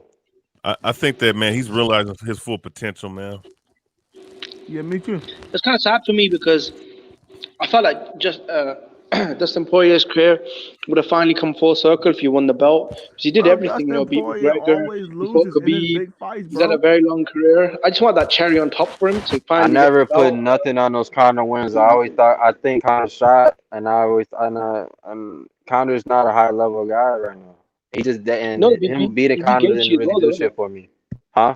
No, he beat didn't he beat like an undefeated Justin Gaethje? Obviously, he had a good fight with Khabib. Justin Gaethje, yeah, he did beat Justin Gaethje, yeah. Yeah. There's a lot of other wins Gaethje's well. like second fight though in the UFC. They pushed Gaethje hard as fuck, because he was like a high prospect and shit. But he was a retire, isn't it? He was a retire, win or lose in it. So I just wanted him to retire with actually the belt. But what do you guys think about Oliveira though? My only thing is I'm somewhat new to the UFC like MMA circuit. He's got a lot of losses though, isn't it? BH. Like, what do you guys all think? Like, who has a lot of losses? 10-8 at one point. He was 10-8 at one point. He just won 10 straight. He's on a 10-fight win streak, bro. Well, he's 10. He was 10-8 in the UFC, but he started going on a tear. The problem. Wait, no. What was your question again? Wait, hold up. What was the question again? My question was, what do you guys think about his defeats? But I think has he got like 10 or 12 defeats? Like in boxing, you wouldn't see the number one champion like in middleweight, super middleweight, or even heavyweight with like sort of so many defeats. Who got 10 and 12? Who are you talking about, bro? Oliveira got 8 defeats. He got 8 losses. Are you sure it's 8? I thought it was like 10 or something. No, it's 8. Maybe I'm thinking about someone else. Yeah, but even then, still, what do you guys think about that? About what? I mean, that's just MMA, bro. You're gonna take losses. I don't care who you are. You're gonna yeah, I mean, when you deal with MMA, it's like if you touch fire, you're gonna burn. That's what's gonna happen. When you look at how MMA rankings is concerned, it's about the best fighting the best, and it was how the boxing was looked at back in the 30s and 40s and 50s, man. You know, nowadays when we look at 10 losses in MMA in boxing, we like, oh man, that dude's a bum and all this other stuff. But MMA, people know, okay, look at the competition man's fight. Let me just say something for a minute, bro. Fuck punch drunk boxing, nigga. Fuck that bitch ass motherfucker. Well, can't stand that dude, man. That dude, oh, bro, he's disgusting, man. Yeah, it's not good, is it? Oh, he's a scumbag, man. Yeah, man. Let me just tell y'all something. Whoever subscribed to you, fuck you too. Whoever subscribed to that dude, and you want to still support that dude after that dumb ass shit you do, fuck you too. Yeah. It is what it is. I don't care who you are. Well, there's not too many people there's not too many people supporting him, but I will say this: the ones that are, you're all suspect, man. Either you, they pieces of trash, man. Like we had people that was willing to make a GoFundMe account. It doesn't matter. Oh, they were arguing on the floor. Wait, I must have missed that last night. I saw Black and Brown live stream last night. I didn't know that they was arguing on the phone though. Bro, people was talking about we had a prayer room for this guy. Like it was some people that we was on a prayer room praying for him. People was reading out the Bible for this guy. People was reading prayers for this man's family. You know what I'm saying? And for him to do some weird stuff like that, like for this guy to come back in 6 days and fake it, that's weird, man. Man, I'm so did you do all this just for a bit of like Kardashian fame? That's it. Yes, so he you just want to did. do Yeah, a bit man, of a fame this for dude him. got $3,000 in super checks, Jimmy. $3,000 Yeah, in man. super checks, bro. He listen. There's a chance that he got an offender bender, and he may have had to deal with some little minor little things, but he over perpetuated that bullshit, bro. Yep. He over perpetuated that bullshit. So Black and Brown had him on the phone. Okay, I need to rewatch that because I didn't hear that segment of Black and Brown's live stream, but I need to go ahead and watch it though. I was Rewatch that on shit Rap again. Star, right? And Boxing Wave is the first guy to break the news that he got into a car accident, right? And people, we had prayers. We was praying for the brother out the Bible. People had Bible. Feelings mutual, Bot 10. Like real prayer shit. You know what I'm saying? Niggas Wait, hold on, not to cut you off. Was this shit proven that it was fake? Brother Boxing, I think you need to up your volume on your mic or something, bro. You talking about me? Yeah. You hear me now? Yeah, I can hear you. It's just, was it proven that this shit was all like cap and fake and shit? Bro, what was it for though? Was it for the money? Was it for the super chats or was it just for a bit of I think it's because Teofimo and shit. If y'all seen this dude face, right? He's clear. It's not like he's been in the crib. He went away for 8 days, bro. When he was in the ICU. Do you know this though? Hey, what about his fucking car though, man? Is that shit wrecked or not? He made a video, and I hope people. He made a video. He was parked outside, right? He was next to his car. And I'm like, okay, he faked it. Wait. Which video is that? Hold up, Jimmy. Which video is that? Go ahead, BH. No, which video is that? Okay, pull up your YouTube. Oh, hey, you don't mind me pulling it up, pulling up the screen? You know what? If he wants to clear his name, all he has to do is just show the doctor receipt. Hey, Jimmy, we about to expose him for a minute. Go ahead, bro. Yeah, go ahead, pull up the YouTube, I'm about to share the screen. Let me try to pull up this video. Fucking hell, man! $3,000 in super chats, and that's not even probably what he got from the Cash App. $3,000. We don't know what he got from the Cash App, innit? That bitch has got a Cash App as well. Punch Funk is a bitch, bro. I'm not gonna lie to you. Yeah. This guy probably walked away with over $3,000, man. Nah, but here's the thing though. This dude, here's what it was. He tried. Hey, he had a falling out with Teofimo Lopez. You know, he's probably gonna lose a little bit of support. And but you said you'll post the video, right? Yeah. I think H Money. Let BH finish it. Let BH finish. And then what else? And what else did he do? Yeah, I think it was all that in accumulation. With him falling out with Teofimo Lopez, he probably was going to lose a little bit of support, and he may have lost some money. So what happened was, I think this was a perfect opportunity for him to go ahead and oversell a little fender bender. You know what I'm saying? And be up in the the hospital, and he might have just been there for like maybe a day or two. It was kind of like the next video, him making like he was outside parked, right, and his car was right next to him. Right. Oh, it's crazy though, because you know what? It's crazy that this guy's talking about head trauma, concussions, his spine ripping apart, and he's okay in about 5 days. You know what I think? I think it was a video of the brother out there. He was out there parked in his car. Is there? You got elite level athletes and champions that can't even recover in that time. But punch them. Nah, I think with this Teal shit, he realized he got too deep in that shit, and he burned some bridges. If you remember this is the same dude that made. I'm gonna be honest, Teofimo's dad. I mean, how relevant is he now, though? Like, okay, he's not. Dude, I don't even hear shit about Teofimo no more. It's like he's not even a boxer no more. Like, well, he's not like an active boxer no more, bro. It's like it's crazy. Like, I don't hear shit. Bro. His ass has disappeared, bro. But like, I feel like he just did shit to get sympathy from people. Hold on, Mr. All I want to know, where's HLD at? Where's he at? Man, I've been arguing with this motherfucker on Twitter, man. This dude is going hard. I don't like HLD, but HLD knows who he is, man. Man, I'm gonna tell you something. HLD is a sucker, bro. He's a bitch ass dude. You know. Where's his supporters at, man? Huh? His support is gone. His support is gone, man. Yeah, and I think that look, just because he lost, all them guys that support Teofimo Lopez, man, they done hopped out. Like, I mean, look, it's one thing if motherfuckers, hop out for a little bit, whatnot. And I gotta give the Wilder fans some credit. I'll give the Wilder fans some credit. I give them some credit. They didn't hop off Wilder's train, bro, when he got knocked out the second fight. They made excuses, but they didn't hop off the man's train. They didn't do like the Teofimo Lopez fans did. Hey, man, it's sad, bro. Like there's really no Teofimo Lopez fans out here. Like HLD did go missing, innit? I think he showed up once, got really angry, called everyone a faggot and a bitch, and just left. Who said that? HLD. HLD. It was the video. Go back to okay, wait, real quick. Let's do that. Okay, where should I go look at? So Punch Drunk Boxing. Pull up Punch Drunk Boxing, right? And you know what's funny? Because I remember you mentioning this. Go click that, right? Go to his videos. Go down a little bit. Look. Yeah. Go down a little. Hey, this is sad right here. Go to this video. Go down a little bit.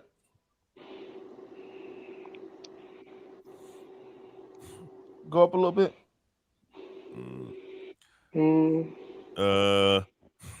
Is it this on one? the screen? It's the next one. It's the next one right there. Right there to the next one. This one. I think so.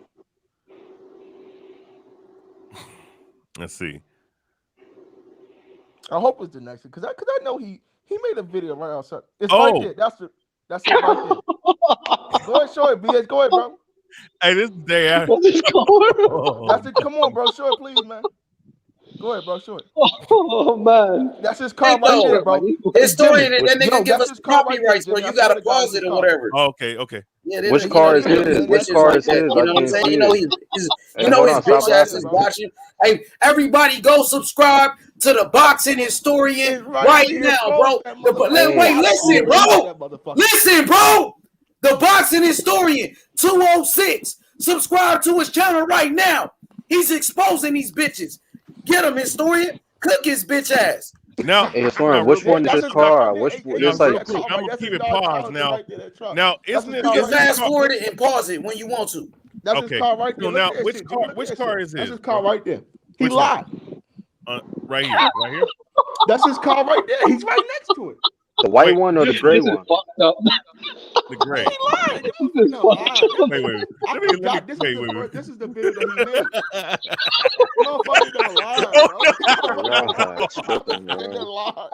He gonna lie, bro.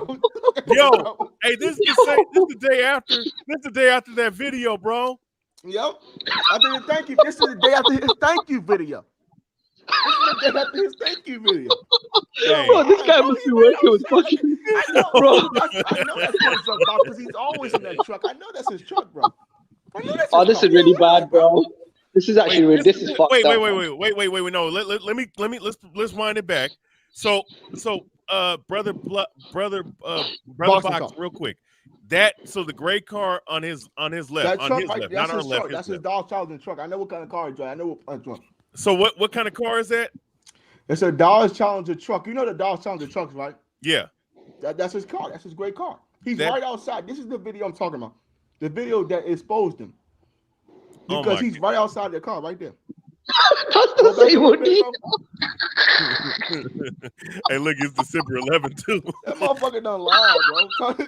You know what? This is actually bro. Just a piece of this trash, is bad, man. Like on some real. That's his car. I know that's his car.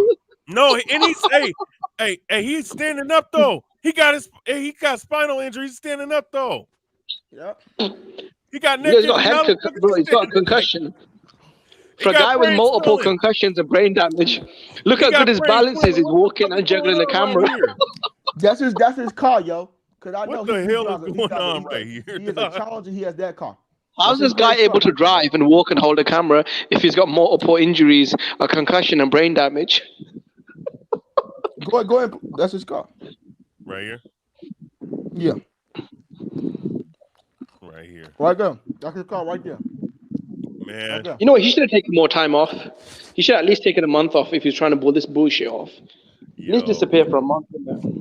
I remember that video like it was yesterday. I'm like, okay. I'm like, dang, he faked it. Cause he gonna be when you dumb bitch. Yeah, she showed the car. They take your license away from you, bro, here in America.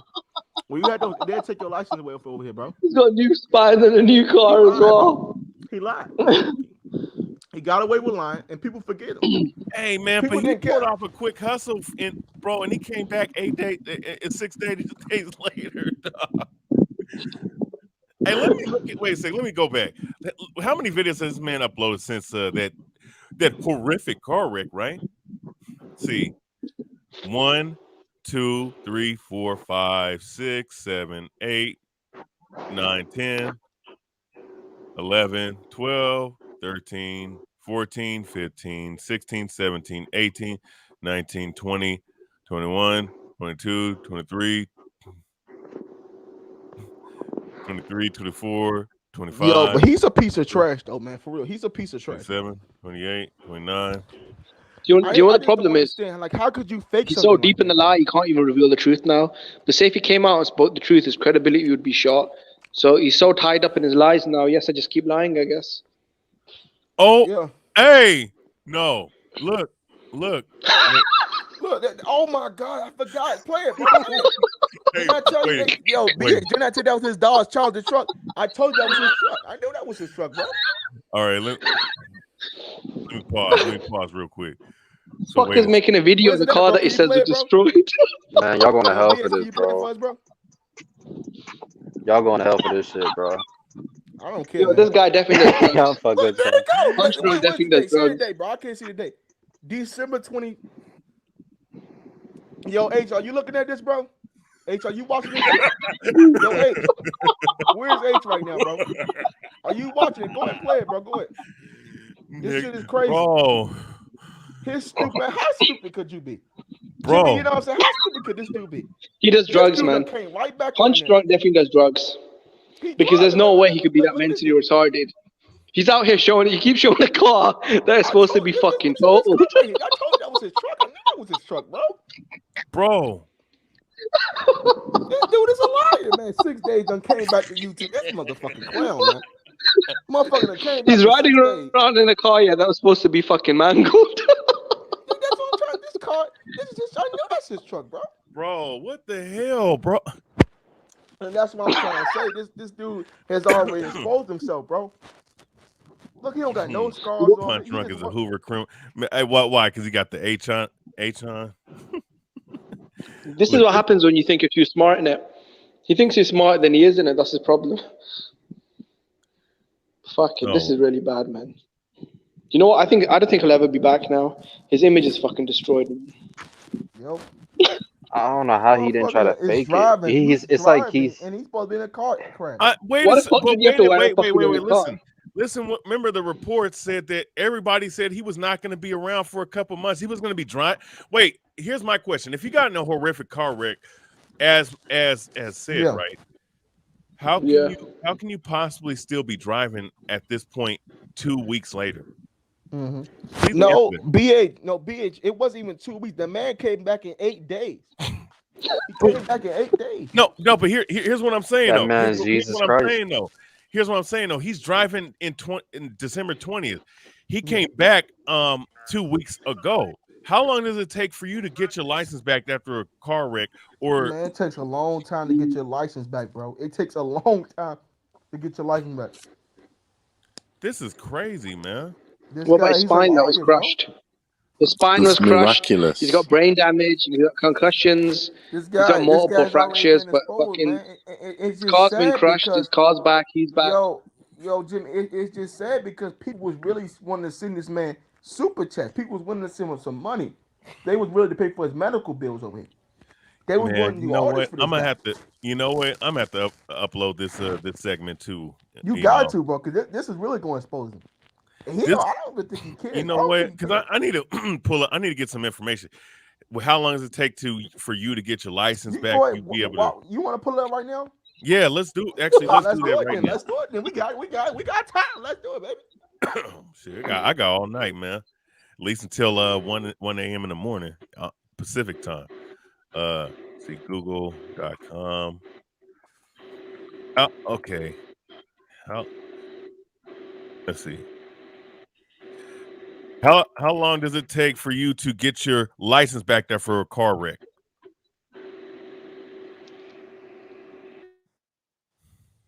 It's going. Let's see. How long does it take for you to get your license back? How long does it say, man? Let's see. Back after a car accident, right? A car wreck. Let's see. I'm just retyping it. After a car wreck. Let's see. How long does I mean, it does depend if it was your fault or not. Yeah, it does. But I mean, man, I gotta go do some digging. Getting reinstated. Let's see. Actually, okay. Let's just cut that then. Maybe that will give us the Huh? Because reinstated is the same thing, right? Yeah. Getting or reinstated your driver's license. Let's see.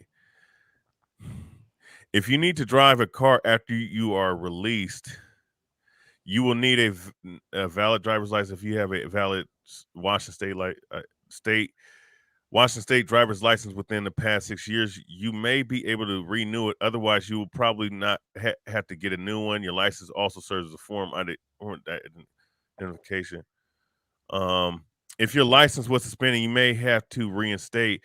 Note that getting your license reinstated is a complicated process that will differ significantly from person to person, but some general guidance on how to approach reinstatement process provided in Section 5. Now, let me look at this. Let's see. How much is it? When are we going to hear from HLD anyway? Because he was his spokesman on here. He's a bitch, bro. Nobody going to hear from that pussy, man. He's a bitch, bro. No, I mean, I got nothing whatever, but he was his spokesman on here, so I want to hear his opinion. I'm dying to hear his opinion on the whole matter. Because, like I said, he was his spokesman, his representative. Did he expose him? So he needs to represent him in this hour of need. Did he expose him? What happened between Black and Brown and Punch? Well, they've soon come to it. The other people have come to it, but let me retype this. If you get in the car, to the realization, should I say, a car accident. A car accident. Let's see. How long does it take for you to get your license back? It probably just you got to look at the state. You know, he's in New York, so you got to check that too. You know, your license will be probably suspended like 6 months, probably something like that. Usually, that's like the. You want to look up New York also? Let's see. In New York, because man, y'all like the damn first 48 and shit. Man, we don't care, bro. We try to expose this guy, this pussy. HLD needs to come on here because he's got a lot of questions to answer. HLD will not come on here because he's I've got a lot of questions to ask, and I need him to come on here because he was his representative. I'm not even joking. He needs to come on here as soon as possible because we need to chop it up. Okay, let's see. Car accident lawyers, injury claim. Okay, let's see right here. iDriveSafely.com. Let's see what this is. It says New York suspend driving license. Learn how to handle it. It's easy to forget that driving is a privilege, not a right. You earn that privilege by passing your drug test and maintain it by obeying traffic laws in New York. Your driver license could be suspended based on your driving record or if you are convicted of certain serious violations. Okay. To track driving behavior, the New York DMV maintain driving records on all licensed drivers. In addition, New York participates in the National Driver Register. If you are convicted, and I could blow this up a little bit. If you are convicted of a traffic-related offense in New York or any state, any state, that information will go on your record. All New York traffic tickets, from speeding tickets, are assessed a point value. When you are convicted of a traffic offense, not only will the violation go on your record, but the points associated with that ticket will too. Different offenses carry different point values. New York speed tickets, for example, can range in value for 3, driving 1 or 10 miles over the limit, to 11 points. Driving 40 miles an hour over the limit, you could face suspended driving license if 11 points for traffic convictions are added to your record in 18-month period. Therefore, you are convicted Driving 40 miles an hour over the limit, you can count. Let's see. Risk of driving, suspended license, how to reinstate. I'm trying to see what happens if you actually get in a car wreck, though. They're talking about different car, like driving offenses. What about an actual car accident? Oh, man. Yeah, it's so hard to find him. You know what I'm saying? The thing is, he won't lose his license unless it was his fault, and then it goes to court, etc., etc. Then you lose it. I mean, if someone was No, it probably killed, wasn't his maybe if fault. someone What was we're saying killed or is something like that. he shouldn't be driving But because we he was don't in a know any bad car. details of it. It's such his accident is such a mystery. We don't know what bones were broken. We don't know what victims there was. It's the biggest. How long does lie on YouTube currently? Run up to Christmas rush. Whole ass dude, man. New York. This dude, I mean, but he's driving Super 2 weeks later, bro. chats. This is crazy. Tio first round. Yeah, bro, this shit is crazy, man. Betting. He gets a pass for driving 2 weeks later. And these guys are defending I've him, never right? seen the word that someone lies so much in the name of God. He's actually worn out with the name God. God this, God that, but people fall into that. You He just start did a mentioning brotherhood God, show on people Sundays and go stuff like dizzy. that. He tell, yeah, and that's why. What was the dude name? What's the dude name? Blood Boxing exposed him. I mean, what Blood God Boxing this, God that. Blood Boxing God been is around my for years, people. bro. You are my people. When you start talking like that, Blood it's like Boxing started this YouTube boxing thing, man. And when he did, calls though. him a He did. usually 99% of the time, It whenever was he him. says something It about was somebody, 70. Was it 70? It was him at 70 Sports TV, right? no, 7-8, he came in 2011. He came around the same time I did. Blood Boxing came in 2007. but a lot of the YouTube guys held on for a bit. Only now are they coming to realization they've been sucked. Man, it ain't really no YTBC no more. It's really not. It's Like not a no boxing lollipop. community. It's really not. It's not like how it used to be, bro. It's No, definitely it's people because there's clicks now. have left YouTube. That's the problem. People have left. Yeah, a lot of OGs left, but a lot of it is click, like there's clicks now, man. You got guys that are boxing fans, and you have guys that are narrative fans like LDBC, different cats that are around here. You know what I'm saying? But a bunch of narrative pushers. Yeah, a bunch of narrative pushers, barbershops, and all that. There's absolute let me fucking. see. This damn man, I gotta find some shit on this dude on this thing, bro. Yeah, we'll find someone to do. But I mean, this is bad enough though. Look at this moron. He's driving. I don't understand why is he driving. The thing is, he was nearly dead. He's not Let's even traumatized about getting in the car. Oh, what'd you say? My bad. What was you saying? What? Let's look at the comment section. Are these idiots gonna ask any valuable question?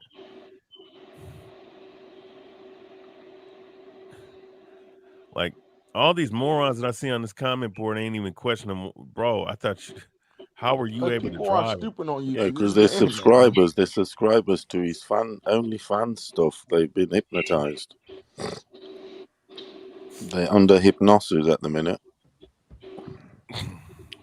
They need a good slap. Look at this. Look at this moron. Look at this moronic comment right here. I can't. They've been hypnotized, BH, in the name of God. Yeah. Bunch is telling him God is watching. God is almighty. God, they've been hypnotized. Man, and how many Bible verses has this crack baby quoted? Fucking embarrassing. God this, God that, God. Proper lying in the name of God. Look at this moron. They're just hustlers, isn't it? It's proper you have race hustle. hustlers, you have religion hustle. hustlers. It's the ultimate hustle. Man, it's disgusting, man. Now look at this comment by Palatine Boers. Can't stand a lot of punches takes, but I'm glad he's alive and well. God is great. God is great. Hey, what do you mean he alive and well? He was fighting for his life, and 2 weeks later he's driving and he got in a car wreck. And he's not even traumatized or anything. He's not traumatized. Come He's on, not man. traumatized. He's happy to be back in the car. He's all This happy guy. and go lucky. This guy's a joke, man. No trauma, nothing. Bro. It's all good. He don't need a chauffeur. Yo, did you guys get your boosters yet, man? Huh? No, I Did you haven't. get your booster shot, bro? Hell no, I ain't getting. Oh, come on, y'all need to go get that shot, bro. Booster shot? I haven't even had one, let alone a booster. You don't You have know no what? shot? Hey, you know what? Let me go ahead. Since I'm not blocked in this, here's what I'm gonna post. Let's see. Hey, how you doing, punk bitch? Punk bitch boxing. Actually, no. Let me go ahead and let me go ahead and censor that. Hey, how you doing, punk? Let's see. How you doing, punk bitch boxing? I tell you what, though, Punch has got rap star HLD and whatever, Man, eating out of is his a hand, crackhead, proper bro. He's eating a out of his crackhead hand, from UK, like bro. little pigeons.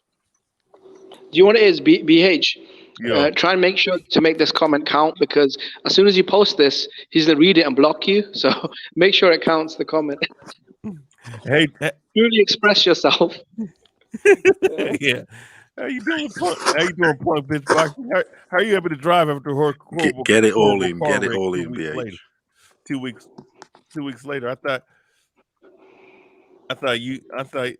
you was gonna be out for months.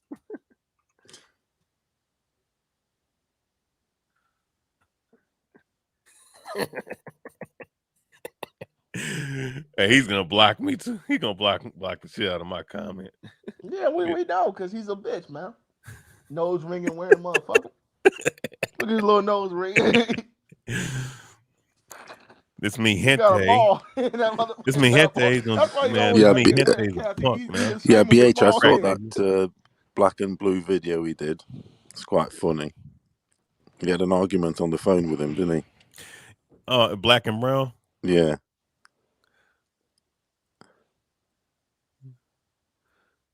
Wait, let me see. Look at his face. Look at face. Hey, oh man, this guy, bro. He's a weirdo, man. Hey, and he drives his car in all his videos, right? Yep, this is his Dodge Challenger truck. Has he got a seatbelt? Has he got a His car seatbelt? don't got no broken windows. He got the one for his child, right? So wait a second, dog. Why would you have that? He's got no neck pains, nothing, absolutely nothing. Bro.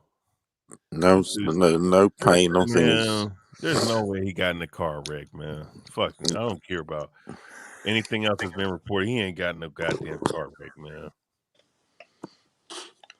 Yep.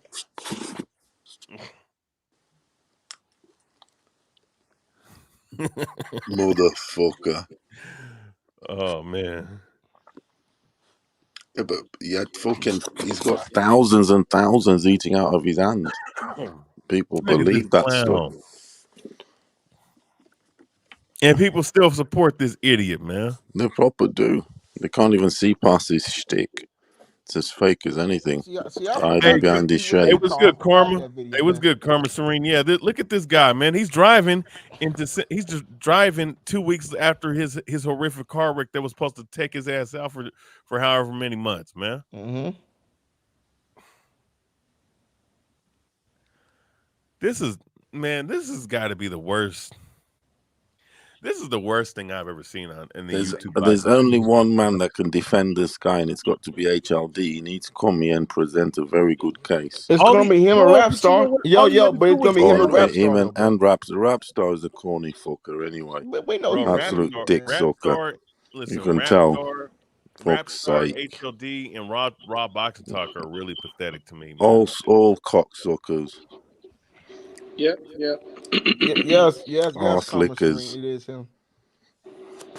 They need to come on here and fucking explain themselves. What the fuck you at, bitch? I'm intrigued to see their defense. Where's your boyfriend? I want to hear about the miracle. You know how this what? miracle happened. Wait a second. I might go down to one of these fights, man, just to see this motherfucker. Just slap the shit out of him, man, and be like, man. Definitely, I definitely needs a good slap. Definitely. I don't care, Serene. I don't care about your brother Rapstar. I don't care. He's a fucking bitch, bro. He gonna keep him. So are you okay with this guy faking it, right? No, I did see a couple people on Rapstar, but the thing is though, you guys can understand, man, like Rapstar, he is holding for this guy. Raw Boxing TV, I don't have a personal issue. But I call a spade. He's holding for this guy. Yeah, who else is Oh, he's a hole. Raw Boxing TV. Raw Boxing TV's been a hole for a long time. He used to be Dante. Dante's Boxing Nation. He used to be his little bitch. Yeah, fucking bitches. Jimmy, let me say something, Rob TV from the UK. Is that a UK dude? You know my issue with Raw Boxing is he used to be just like Dante's Boxing. He want to act like he was never with the LD. He want to act like he was never with those guys. But now he wants to act like he's purified and clean and stuff. Like he was just with Dante Boxing Nation a couple years ago. It was him. Akaka TV. It was him and Akaka TV. Akata Keep TV. It was him and Akaka. They used to be partners, man. Yeah. Raw Boxing and Dante, they used to be partnerships and get. Now I wonder what happened. I mean, wait a second. What happened was Raw Boxing. He traded. He wanted to be a fake, bro. Because Raw Boxing used to talk about race. He used to talk about black fighters. He used to talk about all this shit, bro. And Raw Boxing was one of the most hated channels on it. But what happened was Raw Boxing he became a fake, and he know who he is, bro. He's just like Dante's Boxing Nation, bro. Now you know what's so funny? LT was saying that this dude was doing like a video reviewing men's cream. Yo, we need LT on here. LT, where you at, bro? Man, okay, let me see Raw Boxing TV's. Let's see this. Let's type in Raw Boxing.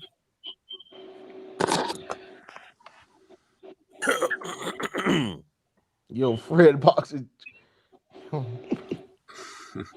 Let's look at his video. What is he posting the last couple?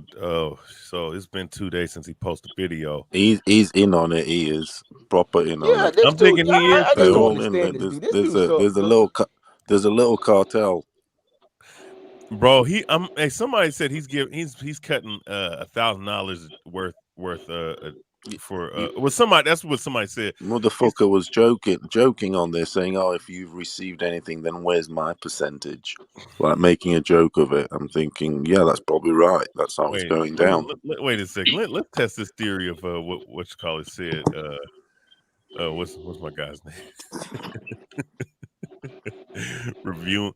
So this 8 years ago, Raw Boxing TV. Yeah, Raw Boxing TV and Dante, man, them niggas used to be hella friends, bro. Yeah, man. And he was a narrative pusher also. Don't forget, Raw Boxing was one of the biggest narrative pushers on this motherfucker. Yeah, bro. they scooped to the same level. He just wasn't he wasn't for black. He just didn't do it for black fighters and all this other stuff. You know what'd he do? What'd he say? Come on, man. I said he wasn't like doing it for black fighters. Like he wasn't doing that kind of stuff. But he was with Dante's Boxing Nation, bro. Hey, Raw Boxing TV. He's a Cuban, right? Yeah. Is it Cuban or Puerto Rican? Not Cubano. Is he? Yep. I'm not sure. I thought it was Puerto Rican. Nah. Never mind. Nah, I guess he's a Cubano. But regardless, though, this guy's a clown, man. And you know what's so funny? I made a comment towards this guy on Twitter and told him, like, bro, not Don, I was about to say Dante. Punch Drunk, your boy is a faker. You know, he's like, your boy is a punk bitch. He's like, huh? Who? Like, Punch Drunk, man. You don't see this dude doing what he's doing, and he didn't respond to that after that. Yo, like, but you know what, though, bro? Bro. This I mean, an idiot, man. Raw Boxing TV said out of his own mouth that this guy was going to be out of there, bro, for 4 or 5 months. Look at this guy's driving now. The thing is, babe, they've gone so deep in the lie that it's hard for him to get out of it now. Yeah, they got. That's the problem. The ones that were like, yeah, that they can come out. Yo, But but they've do you just think gone in Boxing so Wave? deep. Like, can I also say something, everybody? Do you think Boxing Wave is in it now? Boxing Wave. Boxing Wave. Wait a second. That's the guy I haven't looked at. That's the guy who made the first video. Because everybody said he was the first guy to make the first video up on Drunk Boxing. Boxing Wave. I rarely watch this dude's videos, man. Yeah, I don't watch him no more. Like I'll keep it real. I'll be honest. I don't think Boxing Wave is in on it because I'll be honest. This guy probably did. Motherfucker told everybody that Punch Drunk was in the car. He was the first person to report this shit. Yeah, but mate, if I had a boxing channel, yeah, and I was cool with someone, and I got a report that, oh shit, let's say, Rick, Rich. Richard, let's say he gets hit by a truck in it, and I just found out, I'd quickly jump on YouTube and be like, oh fuck, man, this just happened to. I'm not sure, that's a heavy jacket is sport. that the ones that I think he might. Here's what I'll say about him. I think he might have just believed the shit, and who I guess who wouldn't. Yeah, but he didn't go balls deep in it. HLD, Rapstar, and that the proper went balls deep on it. See, someone like Raw Boxing TV, he's a snake. HLD. He'll definitely do it. HLD don't even have a freaking page, does he? He ain't showing his face, little hoe ass. Yeah, that little bastard need to get slapped up, man. So whenever you type in HLD boxing, this what pops up. The video I did, Raw Boxing TV. yo.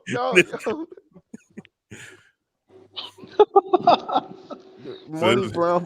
I remember softball Money Brown went back and forth. That shit was funny. Oh, so HLD is a faceless troll. Yeah, he's a troll, bro.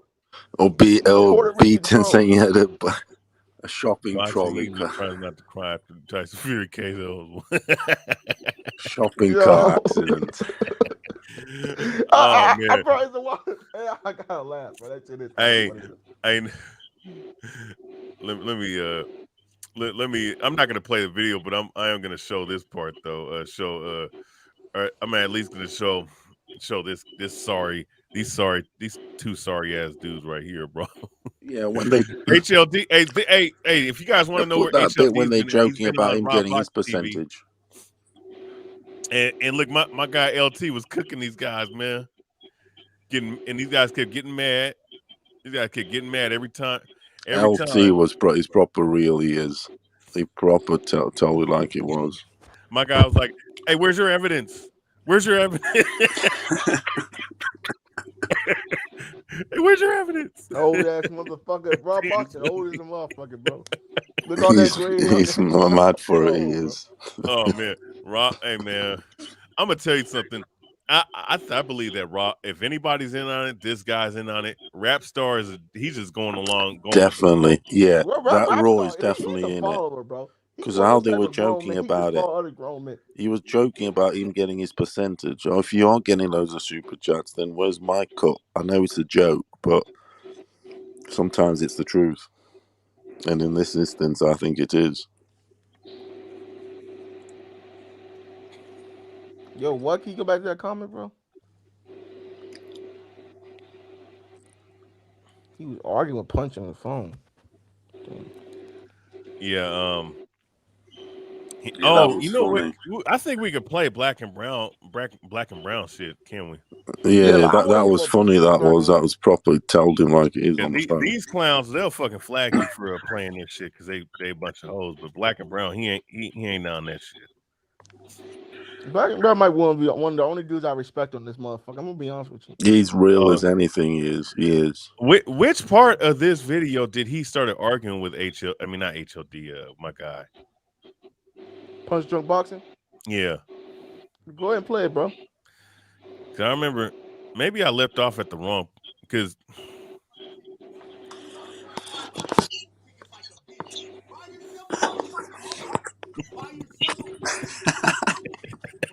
fucking love it.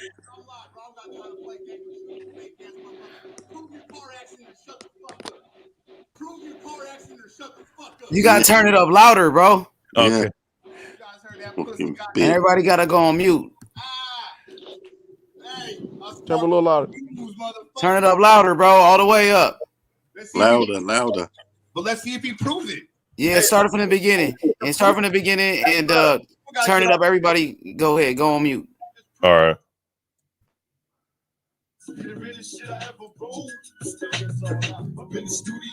No music.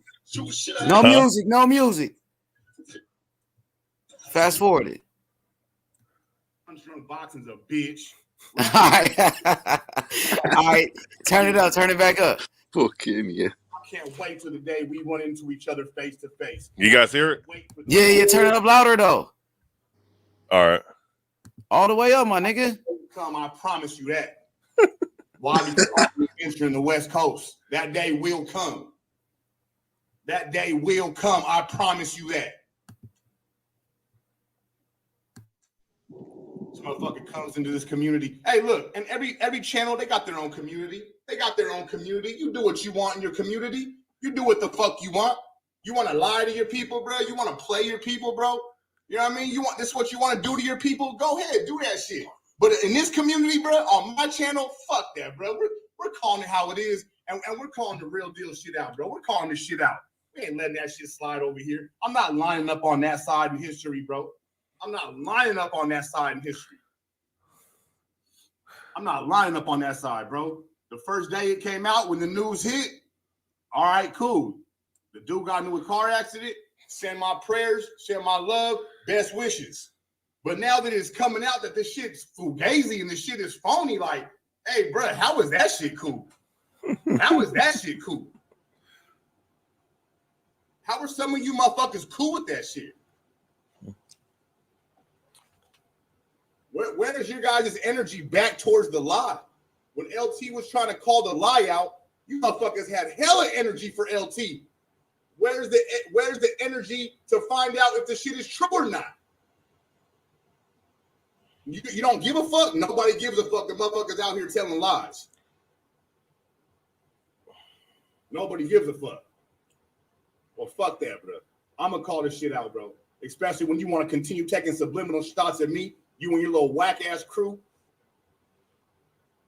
Bro, you ever in your fucking life try to say that somebody is jealous of you? Turn it up louder. He said he can't hear it. Turn it up louder. You probably digging it. Louder all the way up, historian. Loud as possible. I know personal shit about the dude Rap Star. That's I know personal shit about that dude. There is nothing to be jealous of, bro. Personal shit about your sorry ass. You rely on YouTube to make money, bro. You got to fake car accidents and make up fake shit to try to get money. You think I'm jealous of you, bro? You know why I'm not on YouTube more playing with you motherfuckers, bro? Because I'm at work every day, bro, making money. I don't need to make up lies. I don't need to make up narratives. I don't need to be on YouTube so much that I got to make up false shit. That's what happens, bro. You're on YouTube so much and you're relying on YouTube to make money. You run out of content. Boxing don't give you that much content. So what do? You got to make shit up. Why? Because you need to pay your bills. Why the fuck would I be jealous of that? Why the fuck would I be jealous of that, bro? I'm not a pimp. I'll go make my own money. But hey, Punch, if you want to be a pimp and that's what you want to do, you want to pimp Rap Star and you want to pimp the rest of these motherfuckers out here to spread your propaganda, hey, go ahead, bro. More power to you. Just watch your subliminal shots, homie. Because we will see each other one day, bro. Just watch your subliminal shots, homie. Make sure those motherfuckers don't land nowhere near me, bro. I mean, unless you want problems in Vegas, unless you want some action in Vegas, then keep on with your bullshit. Bro. I'm not playing with you motherfuckers, bro. Trying to have bitch-ass dudes like HLD call me bullshit. Rap Star call me all bullshit. You all punk motherfuckers. Bro. Have the fucking nerve and the audacity to try to come at me with some bullshit. You motherfuckers. Stay in the shadows, motherfuckers. Stay in the fucking shadows. And for you motherfuckers, bro, that be playing both sides, bro, for you motherfuckers that be talking shit about this dude, that I know goddamn well you be talking shit about this dude, and then you be in his chat Hey, bro, don't bring your shit around me no more, bro. And you know exactly who I'm talking to. And if the name needs to be called out tonight, I got no problem calling your name out tonight. But for you motherfuckers that be talking shit about this dude, and then in his chat talking about, yeah, Punch, get him. Yeah, Punch, tell him. Hey, bro, don't bring your sorry ass around me, bro. I'm this close to calling you motherfuckers out, bro. And I don't even want to do that shit. I'm trying to be cool. I don't want to, you know what I mean? I don't want to just blow the whole shit up. But I'm ready to blow the whole shit up, bro. I'm ready to blow. Hey, bro, I'm ready to blow the whole shit up, bro. I'm ready to pull the sheets off this whole shit and let everybody be known as who the fuck said what on exactly what phone calls. Always talking about some chatty patty bullshit. You motherfuckers came at me with that chatty patty bullshit. The first ever 3-way call, 4-way call I was a part of, Punch Drunk Boxing brought me into that motherfucker. Chatty patty. The chatty patty be in your chat, homie. The chatty patty be in your chat sucking your dick, just so you know that. Hella subliminal shots, bro. The chatty patty be in your chat, bro. The chatty patty be in your chat, bro. You guys, you motherfuckers brought that shit to me, and you know goddamn well you did. And everybody who's listening, you motherfuckers brought that 3-way call shit to me, and you know goddamn well you brought that shit to me. But now this motherfucker want to be throwing that chatty patty comment out there. Motherfucker, you brought that shit to me. I don't even know how to initiate a 3-way phone call. That's you guys that brought that shit to me. But them same motherfuckers be in this dude's chat talking about dímelo, Punch, dímelo, get him, Punch. Y'all fucking punk bitches. Fuck it, bro. I'm burning bridges tonight, bro. I'm burning bridges tonight, bro. I swear to God, I'm just waiting for a reason, bro. Just give me the reason, bro, so we can just go a step further and I can just call out these names, bro. I can just call out you fucking fake, phony-ass fucking dudes on this motherfucker, bro. I could put you motherfuckers right on that same list with Punch and Rapstar and HLD, bro. I got a few names I'm ready to put on that same list. Out here cheerleading for this dude. Getting pimped. Cheerleading. Hashtagging.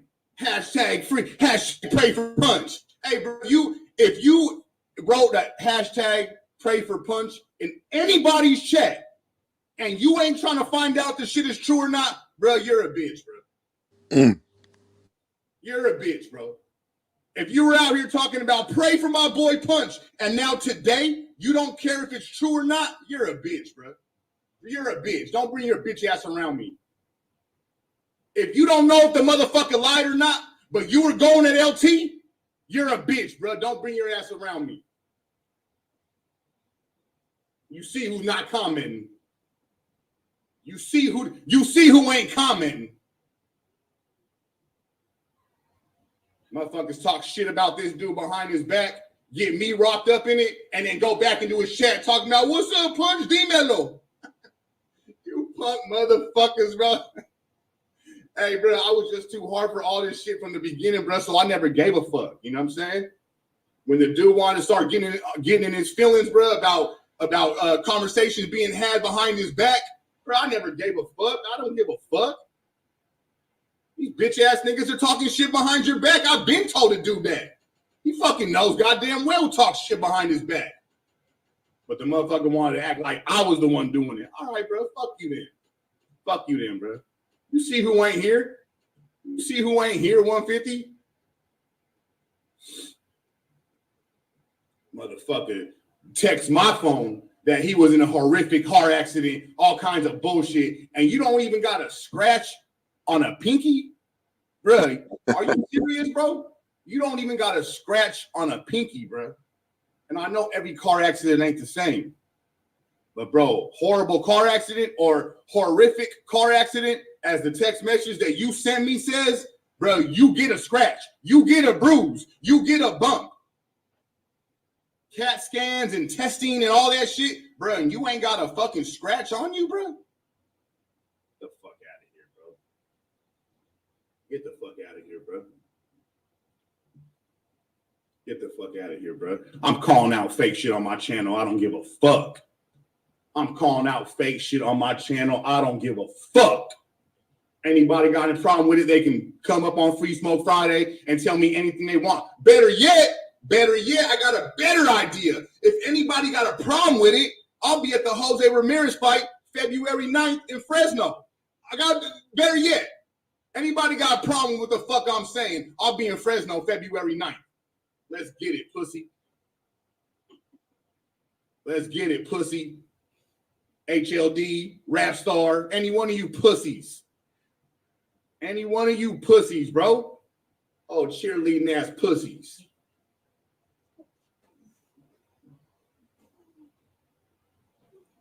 Dragon Leg, I don't stop, bro. Hey, Dragon Leg, once it goes there, bro, it's war for life, bro.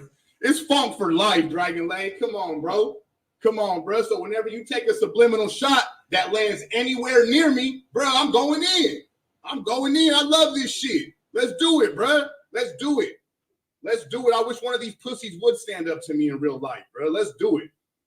Let's do it, bro. Let's do it. I'm in there. I'm in there, Coco. I'm in there, bro. Like I was at the Mikey Garcia fight. I'm in that bitch. I'm in that bitch. Motherfucker. Keep taking subliminal shots at me. There's a reason the motherfucker won't say my name, bro. There's a reason. There's a fucking reason. Yeah, all in this chat. D-Mello, all in this chat. Having motherfucking mad because you won't meet up with him in real life. The motherfucker been mad at Punch because the motherfucker wouldn't meet up with him in real life. They live in the same city. The motherfucker been mad at Punch for like 2 years over this shit. Talking shit about him behind his back. Be all in his chat. You fucking pussy bitch, bro. I swear to God. I swear to God. The motherfucker that I feel got me all wrapped up in all this three-way phone calls and all kinds of talking shit behind this dude that I never initiated, that I never fucking joined in. The motherfucker that did all that shit be in his chat sucking his dick. Swear to God on my kid's life. Swear to God on my son's life. The motherfucker that started all this three-way phone call shit be in his chat sucking his dick. Like, you faggot motherfucker. I get a text. Hey, bro, here, check this out. He's taking subliminal shots at you. Man, I don't even want to listen to this fucking clown-ass dude no more. You know what I mean? I don't want to hear this bullshit. Nah, bro, just listen. He's taking subliminal shots at you. All right, send me the timestamp. Go listen to what motherfuckers are telling me to go listen to. All I see is this motherfucker in the chat cheerleading. The same motherfucker who started all this bad mouthing the dude behind his back is now in his chat cheerleading again. Like, what the fuck? This is the motherfucker that got me involved on all this shit. And he's back in the dude's chat sucking his dick. Hey, bro, it's all good. I don't give a fuck, bro. Stay the fuck away from me, bro. It's all good, bro. Because, hey, if you're talking shit about that dude and fucking his dick in his chat, I can imagine what the fuck you say about me. I can imagine what you're saying about me. I don't give a fuck, though, bro. Just keep your ass away from me, bro. Just stay over there, bro. If you live in the same city as Punch and you're mad at him because he's never met up with you, stay the fuck away from me, bro. Stay the fuck away from me, bro. Because I'm a real one, bro. You want to meet up with me? You want to meet up? Well, meet up. Ask the homie right here. Ask him who's in the chat, bro, who I met up with. Who's in the chat I met up with? Who's in the chat I met up with? I met up with Coco the Don right here. No problem. What, you want to meet up? Let's meet up, bro. It's all love. There's homies in here I met up with, bro. I met up with my homie Sergio until he turned on me. I met up with Sergio with no problem until he turned on me. Witness the host. You know what I mean? I ain't out here hiding, bro. I don't be crying about none of this bullshit. That's some female. Hey, Ralphie, I swear to God, true story. I ain't lying. I don't lie about shit, Ralphie. I don't lie about shit, Ralphie. True story. True story, bro. I'm not lying about shit. Craig, baby. I'm like, why you care about this shit? Witness the host, had no problem. See me, came to show love. You know what I mean? Come on, bro. Come on, bro. You ain't gonna even live in my section. You ain't gonna live in California, and I'm not gonna meet up with you. But let alone my city. let alone my boy Milo Ryan from Sacramento, California. Anytime he wants to meet up, we can meet up with no problem. That's my boy. It's all love. You know what I mean? So if the motherfucker ain't meeting up with you and you live in the same city, I don't know, bro. You know what I mean? You tell me. You keep trying to meet up with him and you're in feelings and shit. You know what I mean? You keep going back. Well, hey, bro, he ain't fucking with you, bro. Get the fucking hint, bro. He ain't fucking with you. It's been 3 years he don't want to meet up with you. Get the fucking hint. Motherfucker. King Boo, what's up, bro? Kitchen Dude, what's going on, bro? LT in this motherfucker. Box on that thing. What's up, man? I seen you kicking it with Morrell. I see you, man. You lucky motherfucker, man. I seen you, bro. That shit was tight. What's up with my boy right here, though, man? I gotta send you that money on the Cash App. God, bro, my bad. 150 said LT is free smoke every day. Nah, bro, because I went back today and I listened to the original live stream where LT comes out here on here and he's calling this motherfucker out. And it ain't just people in the chat. It's me too, bro. I mean, I'm trying to tell him, hey, LT, chill. Don't, you know what I mean? No, I don't want to do that shit. I don't want to do that shit. It was all of us, bro. It wasn't just the motherfuckers in the chat. It was me too, bro. It was me too. And now today I feel played. I feel played, bro. Not only because I was trying to shut LT up, but because I got a fake ass text message in my phone, bro. When I show love and support, I reach out to show love and support. Like, hey, bro, I hope everything's all good. You know what I mean? We don't fuck with each other no more. But fuck all that. I hope everything's good. I get a long ass text message back. Come to find out it's fake. You know what I'm saying? Come on, bro. Come on. So that shit made me look bad 2 times. You sent me a fake text message. I'm out here repping the text message like, nah, it's real. And then I'm shutting LT up. You know what I mean? Come on. I don't shut nobody up on my panel. I let everybody say anything that they want to fucking say. I don't shut nobody up. You go back to my live stream the other night, and I'm shutting up LT. That shit ain't right, bro. That shit ain't right. I feel played. Bro. I feel played. I'm shutting up a dude that's been rocking with me for hella long. I'm sitting here shutting him up, not letting him get his words out, and the whole time he was right. I feel played, bro. I feel played. And then come to find out today, the motherfucker's taking subliminal shots at me. Fuck that shit, bro. I'm gonna sit here and just not say a word because this motherfucker want to make up a fake lie. Fuck it. Hey, look, y'all want to believe that in that community? Hey, go believe that shit. Bro, we don't believe that shit over here. It's fake, it's fugazi, and I don't give a fuck. I'm not trying to blow up on YouTube.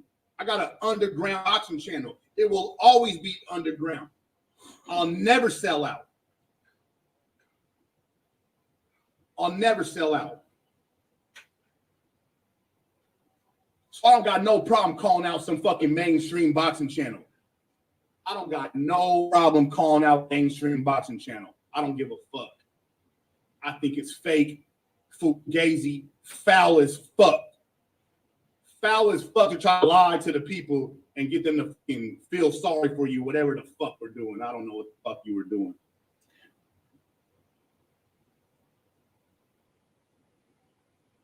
I know, yeah. Look, and and I was on here defending that shit. I was on here telling them, hey, nah, don't do that. Don't do that. I was on here shutting them up, defending that shit. Underground boxing, that's what it is, bro. It'll always be that. It will never be more than that. So if motherfuckers want to go try to be mainstream, sell their fucking soul on the way to become mainstream, go ahead. Go ahead, bro. Go ahead. I ain't following you down that path. I don't even want to go down that path with you. So don't ever try to use the word jealous. Don't ever try to use that fucking word, bro. Don't ever try to use them words. You want someone to follow you down that fucking path to a mainstream YouTuber? Take Rap Star with you. Take your dick sucking cheerleader with you. This is an underground boxing channel, and we call fake fugazi motherfuckers like Punch Drunk Boxing. We call them pussies out. That's what we do on these underground boxing channels. Should have never took no subliminal shots at me, bro. Stop doing that shit. I told you on the phone, stop doing that shit. I told you stop doing that shit. You can't help it, though. That's the bitch in you. You can't help it, bro. You can't help but take subliminal shots, bro. That's that bitch shit, that hoe shit that I like to call it. That's that hoe shit. You can't help yourself. I told you on the phone, look, bro, don't take no subliminal shots at me. I told you that shit. But you can't help yourself, bro. You got a lot of bitch in your blood, homie. You got a lot of bitch in your blood, bro. Every time you try to take a subliminal shot at me, I come right back at you and say your fucking name.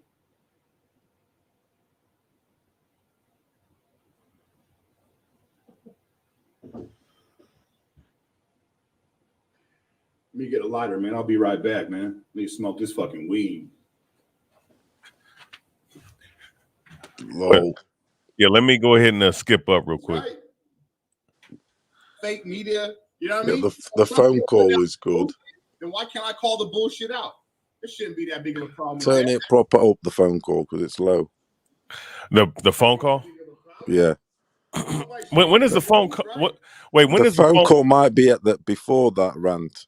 It's either before or after, but just keep playing it how you was, bro. That shit was cool. I mean, do what you got to do though.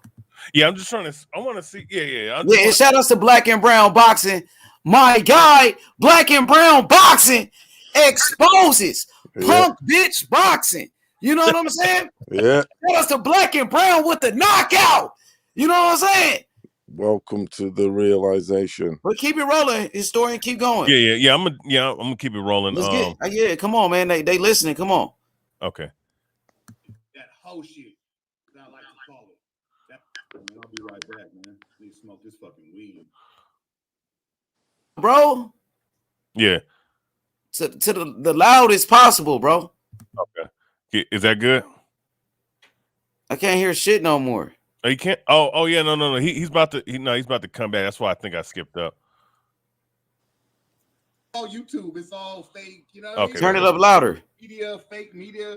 You know what I mean? So if somebody's putting out some bullshit, then why can't I call the bullshit out? Louder though. Big of a Is problem. that good? You got to make it louder. Is that good? It shouldn't be that big of a problem. Yeah, because this is as loud as I can go. Right. All right. Nobody should be in their feelings. Everybody should be all good with that. Let's all play the game, right? I'm just playing the game. I'm just playing my position, bro. That's it, man. That's it, man. I'm just playing my position, bro. That's it. You motherfuckers want to make up fake fugazi stories, and you ain't gonna prove it. You ain't gonna make it right. When the community is questioning you, you relied on the community when you needed the community, bro. You relied on the community. Now that same community is questioning you. Why can't you answer the questions, bro? Why can't you answer the questions? Slugger Sam, what's up, bro? I appreciate that. We team Black and Brown over here. That's right, Slugger. You're number one. You are for sure team Black and Brown, bro. For sure, team Black and Brown.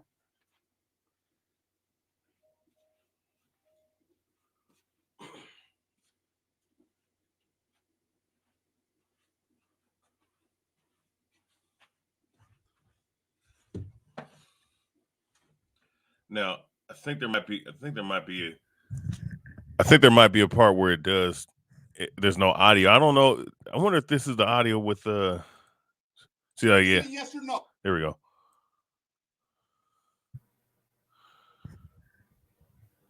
Wait for it.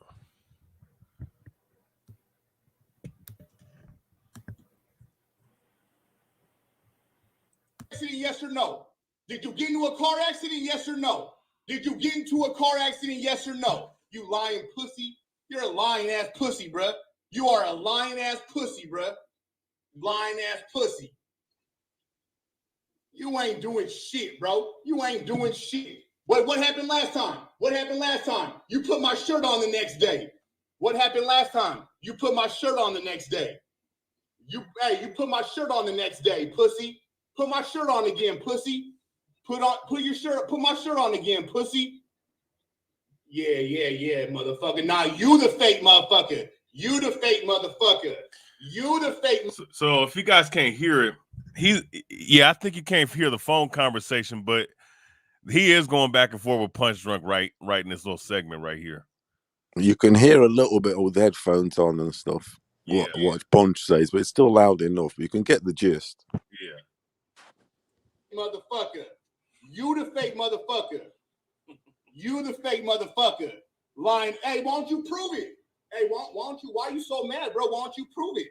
Hey, bro, why you so mad? Why don't you prove it? Why don't you prove it? Why don't you prove it? You buy yourself a plane ticket to Sacramento, you dumb bitch.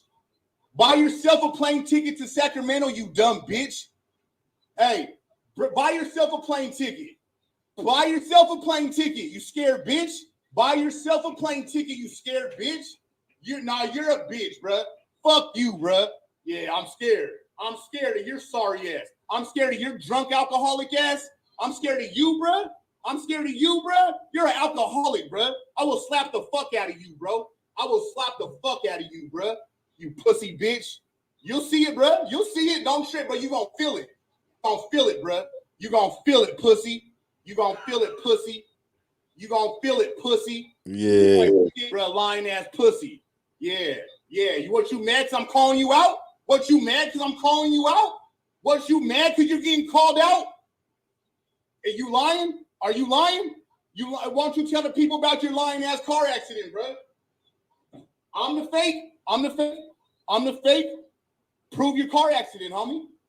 Prove your car accident, homie. Prove your car accident, homie. Prove your car accident, homie. Prove your car accident, homie. Ain't no bitch in my blood, bro. Ain't no bitch in my blood. I'm ready, bro. I stay ready. You ain't gonna do shit. You ain't gonna do shit. You ain't gonna do shit. You ain't did shit yet. You ain't did shit yet. You ain't did shit to nobody. You better keep hitting that bag, bro. Don't hit back. Keep hitting that bag that don't hit back, pussy. Keep hitting that bag that don't hit back. You don't want it with me, bro. You're a fake, bro. You don't want it with me, bro. You're a fake YouTuber. You don't want it with me, bro. You're a fake YouTuber. You don't want it with me, bro. You're a fake YouTuber. You don't want it with me. You're a fake YouTuber. You old pussy. You don't want it with me. You're a fake YouTuber. You're a fake YouTuber. You don't want it with me.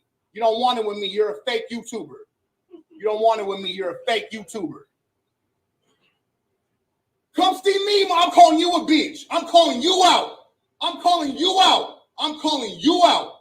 I'm calling you a bitch. I'm calling you a bitch. Hey, I'm calling you a bitch. Why don't you come see me? Why don't you come see me? I'm calling you a bitch. Motherfucker.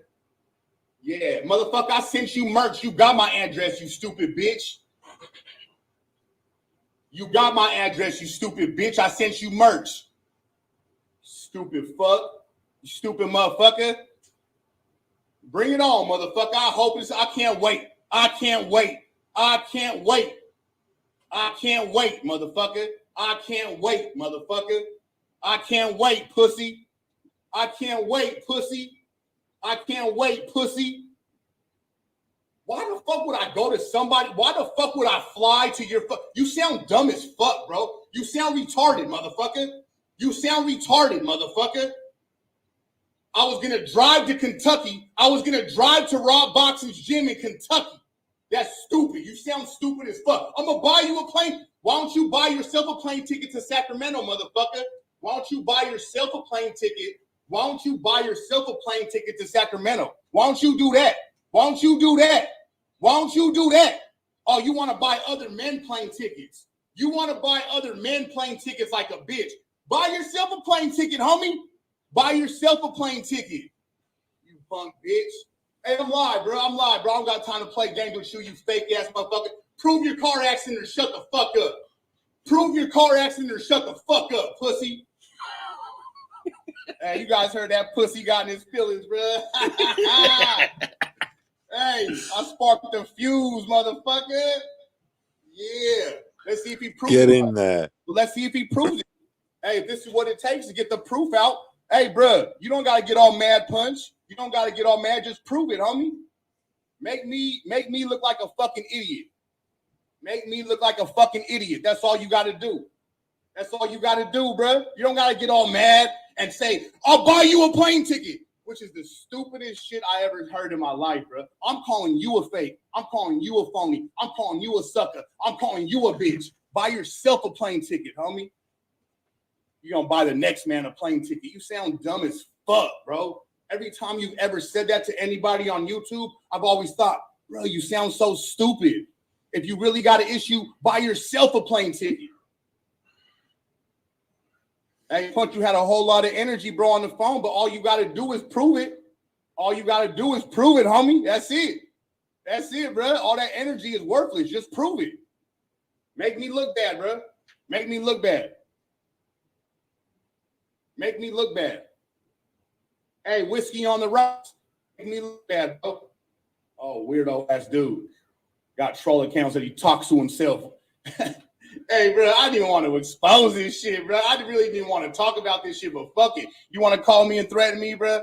This motherfucker got a troll account that he talks to himself. You go look on this weirdo ass channel. Whiskey on the Rocks is this dude. He talks to himself like a fucking weirdo. YouTube cat, bro. YouTube cat got threats for me, bro. That's crazy. That's crazy, bro. I wish you would, homie. I wish you would, bro. ¿Qué onda, carnal? What's up, LT?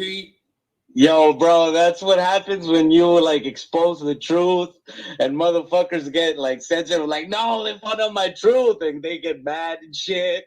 Like they start he didn't have a problem. Hey, he didn't have a problem when you did it. When you were doing it, he didn't have a problem. But when I start doing it, that he got in his feelings. When I start, hey, all you gotta do is prove it. All you gotta do is go on your fans only. Go on your fans only, right? And prove that shit. Bro, you know, in your car, bro. Want to get hella mad at me and shit. And want to get hella mad at me and threaten me and shit. Why don't you just prove it, homie? He'll all bro, he won't do shit, bro. He won't do shit. Bro, I remember I was at Major Key's channel, bro, and Punch drunk, I'll buy you a plane ticket. And I told him, no, motherfucker, you buy, like just like you said, bro, no, motherfucker, you buy yourself a plane ticket and come here to fucking Brownsville, Texas, motherfucker. I give you a week, or you're a punk bitch.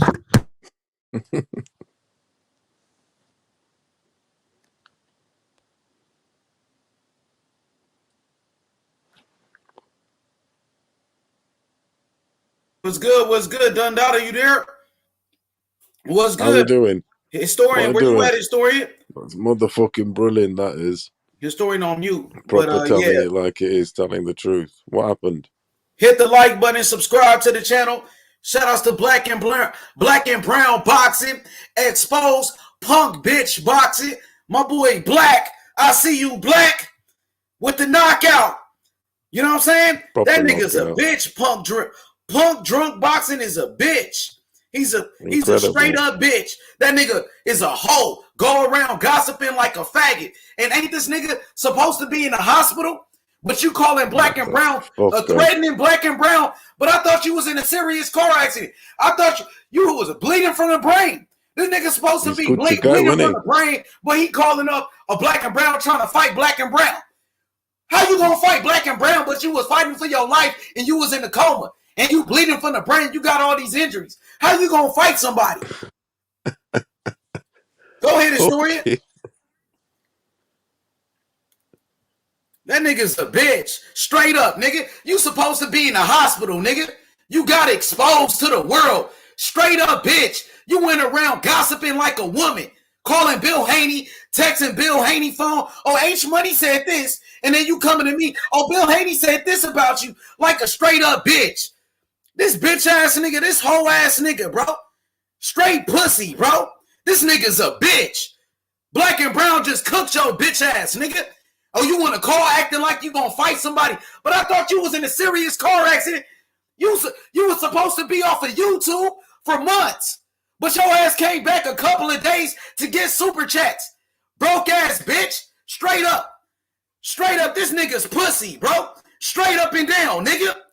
You got exposed, nigga. You faked the car accident, nigga. You faked your death, acting like you was dying. Nigga, you said you was bleeding from the brain. Where your scars at? Where is the cut at? Where is the scratches? Where the marks at, nigga? If you bleeding from the brain and shit, you going into a coma, explain that shit, nigga. Straight up, bitch. Gossiping like a bitch. Running your mouth like a woman, nigga. Texting Bill Haney phone. H Money said this. Then you coming to me. Oh, Bill Haney said this about you. Like a straight pussy. Like a bitch. That's why Tiafimo ain't fucking with you no more, nigga. Pussy ass nigga. Straight up, nigga. That nigga's pussy. That nigga's a pussy. He's a straight up bitch. Black and Brown got on your ass, nigga. He got on your ass. You's a straight bitch. Straight up, nigga. Dick riding, fanboy ass, pussy ass nigga, bro. Over here faking your death for some fucking, for some money? You want some clout. You want to be famous, so you gonna act like you dying and shit. Nigga, I know real people that died from car accidents. You wasn't in no serious car accident. You wasn't bleeding from your brain. You wasn't fighting for your life. You a pussy and you got exposed, nigga. You got exposed, nigga. Straight up. A fraud, a phony, and a fake. What up, Rakesh? I got you, Rakesh. What's good? H money. Yeah. Let's cook this brother. Rakesh, how we doing? This. Yeah, Paulo. Salute, What Paulo. the motherfuck's Salute, happening? everybody. What the Yo, fuck is Punch is going a on? fucking lying ass motherfucker, man. I will In the headbutt name him if of I God. see him. Yeah, in the name of God, I will see him. God this, God that. You see how we can go? God this and God. He putting God into his business and he's lying on God. Jesus. Rakesh, let Rakesh cook. Go ahead, Rakesh. Yeah, man, he's going to get cooked, man. I got real steppers from Chicago. PA10 is gonna cook him, and when he sees him in the street, he's gonna fucking kill him, yo. You want to, you want to start that shit, man? You want to fucking lie on the people for the fucking donations, motherfucker? Yeah, we'll see about that. Trust me. If I go to New York and I run into Punch Dunk, I'll headbutt him on his fucking face, straight up and down. That's what's gonna happen. He's gonna see a lot of stars. Now he's really gonna go to the hospital when he runs into me. He's really gonna need hospital help. That's what I have to say about that. Salute BA10. Yeah. Danny, come here. Come cook this guy, man. Yes, BA10.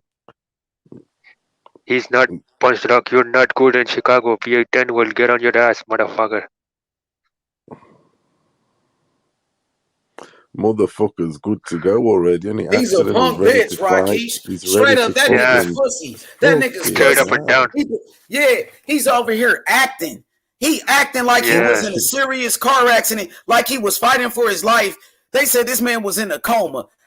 How you trying to fight somebody calling black and brown like you want to fight? I thought you was in a coma, pussy ass nigga. That got exposed. So prove it. Prove that you were in ICU. Prove to the people that you really was in ICU, pussy. No proof.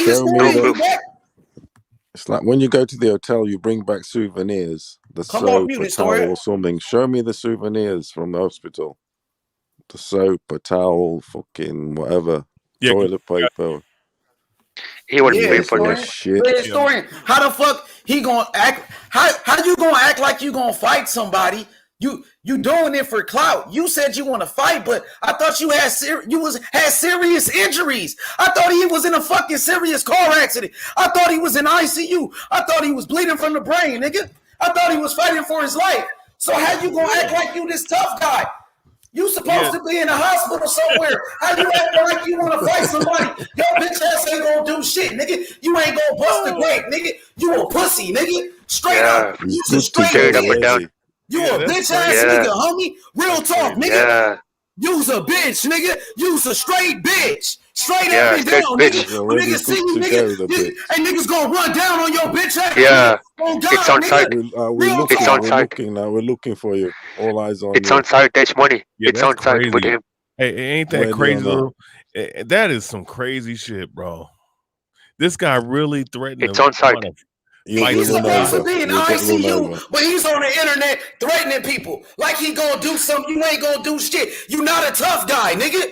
You try to play victim. That's what you try to do. In the bag, bro. You's a pussy, nigga. You's a pussy, nigga. With that whole ass nose ring, bitch ass nigga. You ain't too hot, nigga. You pussy, nigga. You fool down here, nigga. Fake it. What type of nigga fake a car accident and act like he was dying? Act like he was dying, bitch ass nigga. You don't even have a mark. You don't even have a scratch on you. You got exposed, pussy.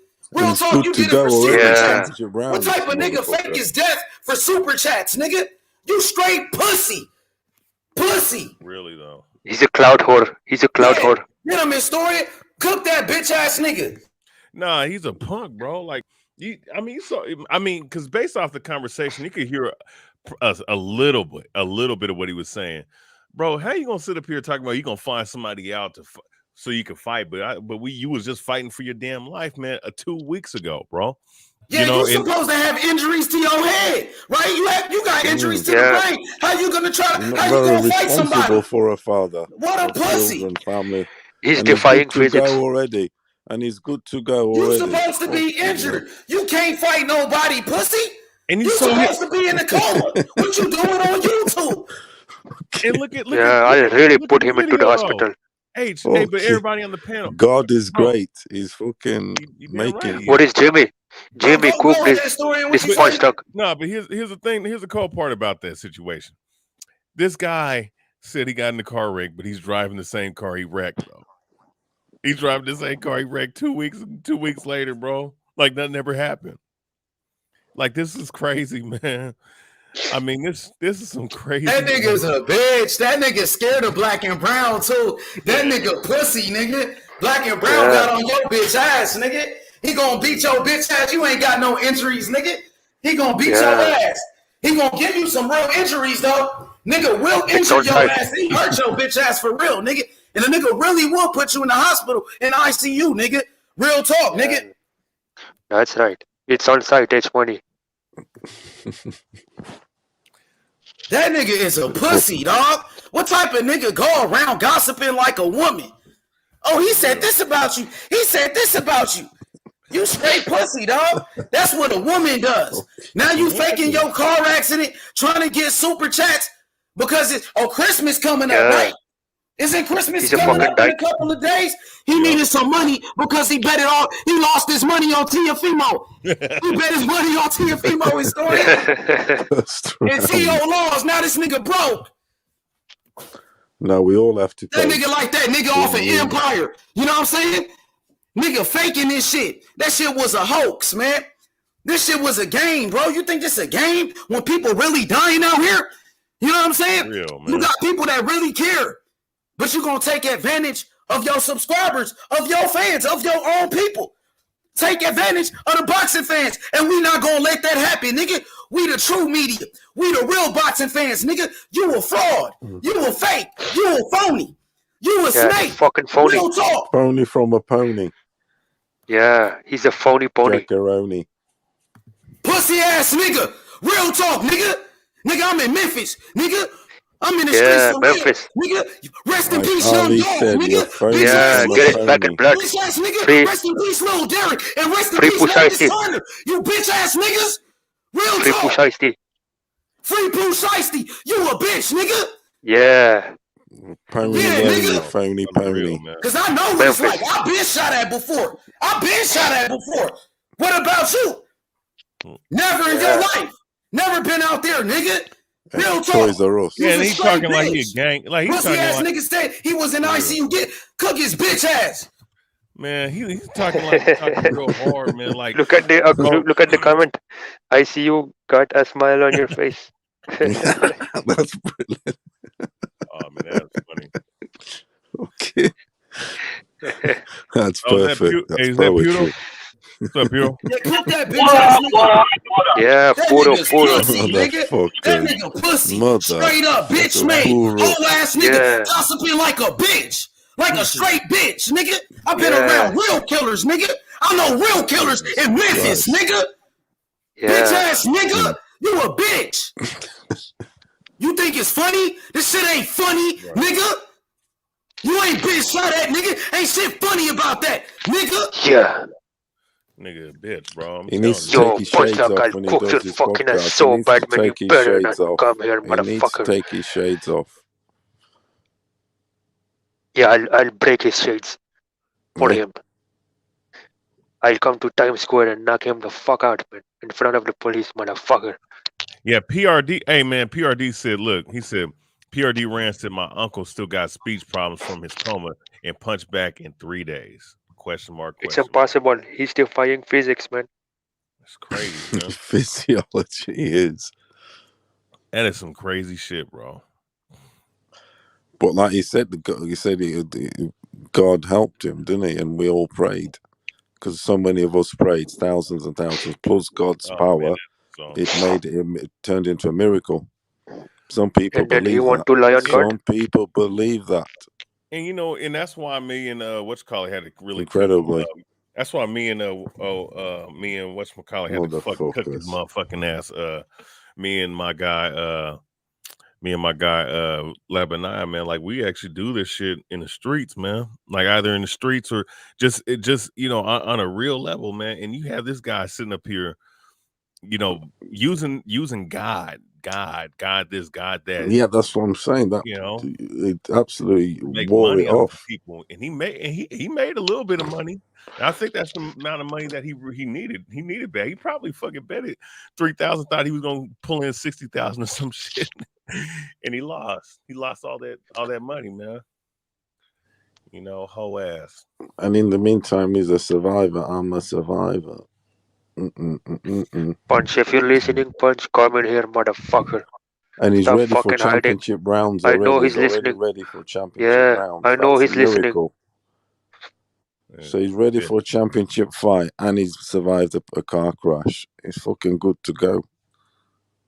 But he won't survive all this in the shooting, man. space of 2 weeks. Black and Brown exposed that. It's a miracle. It's a fucking miracle.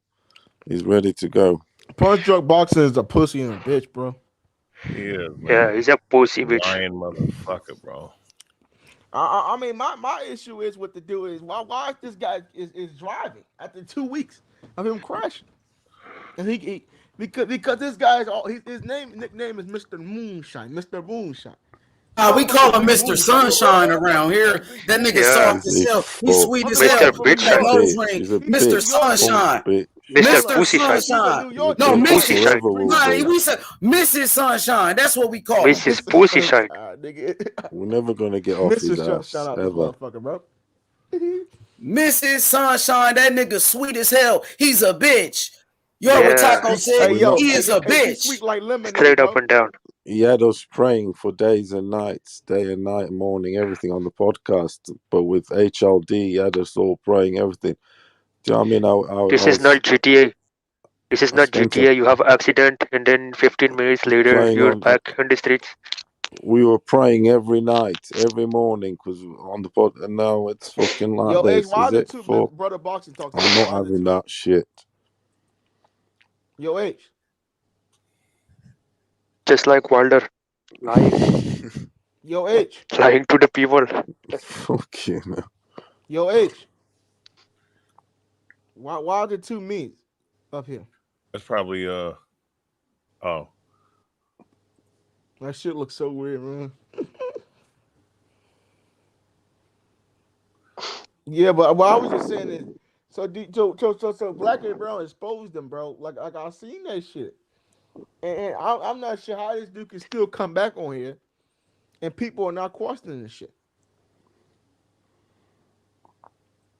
I just don't get that, man. How this guy gets to come right back on this motherfucker? He was probably drunk when he said that. What? He was probably drunk when he said that. No, because he got $3,000 in super chats, man. I will take it from him when I see him. I will go in his pockets. This is the money of the people. It's not even. Yo, hey, hold on, bro. Hey, Hawker Mustang said 15 years ago, my mom got knocked out in a car wreck and she was dazed for more than a week. Yeah, this guy came back in a couple of days and he said that he was in a coma. He was bleeding from the brain. He was fighting for his life and he had a loss of memory. But he don't have a scratch on him. He don't even have a fucking mark on him. He looked exactly the same. So that shit was a lie. He did it for money. He did it for clout. And he did it for super chats. For you, bro. Do you think these guys? Okay, he did it because Tio lost. Teofimo Lopez lost the fight, and now this nigga out here faking his death and shit. Because Tio lost the fight. You's a bitch, nigga. Get off Tio dick. Tio don't even like you. Tio don't even like you, nigga. You lied to Teofimo. Teofimo don't even fuck with you no more. Go ahead, brother. Boxing. Roast this bitch. No, we got Taco. Taco cook this bitch ass Yeah, nigga. taco. Cook it. Nice Taco cook. saucy. Hold up. Nice and This saucy. old hoe ass nigga, bro, up here. I know this old hoe ass nigga ain't up Taco in the cake. chat, nigga. Bro, with your old fake ass nigga. Bro, get your bitch ass up in here, nigga, and tell us what happened, nigga. Matter of fact, since EJ had the nigga show his doctor's note, nigga, where your doctors know that, nigga? Nigga, we need to see some facts, nigga, something, bro. Nigga, bro, you can't be you lying out here to the people trying to get money and shit. You a hoe ass nigga, bro. Nigga, don't bring your bitch ass up on here, nigga. Bitches is not allowed in this motherfucker, bro. We don't gotta lie just because, nigga, our fighter lost, nigga. We take our losses on the chin, nigga, and we move on, nigga. We real boxing fans, nigga. We ain't no motherfucking fans of boxers, bro. Nigga go up here, nigga gotta fake a car crash because T.O. lost, because, nigga, he don't want to receive the feedback from the people, nigga. Nigga, stop running from the people with your old hoe ass, nigga. You know what I mean? Coming up on here without a scratch and shit. Nigga, ain't nothing happened to you. Like you said, nigga, you don't even got a scratch on your pinky, nigga.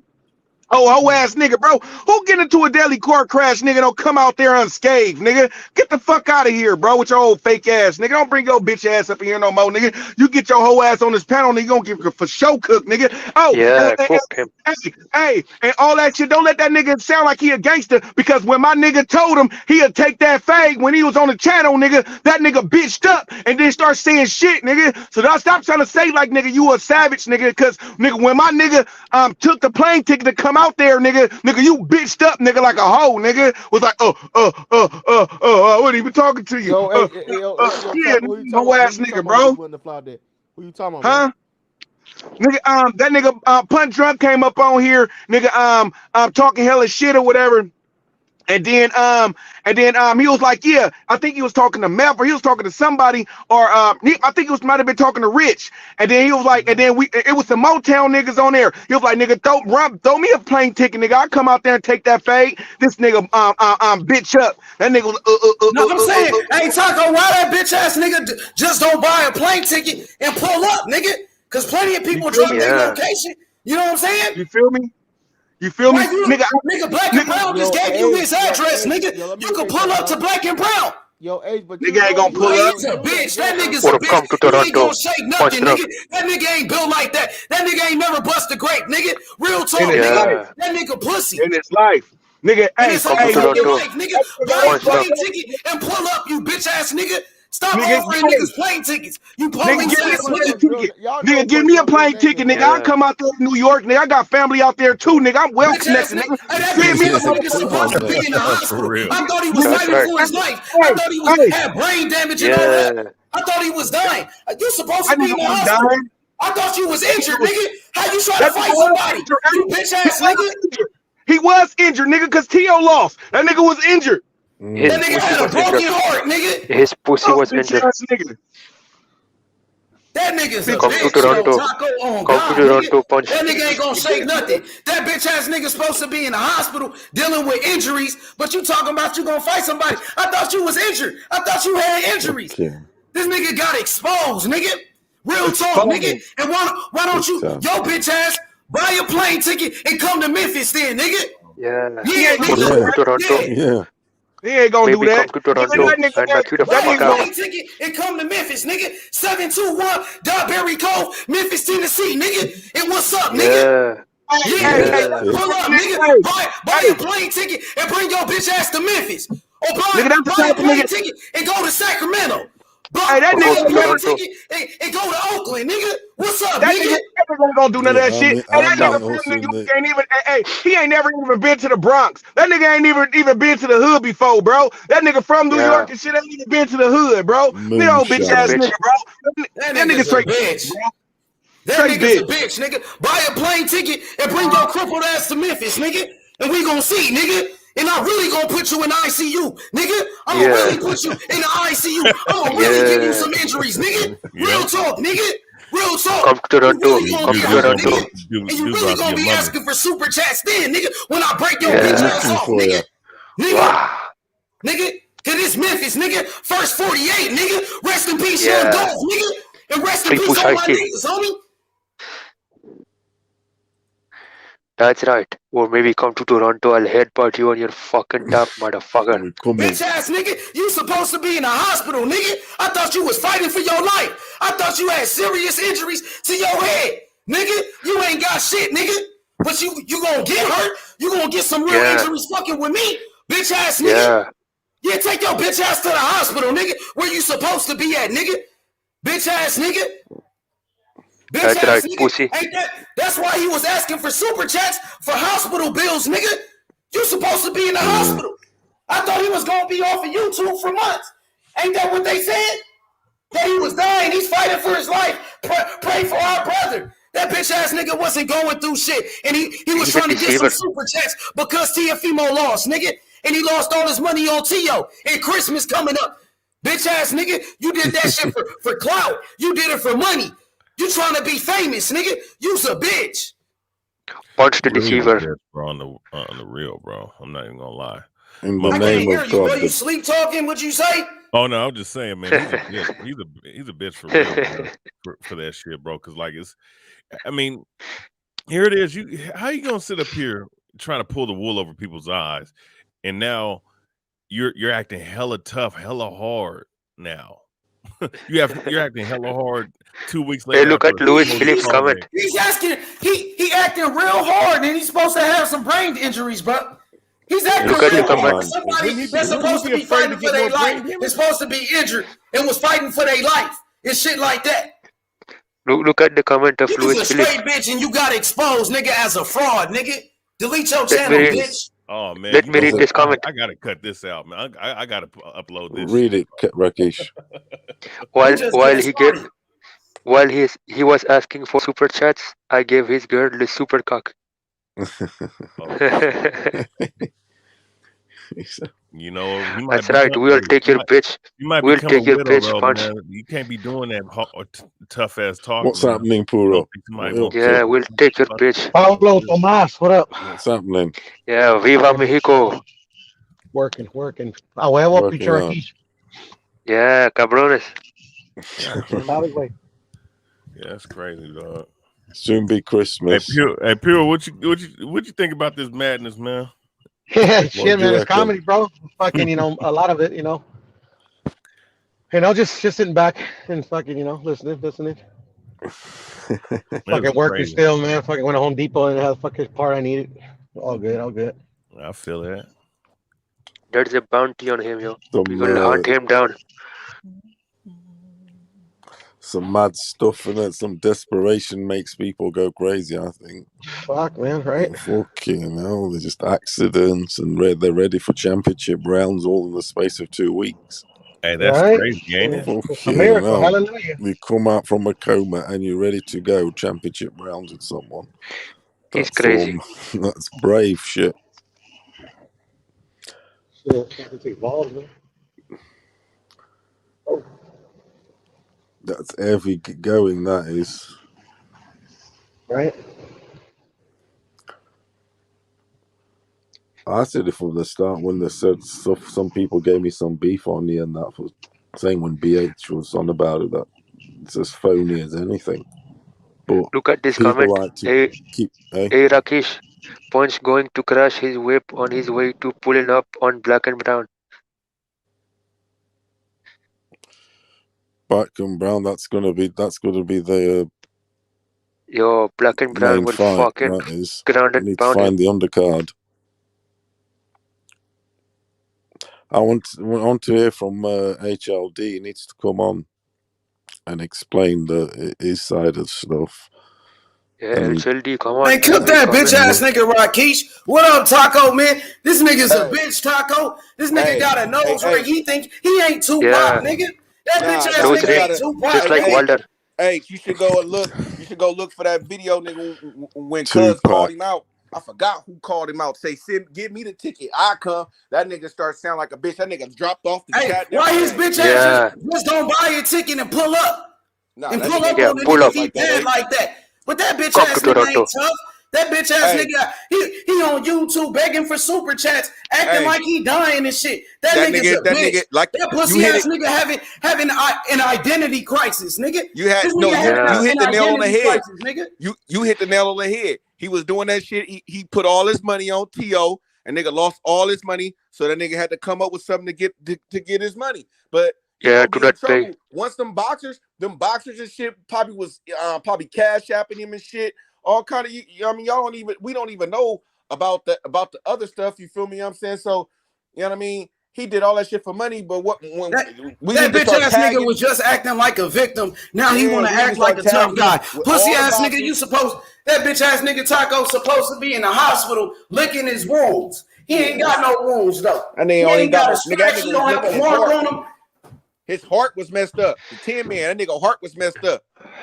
Yes, BA10. I'm going to find his That nigga location feelings just was like I hurt found because the T.O. location of lost. Slugger. That nigga start crying like a bitch when T.O. lost, nigga. Nigga, That's that know what happened, nigga. he lost that money. He lost that bet. And I fuck with T.O. T.O. lost, nigga. He come back. Nigga, that's that. You know what I'm saying? But you acting like a whole bitch about it. Acting like you dying and shit. Nigga, you pussy. Nigga, take your loss like a man, nigga. That nigga had hella YouTubers selling wishing him well, bro. He should be disappointed in himself, bro. He had hella He's a finisher. Nigga, hella a whole big YouTubers, nigga, that got a lot of subscribers and shit, bro. Nigga, wishing him well and shit like that, bro. Like that nigga should be ashamed of himself for that shit. Yeah, he got exposed forever. He exposed for life now. For life. And you know what's cold? You know what's cold about it though, right? Is that Punch, this guy did have a lot of boxers actually wish him well and whatnot. And like there's probably that 3,000 probably more than what we know. He might have got hit up by one of these guys on the low, you know what I'm saying? So he pulled a major hustle on guys, bro. That's He was trying to see how much money. He was trying to see how much money he would get, bro. Swear to God, bro. Nigga, we used to do females like that back in the day. Like shit, hey man, call this girl, tell her I'm locked up. Nigga, what? You feel me? Come on, bro. Nigga been doing shit like that, bro. That nigga did that shit for the money, bro. That nigga ain't stupid, bro. Nigga from the hood, bro. Nigga been getting over like that, bro. Nigga, that shit ain't what he did ain't new. You know what I'm saying? That nigga's just a bitch ass nigga, bro, for that shit though. You know what I mean? You know what I mean? You bringing people up in here. You know what I mean? That's really trying to, look, we was up in here trying to look out for the nigga. I think Meth was like, fuck him and shit. You feel me? We should have been on Meth. Meth already knew we should have been on Meth. You know what I mean? Got to give Meth his props. Meth was like, fuck that nigga. That nigga, you feel me? He was the only one. Our niggas was like, come on, Meth. You feel me? Oh, really? Meth called it out? Yeah, Meth called it out the first day. I remember the first day nigga was like something happened to Punch. Meth was like, man, fuck that nigga. I don't fuck with that nigga. Yo, BA10, I might come to Chicago in May. A story of boxing. I never heard of that channel. Oh, now they gonna make up channels. Hey, Punch gotta get a new channel. That nigga gonna have to get a facelift or something with all that money he got, because niggas gonna know who he is. He ain't gonna be able to change that shit, bro. Only nigga that's gonna want to fuck with him is old lying ass motherfuckers, bro. Ain't no real motherfuckers gonna want to come and fuck with him, bro. Oh real man, shit. hey, look at Rob Box. Hey, wait a second. Let me send this. Let me send this, man. This dude Rob Boxing Talk. This is the guys that he's rolling with right now. Yeah, fuck Punch. Oh man. Hey, and I wish he would bring his whole ass up in here too. Nigga, don't sit up in the chat, nigga. Nigga on Twitter fingers. Nigga, it's easy to be hard up on the internet. Come on, bro. Hey, niggas be thinking they be slick, bro. I know he's nigga, listening. Easy to be I know hard he's on the listening. internet. Come on, man. Yeah, it's easy to talk that shit on the phone, bro. Like, nigga. Bitch ass, man. Okay. He can't even come on as a man and clear his name. Nigga, y'all already know. Niggas is on here chopping me up. Nigga, I'm coming on this motherfucker immediately, nigga. Like, you feel me? Yeah, immediately. What a real man would do. Like, you feel me? Hold on. Got me fucked up. You feel me? What y'all gonna do to me? It ain't like but not only that though. Ain't like we know where he stay at. What we gonna do? That nigga Taco, come up here, say what he needs to say. I think HLD should come on the show because he was representing. Man, HLD ain't coming back. Them niggas ain't coming back. And I'm not even trying to be funny because he did come and represent and he kept us up to date. T.O. lost, them niggas I ain't just been want trying to to see come back, how bro. he feels about the Fuck them matter. niggas, bro. Them niggas is just we on all here pray to together. promote T.O., bro. They was trying to use H money to promote We T.O., all bro. That's prayed what it together, was, bro. Taco. We'll start HL. We've all prayed together about 4 nights, about PRD. few nights in a row. HLD. Yeah, ever since my nigga H Money ain't talking about He's a race nigga, baiter. them niggas ain't been around. Them niggas ain't representative been of him. around in a while, nigga. You feel me? Look at Them niggas PRD probably come comment. around once in a while, What the but the fuck? niggas don't come around like that, He's bro. a race He baiter. was representing him on here, keeping us up to date. All that capping they was doing. I need to be All that capping. That's what they ass get. updated. Little kid got his ass whooped. Yeah, I need fuck TY updating too. because I Fuck you, prayed TY. about 4 times Hey man, look at Raw in the Boxing name of TV, God. man. In this dude, man, Maestro's classic beard butter.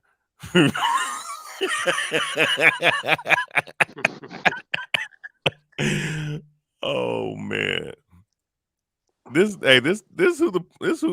hanging around with Punch, man. Let me post this in the Yeah, private. he's a dyke. He's a fucking dyke. Man, them weirdos. That's why he got punch drunk. A nigga weirdo ass nigga punch drunk. Oh my, hey man, Nigga, this he dude look didn't take a effeminate punch. as That nigga hell, just dog. drunk.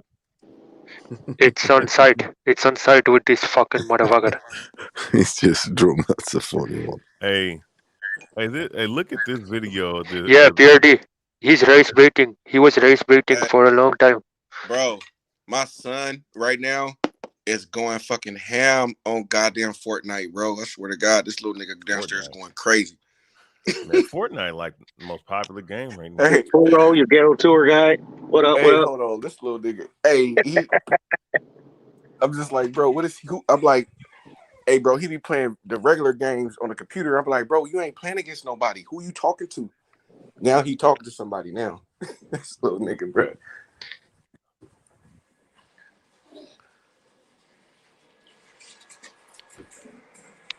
We're rolling through Bompton right now. Yeah. Salute Taco Jr., man. He's the man, yo.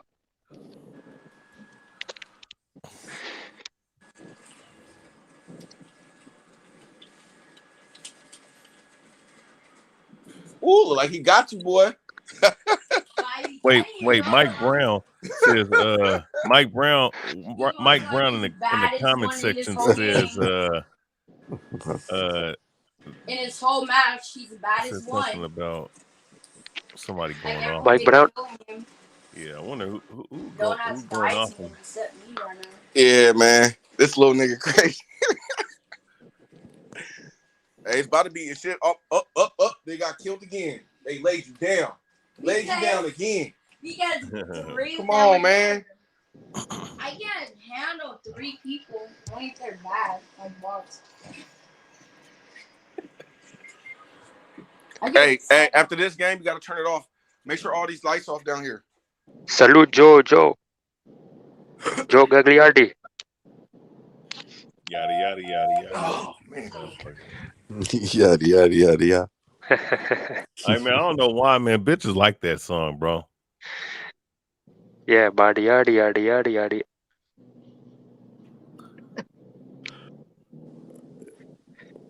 It has an effect on their hips. Yes, whatever to make them twerk. It's okay. Yeah, it's the yada. Wilder likes they it be also. shaking their ass and shit, man. Don't you, shout out to Rakesh? Meg Thee Wilder Stallion. likes the yada. Yeah, he's a female virgin, man. Yeah, he likes to the shake his ass. Yeah, he does the split underground and everything, man.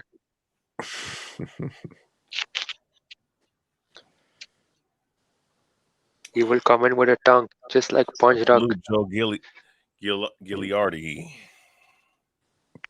Yada. Hey, man, you gotta see that video in the private chat, though, man. What is it? It's effeminate looking motherfucker, man. Raw boxing talk. Punch, if you're listening, get on, motherfucker. I'll cook you so bad, man. Hey, Khalid. Salute, Khalid. Assalamu alaikum. Hey, a little bit. Hey, I just want to say something a little bit off. I just want to say something a little bit off of boxing. Hey, man, I started watching that. I always be in my history. I started watching that Malcolm X documentary on Netflix about the whole get up. That shit crazy, bro. How they did Malcolm, bro. I did him fucked up, bro. How the media, how they used the media and all that shit, bro. How the cops use the media. How they was illegally tapping him, had nigga agents working for him, nigga. When he got shot, they had 9 agents in the thing. I'm like, damn, bro, you fucking kidding me, bro? That shit crazy. Actually, it was a cop that tried to give him mouth to mouth, bro. He was an agent. That shit was crazy, bro. I was like, damn, bro. Yes, salute to Malcolm X. Even if he would have made it from there, bro, they was gonna kill that nigga for sure, bro. Like, yeah, they were gonna kill him for man. Yeah, bro, they don't teach the kids about Malcolm X in school. Hell no. They skip right over him. They don't teach anything about him. Hey, and the people who they wrongfully convicted, bro, they tried to fill out a thing to get that shit took off. They still they wouldn't even fuck with him, even with the FBI files and shit. And the dude confessed saying that it wasn't them. And the FBI and the police know it and all that shit, bro. They still won't overturn that shit. I was like, damn, that's fucked up. Yeah. Yeah, they got him good, man. They got him good, man. And it was a fucked up situation, with Malcolm and who was it? Elijah Muhammad. Yeah, it was a lot. Yeah, it was definitely the Muslims, man. Because the Muslim, nah, bro, they set it up. If you didn't go, you got to go watch that documentary. The police knew they set that shit up like that. Like, so they was putting shit in the media to make it seem like they had a rift between each other, but they really didn't. You feel me? But the media kept on pumping shit out, kept on pumping that shit out. You feel me? Yeah. So all they could do was believe the shit. Like, it's hella deep, bro. I was like, damn, bro. They systematically this nigga just fuck them, bro. Like, that shit crazy. Yo, Ben, what up, Ben? I'm rolling up right now. What's good, man? Shalom to Don King, the whole panel. You know what I'm saying? I'm very impressed with the energy I'm hearing up towards Punch. You feel what I'm saying? But y'all can't get HLD no pass, though, bro. He had y'all coming on here talk about praying for that motherfucker. So when HLD pull up, y'all pray for him too. How about that? Y'all get his ass that business too. Don't leave HLD excluded. They don't come around after T.O. lost, bro. Man, he had y'all doing the kumbaya, fuck what Ben Israel was saying, kick Ben Israel. I told y'all the motherfucker it was a hoax when he was talking that shit with T.O. and Devin Haney. He tap dancing around undisputed, and this motherfucker don't want to hear the real deal. But you know what it is, though? He up there in Harlem. He ain't in no serious car accident. People that know that shit up there, they know the shit bamboozle. That shit he talking about, like he was dying. You know what I'm saying? He was in, critical condition. He was in ICU. He was bleeding from the brain and all of that. He was dying. That wasn't true. He was. Did you see the ass whooping Camposa put on T.O.? I'm talking about this car accident where the nigga said he was dying. He was in a coma. Yes, I understand what you're saying. That shit was a lie. Personal. He took it personal. He took that ass whooping like he was in a car accident. Camposa, that's why he made it up, because T.O. lost. That's what it was, though. But y'all better keep. So because T.O. lost, that's why he made up all of this shit with this car accident. That's what you telling me? When he had that kumbaya running around here talking about pray for this man, when HLD pull his ass up, I want y'all to run the same kumbaya on his. He don't come around. I'm telling you, the nigga don't come since T.O. lost. I don't see these niggas. Yeah, bro. They was trying to use my nigga H channel to promote T.O. Now T.O. got his ass whooped, bro. The niggas don't come around. That's all the niggas they're hoes like that. Niggas wasn't trying to fuck with H. Them niggas was just trying to use H for his channel, bro. And they was trying to turn, me and Bill Haney against each other. That's what Punch was doing. Oh, Bill Haney said this about you, H Money, and then he went to Bill Haney. Oh, H Money said this. You know what I mean? Like a woman gossiping and shit, like a girl. That's what bitches do. That nigga act like a bitch. That's what it is, man. That nigga is a bitch. Real talk, faking this shit. Cause T.O. lost? Nigga, take your loss like a man, nigga. What the fuck? Hey, fighters been taking losses. Muhammad Ali took a loss, nigga. It ain't the end of the world, my nigga. That's what it is, nigga. Cause T.O. lost. Okay. You know what I'm saying? Hey, pray for Punch. Pray for Punch and T.O. Pray for Tio and Punch. Get the fuck out of here, man. You clout chasing ass pussy, bro. So Ben, you don't believe in none of that shit. Man, listen, man. When he came and I told you the first I'm talking about what about the he was in ICU. He was in the coma. He bleeding for the brain. Listen, Lennox Avenue, if y'all been in Harlem.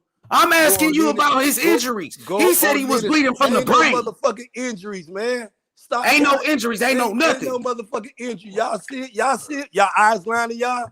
So your eyes lying. Fuck what being Israel saying. Look at what your eyes telling you. Do you see any motherfucking brain damage?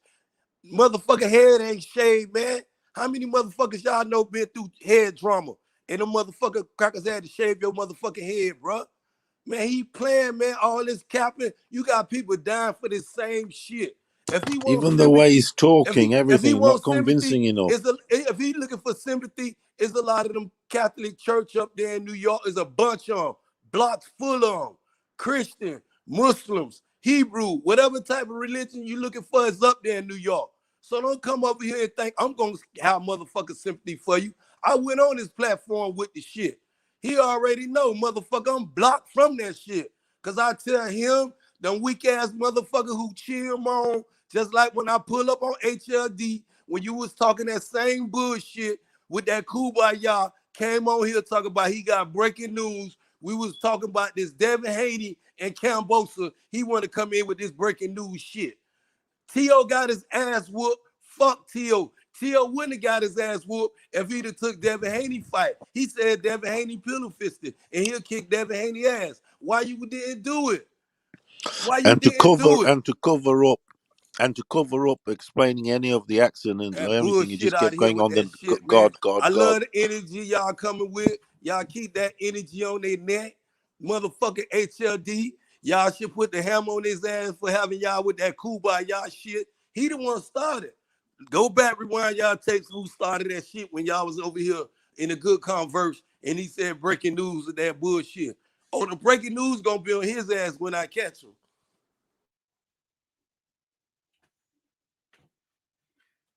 Yo, what's good, historian? You back, bro? So Ben said, this nigga's a lying piece of shit. That's what Ben just said. I agree with Ben. I think I agree with Ben 100% right there.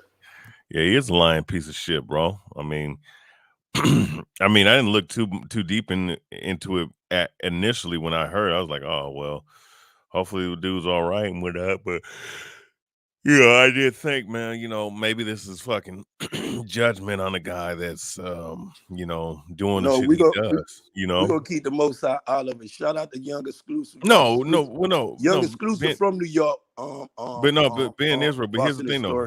You gotta plug into them dudes Ben Israel, hear me out. Hear me out. Hear me out though. Ben Israel, listen though. That dude was using, God this, God that as a way to make the money. Man, he a devil, man. Devils do that. I know. That's the reason why I'm saying. No. But here's the thing, though. That's why it's like, man, that's probably was judgment. But I hope he's okay. But come to find out, this motherfucker was a damn scam artist, bro. Con man, bro. Dude's a bitch ass nigga for that shit, bro. Like, and then now, this is why I gotta use this fucking part of the video, man, or this video right here, man, because this dude is driving the car. And you still have people out here defending this motherfucker right now, nigga. Get that video out. Get the video on.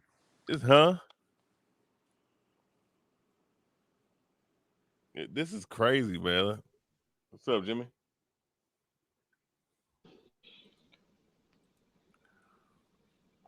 What up, Jimmy? Yes, bro. You good? Fucking nice madness, isn't it? What you're saying, man? It's crazy. This shit, man. He's out here trying to fight people, showing his car that doesn't even have a scratch on it. I mean,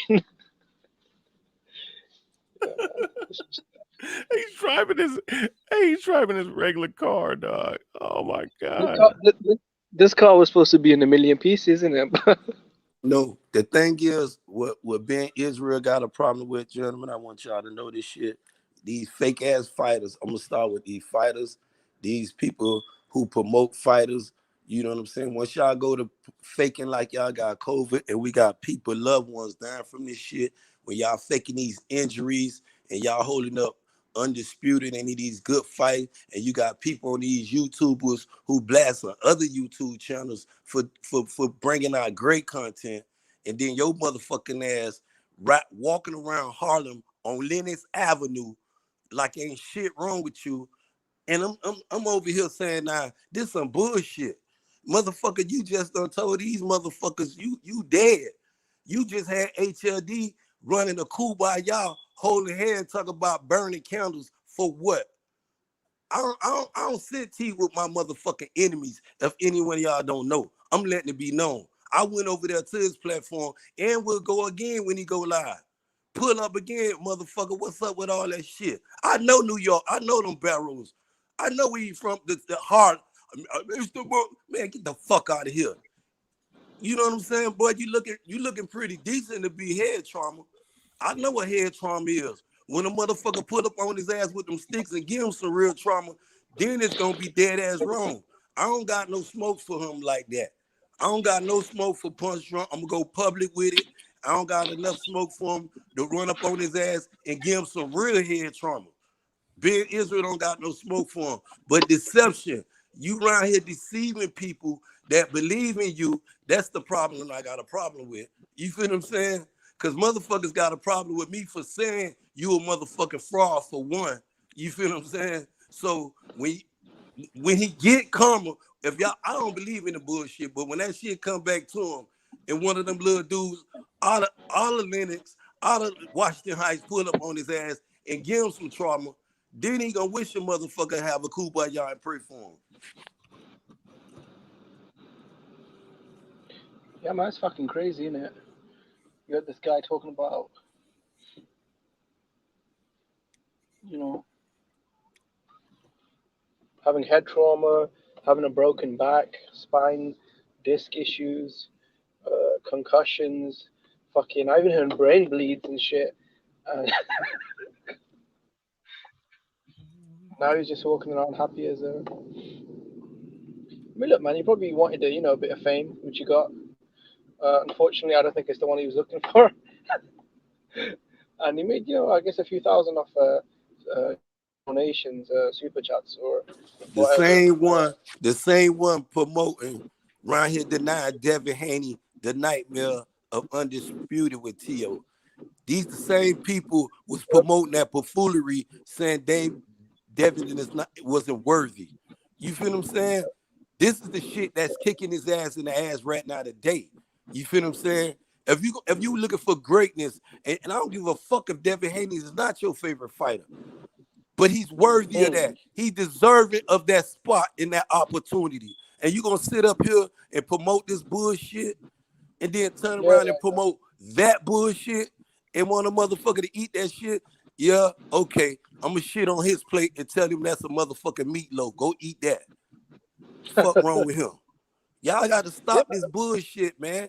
Devin Haney been reigning as y'all WBC lightweight champion for many years, and it's time for George Cambosa, buckle your ass up. We'll go to Australia and fight your dog ass. We'll fight you in the backyard of motherfucking Eddie Hearn, motherfucking Matchroom shit that he been hosting over there in the UK. We'll fight his ass in China.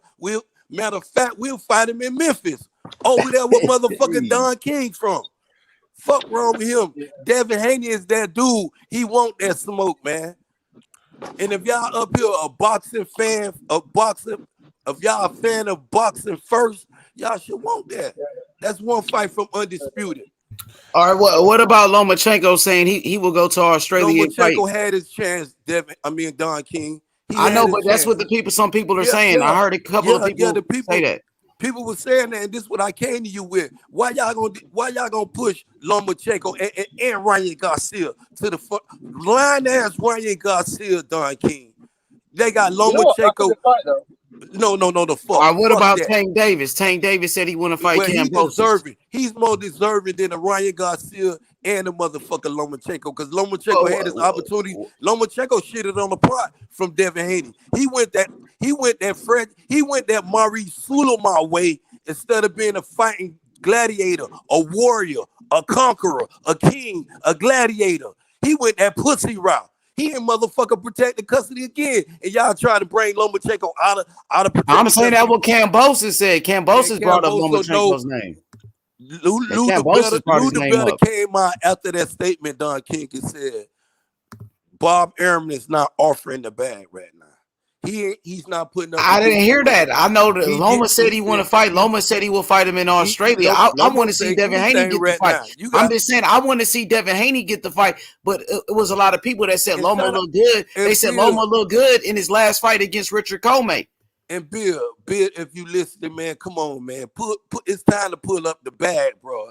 It's time to pull up the bag, man. Who Bill? He's talking about?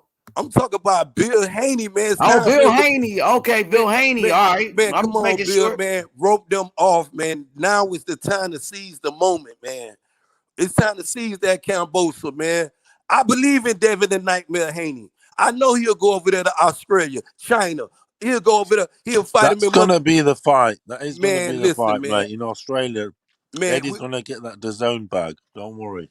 Man, that fight need to happen. And Devin Don't Haney worry, it'll be the DAZN show down under with Kambosos. Tank can snatch the fight out of their hands like yesterday. But what about Lomachenko try to snatch the fight? Man, they said Lomachenko took that Luke Campbell fight from Haney. Hey, listen to me. They said Lomachenko took that Luke Campbell fight from Devin Haney. You know what I'm saying? I ain't gonna stream what he took from Devin Haney when Devin Haney is the reigning WBC champion. But they said Loma trying to take Kambosos. Loma trying to take Kambosos from Devin Haney. That's what they saying. It all about is what George Kambosos is gonna do. This what what you think he gonna do? Kambosos said he was undisputed already. No, Kambosos claiming undisputed. He said he was though. He said that he was. He can say, and Lomachenko is the undefeated. He can say all these that when they introduce him as the new, they did not introduce him as the new undisputed. Hey Ben, what you got to say to Jorge in the comment section? My boy Jorge Hernandez. He said Haney hasn't fought anybody. Let's be real. What do you have to say to that? See, those are the same critics that's denying Devin Haney of greatness. To Jorge, hold up. So Jorge, to whoever your favorite fighter is, you tell them to go in there with Devin Haney. I bet he won't do that. I bet none of them fighters, only Tank Davis are running there with Devin Haney. Only Tank Davis. The rest of them fighters, I don't think so, man. They ain't running nowhere. They staying far away from the nightmare. I don't think Tank's running anywhere near Davis. Tank was running that shit. What about Kambosos? Man, Kambosos, I hope he do what he say he gonna do on Don King. Because I'm gonna hold these fighters to their word, Don King. Kambosos say he'll fight Devin Haney. And I'm waiting on Bill. I haven't caught Bill on nothing yet. I'm everywhere. I'm working hard. As soon as I catch Bill, the first question coming out my mouth, Bill, get this man the bag, man. Devin Haney is worthy of this here, man. Worthy of undisputed shit. All these naysayers up who talking that shit. And you know what Devin Haney said when they was interviewing him, Don King? He said he don't want that franchise title. He want undisputed. He said he want all the other titles. He said they could keep that because he ain't trying to duck nobody. And I believe the young warrior. I believe the young lion. Because his energy has not changed. He ain't said, oh, well, I ain't he never said none of this shit. He said line that shit up. That's what he said. Do you think he's the best 135? I still think Lomachenko. It's more like it's a tie between him and Tank Davis. I believe if him and Tank Davis fight tomorrow, Devin Haney got enough in his arsenal, ring generalship IQ to keep Tank Davis at bay. I got Devin Haney better than Tank Davis. But I think Devin Haney better than Tank Davis. Tank Davis, one of the most deadliest fighter in boxing. Right? Devin Haney got better skills though. Devin Haney a better boxer. Second to Errol Spence Jr. Devin Haney a better boxer than Tank Davis though. Devin Haney a better boxer than Tank Davis is though. Yeah, as a boxer. I don't know now. Hell yeah, come on, man. I'm giving Devin Haney all the glory. What about Haney? I got Loma. I ain't gonna lie. I got Loma beating Tank. I got Loma beating Tank. I think I got Kambosos over Tank. To be honest with you, I like Tank, but I got Kambosos beating him though. Beating Tank? Yeah, I think so. Man, honest, Tank I would do. knock Camboso What? ass. Man, if Camboso standing there like he did with Tio with a Tank, man, Tank would send his ass to the motherfucking. He couldn't do it to Isaac Cruz. Wherever they fight at, his ass He would be couldn't there do it to Isaac Cruz, intensive though. care. I'm just saying. Man, yeah, that's true. Man, Isaac Cruz is a different fighter, though, man. Y'all gotta watch. Cambosis is a better boxer than Isaac Cruz, bro. Cambosis is a fucking champion, I bro. won't say that. Cambosis is a champion, bro. He just beat Tio. They got Cambosis. If y'all go watch 5 Isaac Well, Cruz hey, fight, that go ahead. motherfucker been putting motherfuckers to sleep, bro. Hey, Jimmy, who you think wins, Tank or Loma? Lomachenko. Cambosis or Tank? 50-50, man. All right. Well, okay. I think Devin Haney beats him, though. I think Devin Haney beats Tank. All right, for sure. Okay. No, I'll pick Cambosis. But Tank is good, though, Ben. I tell you, Tank is good, though. I ain't going to take nothing away from Tank. Devin Haney, like I told you a long time ago, Don, I said if they fight tomorrow, I favor Devin Haney because it's boxing IQ only. Who would you favor, Lomachenko and Tank? Ben. Tank would destroy Lomachenko, man. Listen, if Floyd just let, man, y'all hasn't seen Tank, bro. If Floyd let Tank go, man, y'all would be cheering. Man, y'all would say, why the fuck Floyd didn't let this man hand go? Man, Tank would brutally destroy some of these, especially Ryan Garcia. I'm hoping Ryan bring his diva ass in there with Tank. Tank would knock his ass. You think he would knock it? Barrios around the ring crazy. Wait till you get that diva. No, I have to be honest. I think Ryan Garcia is a better fighter than Mario Barrios. Nah, man, Barrios would beat Ryan Garcia. Who the fuck? Beat his ass. Are you drunk? Y'all sold on with Ryan. Ryan has not proved nothing to real boxing, to be in Israel. I'm gonna say it this way, because I'm a boxing fan first, and I'm a boxing critic also. And he has not proved anything to me. What the fuck, Mario Barris is not beating Ryan. Bro, he beat a gold Olympian, bro. You're hating. Gold medalist. Ryan proved to me he could get in some good fights and talk his way right up out them shits too. Nah, bro. Luke Campbell was a better win. Count out Ryan Garcia, man. Luke Campbell went the distance with Lomachenko, man. Gave Lomachenko a tough fight. Ryan went in there and knocked him out. You take Luke off the table. Who the fuck else Ryan fought? Let's talk about. Let's be honest. He bucked out the Linares fight. He bucked out the JoJo fight. He bucked out the Devin the Nightmare Haney fight. He went on Mike Tyson motherfucking Smoke podcast and ducked his way out of that fight. Man, fuck Ryan Garcia. And any fan of Ryan Garcia, because y'all some cappers too. The fuck wrong with y'all? Y'all need to kick him in his ass. Listen, you counting out Loma though. Why are you gonna count out Loma? Man, Loma's still up there, bro. Loma had his opportunity, and he Loma's. Loma You say had, that because Loma you know had Loma's Tio, a right? danger zone. Loma had Tio. You know Loma's Tio, dangerous. That's Tio why you say did what Loma's Tio had his supposed to opportunity. do, and Tio ate Because you that know motherfucking Loma's a matrix dangerous. pill He's the and put the he's the hammer on main his man. shit. Then Tio had a Tio matrix. Tio went to You Tio know diva that mode. Loma is the danger Tio guy. started talking all that shit. He the That's best why you will say he beat Loma is the best Lomachenko. And then what 135 happened that's to why he Tio? says he's had his chance. Let's talk about you know Tio. he's the Then fucking what top happened dog to Tio? again. Tio ran up on a guy named George Caramboso from Australia. You know he's the top dog again, though, don't you? Who? Loma. Man, Loma. Tell me he isn't. Loma Tell better me he wait in isn't. line. Please tell me he isn't. Loma better get his ass in line. That's what Loma better get at. Get in in the back line, of the man. fucking line. Because he don't got shit going on Because you're with a scared bunch of him. fans that's You hoping know he's back. he done took another matrix pill.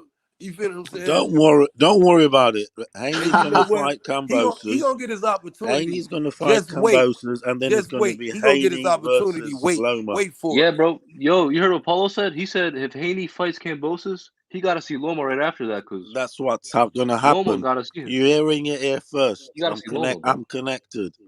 I don't Not care 4G. I don't care Zone. who got to see Loma, long as Devin Haney get a shot at undisputed. You feel what I'm saying? Because Loma is not impressive. I don't see what y'all see. He's not impressive. Your boy. So he can't. Selena. Then Tio just whooped his ass. He's scared of Devin Haney You know, if Devin Haney become undisputed, He didn't whip his ass. He might go down to He 130. won on a split. That motherfucker might go down to 130. He won on a split. It was Devin tight Haney as anything. fuck around and pick up undisputed. Lomachenko going down to 130.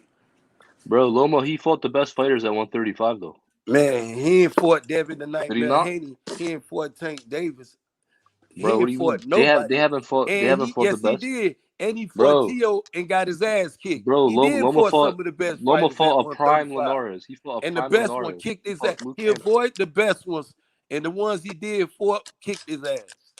Bro, he fought Linares when he was in his prime. Devin Haney just now fought And he was on a high Bro. also after beating the UK guys, your Corollas and all that. He was on a nice I'm high. not a We Tio can't just fan. count out Loma. He ran up on a guy named Tio. What happened to that fight? What happened to that fight, Lomo fans? What happened to when he ran up on Tio, Mr. Matrix? Which pin he took? That motherfucker needed took both of them motherfuckers because Tio whooped his ass for the first 8 rounds. Fuck 7. Beat his ass. Who? Who? Are you talking about Tio? You out now? Who? Let's stop it, bro. If All you right, so- say, all right, listen, Ben, so- if you so he say lost. Mario Now he's Barrios trash? beats Ryan Garcia, you're hating. Man, Tio, Simple as. Lomachenko, them two mother. Well, Tio ain't talking. Tio got his ass whooped. He already know. He respecting the George Camboso ass whooping. But that Lomachenko shit, he got to get in the back of the line behind Devin Haney, Playboy. He better. Yeah, bro. He better. We all agree. He will do. You know his, but you then know you his got to best face thing to each other do. afterwards. He need to go to Mauricio Sudamar and petition again to become an email franchise champion. Since y'all like to use that word a lot, go email Sudamar and tell him you want to petition to become franchise again. Lomachenko and his fans. Go and protect the custody, cause y'all not gladiators. No true fighter. I thought when the franchise let's address this franchise destination. When that Ben, shit Loma came out, is on your heels. when that He's franchise right on shit your came heels. out, I thought the franchise champion was there to just give anybody a call out. I could summon you, both of you motherfuckers to a fight. These motherfuckers get that franchise title and they motherfuckers go straight into protected custody. And you fans let them go into protected custody. Who he fought? Listen. Who he fought? Loma He fought the can't best beat opposition. nobody. You're telling Well, me go beat his ass then. Come on, man. Go whoop his ass. Bro, just because he lost, y'all get these titles and y'all go and protect the custody. Talk about y'all gladiators and warriors. What warrior school you motherfuckers went to? What are you talking, bro? Come on, man. What You are. You know what? You are a big time fanboy. Lomachenko need to get his ass in the back of the line You're a big behind time Devin Devin Haney. Haney fanboy, bro. Lomachenko need to get his ass in the back of the line Haney's an Errol Spence fan. behind Devin Haney and beg for an opportunity with Devin Haney. Beg. His ass need to beg Devin Haney. Because guess what? When he was masquerading around here like that diva, and this is another thing y'all got to hold these fighters accountable to. When they get these titles and run around like they motherfucking Lola Madonna and these Prince motherfuckers acting like motherfucker can't touch them. They too good to even talk to, and then go get their ass whooped from Joe Tuna Can. You motherfucker. All that shit Man, you was Campbell's talking. not a can though. Who? George Camboso was who before he fought Teofimo Lopez? He was a top 10 lightweight. Man, come on, man. Who was before George Camboso? Who was reaching? I love him. I'm giving him his roses now. I'm taking nothing away from George Camboso. The boxing story is right. Camboso was but that undefeated Lomachenko, to put Lomachenko back in the front of the line, that's the shit I got a problem with as a boxer. Yeah, but it's not the front of the line though. Lomachenko's coming off 2 big wins. Bro, yeah, he fought two top 10 lightweights after. What are you talking about? We got Devin the Nightmare Haney been reigning as lightweight champion, bro. And y'all gonna sit up here because this man got 2 wins, two suck ass wins that the same 2 people he just fought avoided Devin Haney, including Lomachenko. All three musketeers No one's avoid avoiding Devin Devin Haney, Haney. and y'all want to push No this one's man to the front of the avoiding fan. Devin Make Haney. that Who's shit the make best sense. 135? No He's a one's Make that contender avoiding though. shit Devin make Haney. sense. Israel. Make that Israel. shit make He's sense. a mandatory contender though. He's a mandatory contender for Kambosos' belts though. The WBO have ordered the fight. Did you know that, right? Bro, that's Man, true. They actually had out his ass, bro. He just Bill didn't make no Haney, fucking if you sense. listening, Eddie Hearn seized the opportunity right here before y'all, man. Make that fight happen, man. Look at you guys. If you You just got to want go you to because you think Australia, Campos is an easy fight, if you bro. got to That's do what this here, you want the fight so damn bad. For fight in you know what I'm Australia. saying? Seize I the think that will happen. because the opportunity is I there, think it will and be these Haney. Lomachenko fans is masquerading around here. They cheering for a Lomachenko fight No, with no, look, I'm Cambosa. a big fan of They Devin Haney, hoping but Loma gets that fight come back. they want to Time. bring Lomachenko off the don't be motherfucker. Now here go the same motherfucker out the Teal whoop his ass. He the same one did the same shit. Nah, Went bro, to the hospital. you counting Talk him out. about his hand broke. He Why you was around counting here. him? You He counting was him? around Why here you counting him out? lying to capping. Y'all forget? Y'all Lomachenko gonna did give all him a the heavy pass now? lifting, bro. He's the Y'all one that gonna got give him a 3 of those pass? Y'all belts. forgot? What are you It's the talking same about? win over 2 motherfucker. top 10 lightweights. Yes He or was no? on the hospital talking about Was he fought was T.O. with a broke Nagatani arm. was His collar Nagatani was a broke. Kame top He 10 got his lightweight? ass whooped Kame and he was a made former excuses. champion, bro. Listen, Ben Israel. The last 2 guys that Lomachenko fought were both top 10 lightweights, yeah? And the last guy he fought in Kame, he was a former champion. So to sit here and say, fucking, like, Lomachenko has done nothing. Like, bro, he just came off of 2 credible wins. Jimmy, we not denying that fact though, but they're not Devin Haney that been sitting there. These same 2 fighters, including Lomachenko, avoided Devin Haney. So how did he I'm not avoid Devin giving Haney none if of his them next 3 2 fights were? stooges no pass, bro. I When did he want avoid Devin Devin Haney. I want Devin the Nightmare Haney versus George Camboso for undisputed to clear up all the bullshit, bro. And y'all should be wanting the same thing too. Okay, Lomachenko, yes, he coming off 2 great wins, but so we should push him in front of the food chain just But he's like a that. mandatory. Fuck but he's that. a mandatory contender though. Man, Ben Israel is a mandatory contender though. Devin Haney been all they mandatory, and they've been Devin Haney mandatory, and all of them been playing 3 stooges, capping out, running around in circles. No, And they had you, and they've been having you as a fan running around in a circle too. I'm a fan of Devin Haney and Lomachenko. So them motherfuckers, this man champion. He been his mandatory.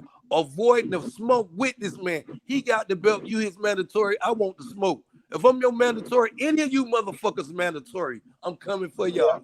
Ben Israel gonna be. Lomachenko is a mandatory though. Lomachenko is a mandatory. Who that? That's me, blood clot. Open the damn door.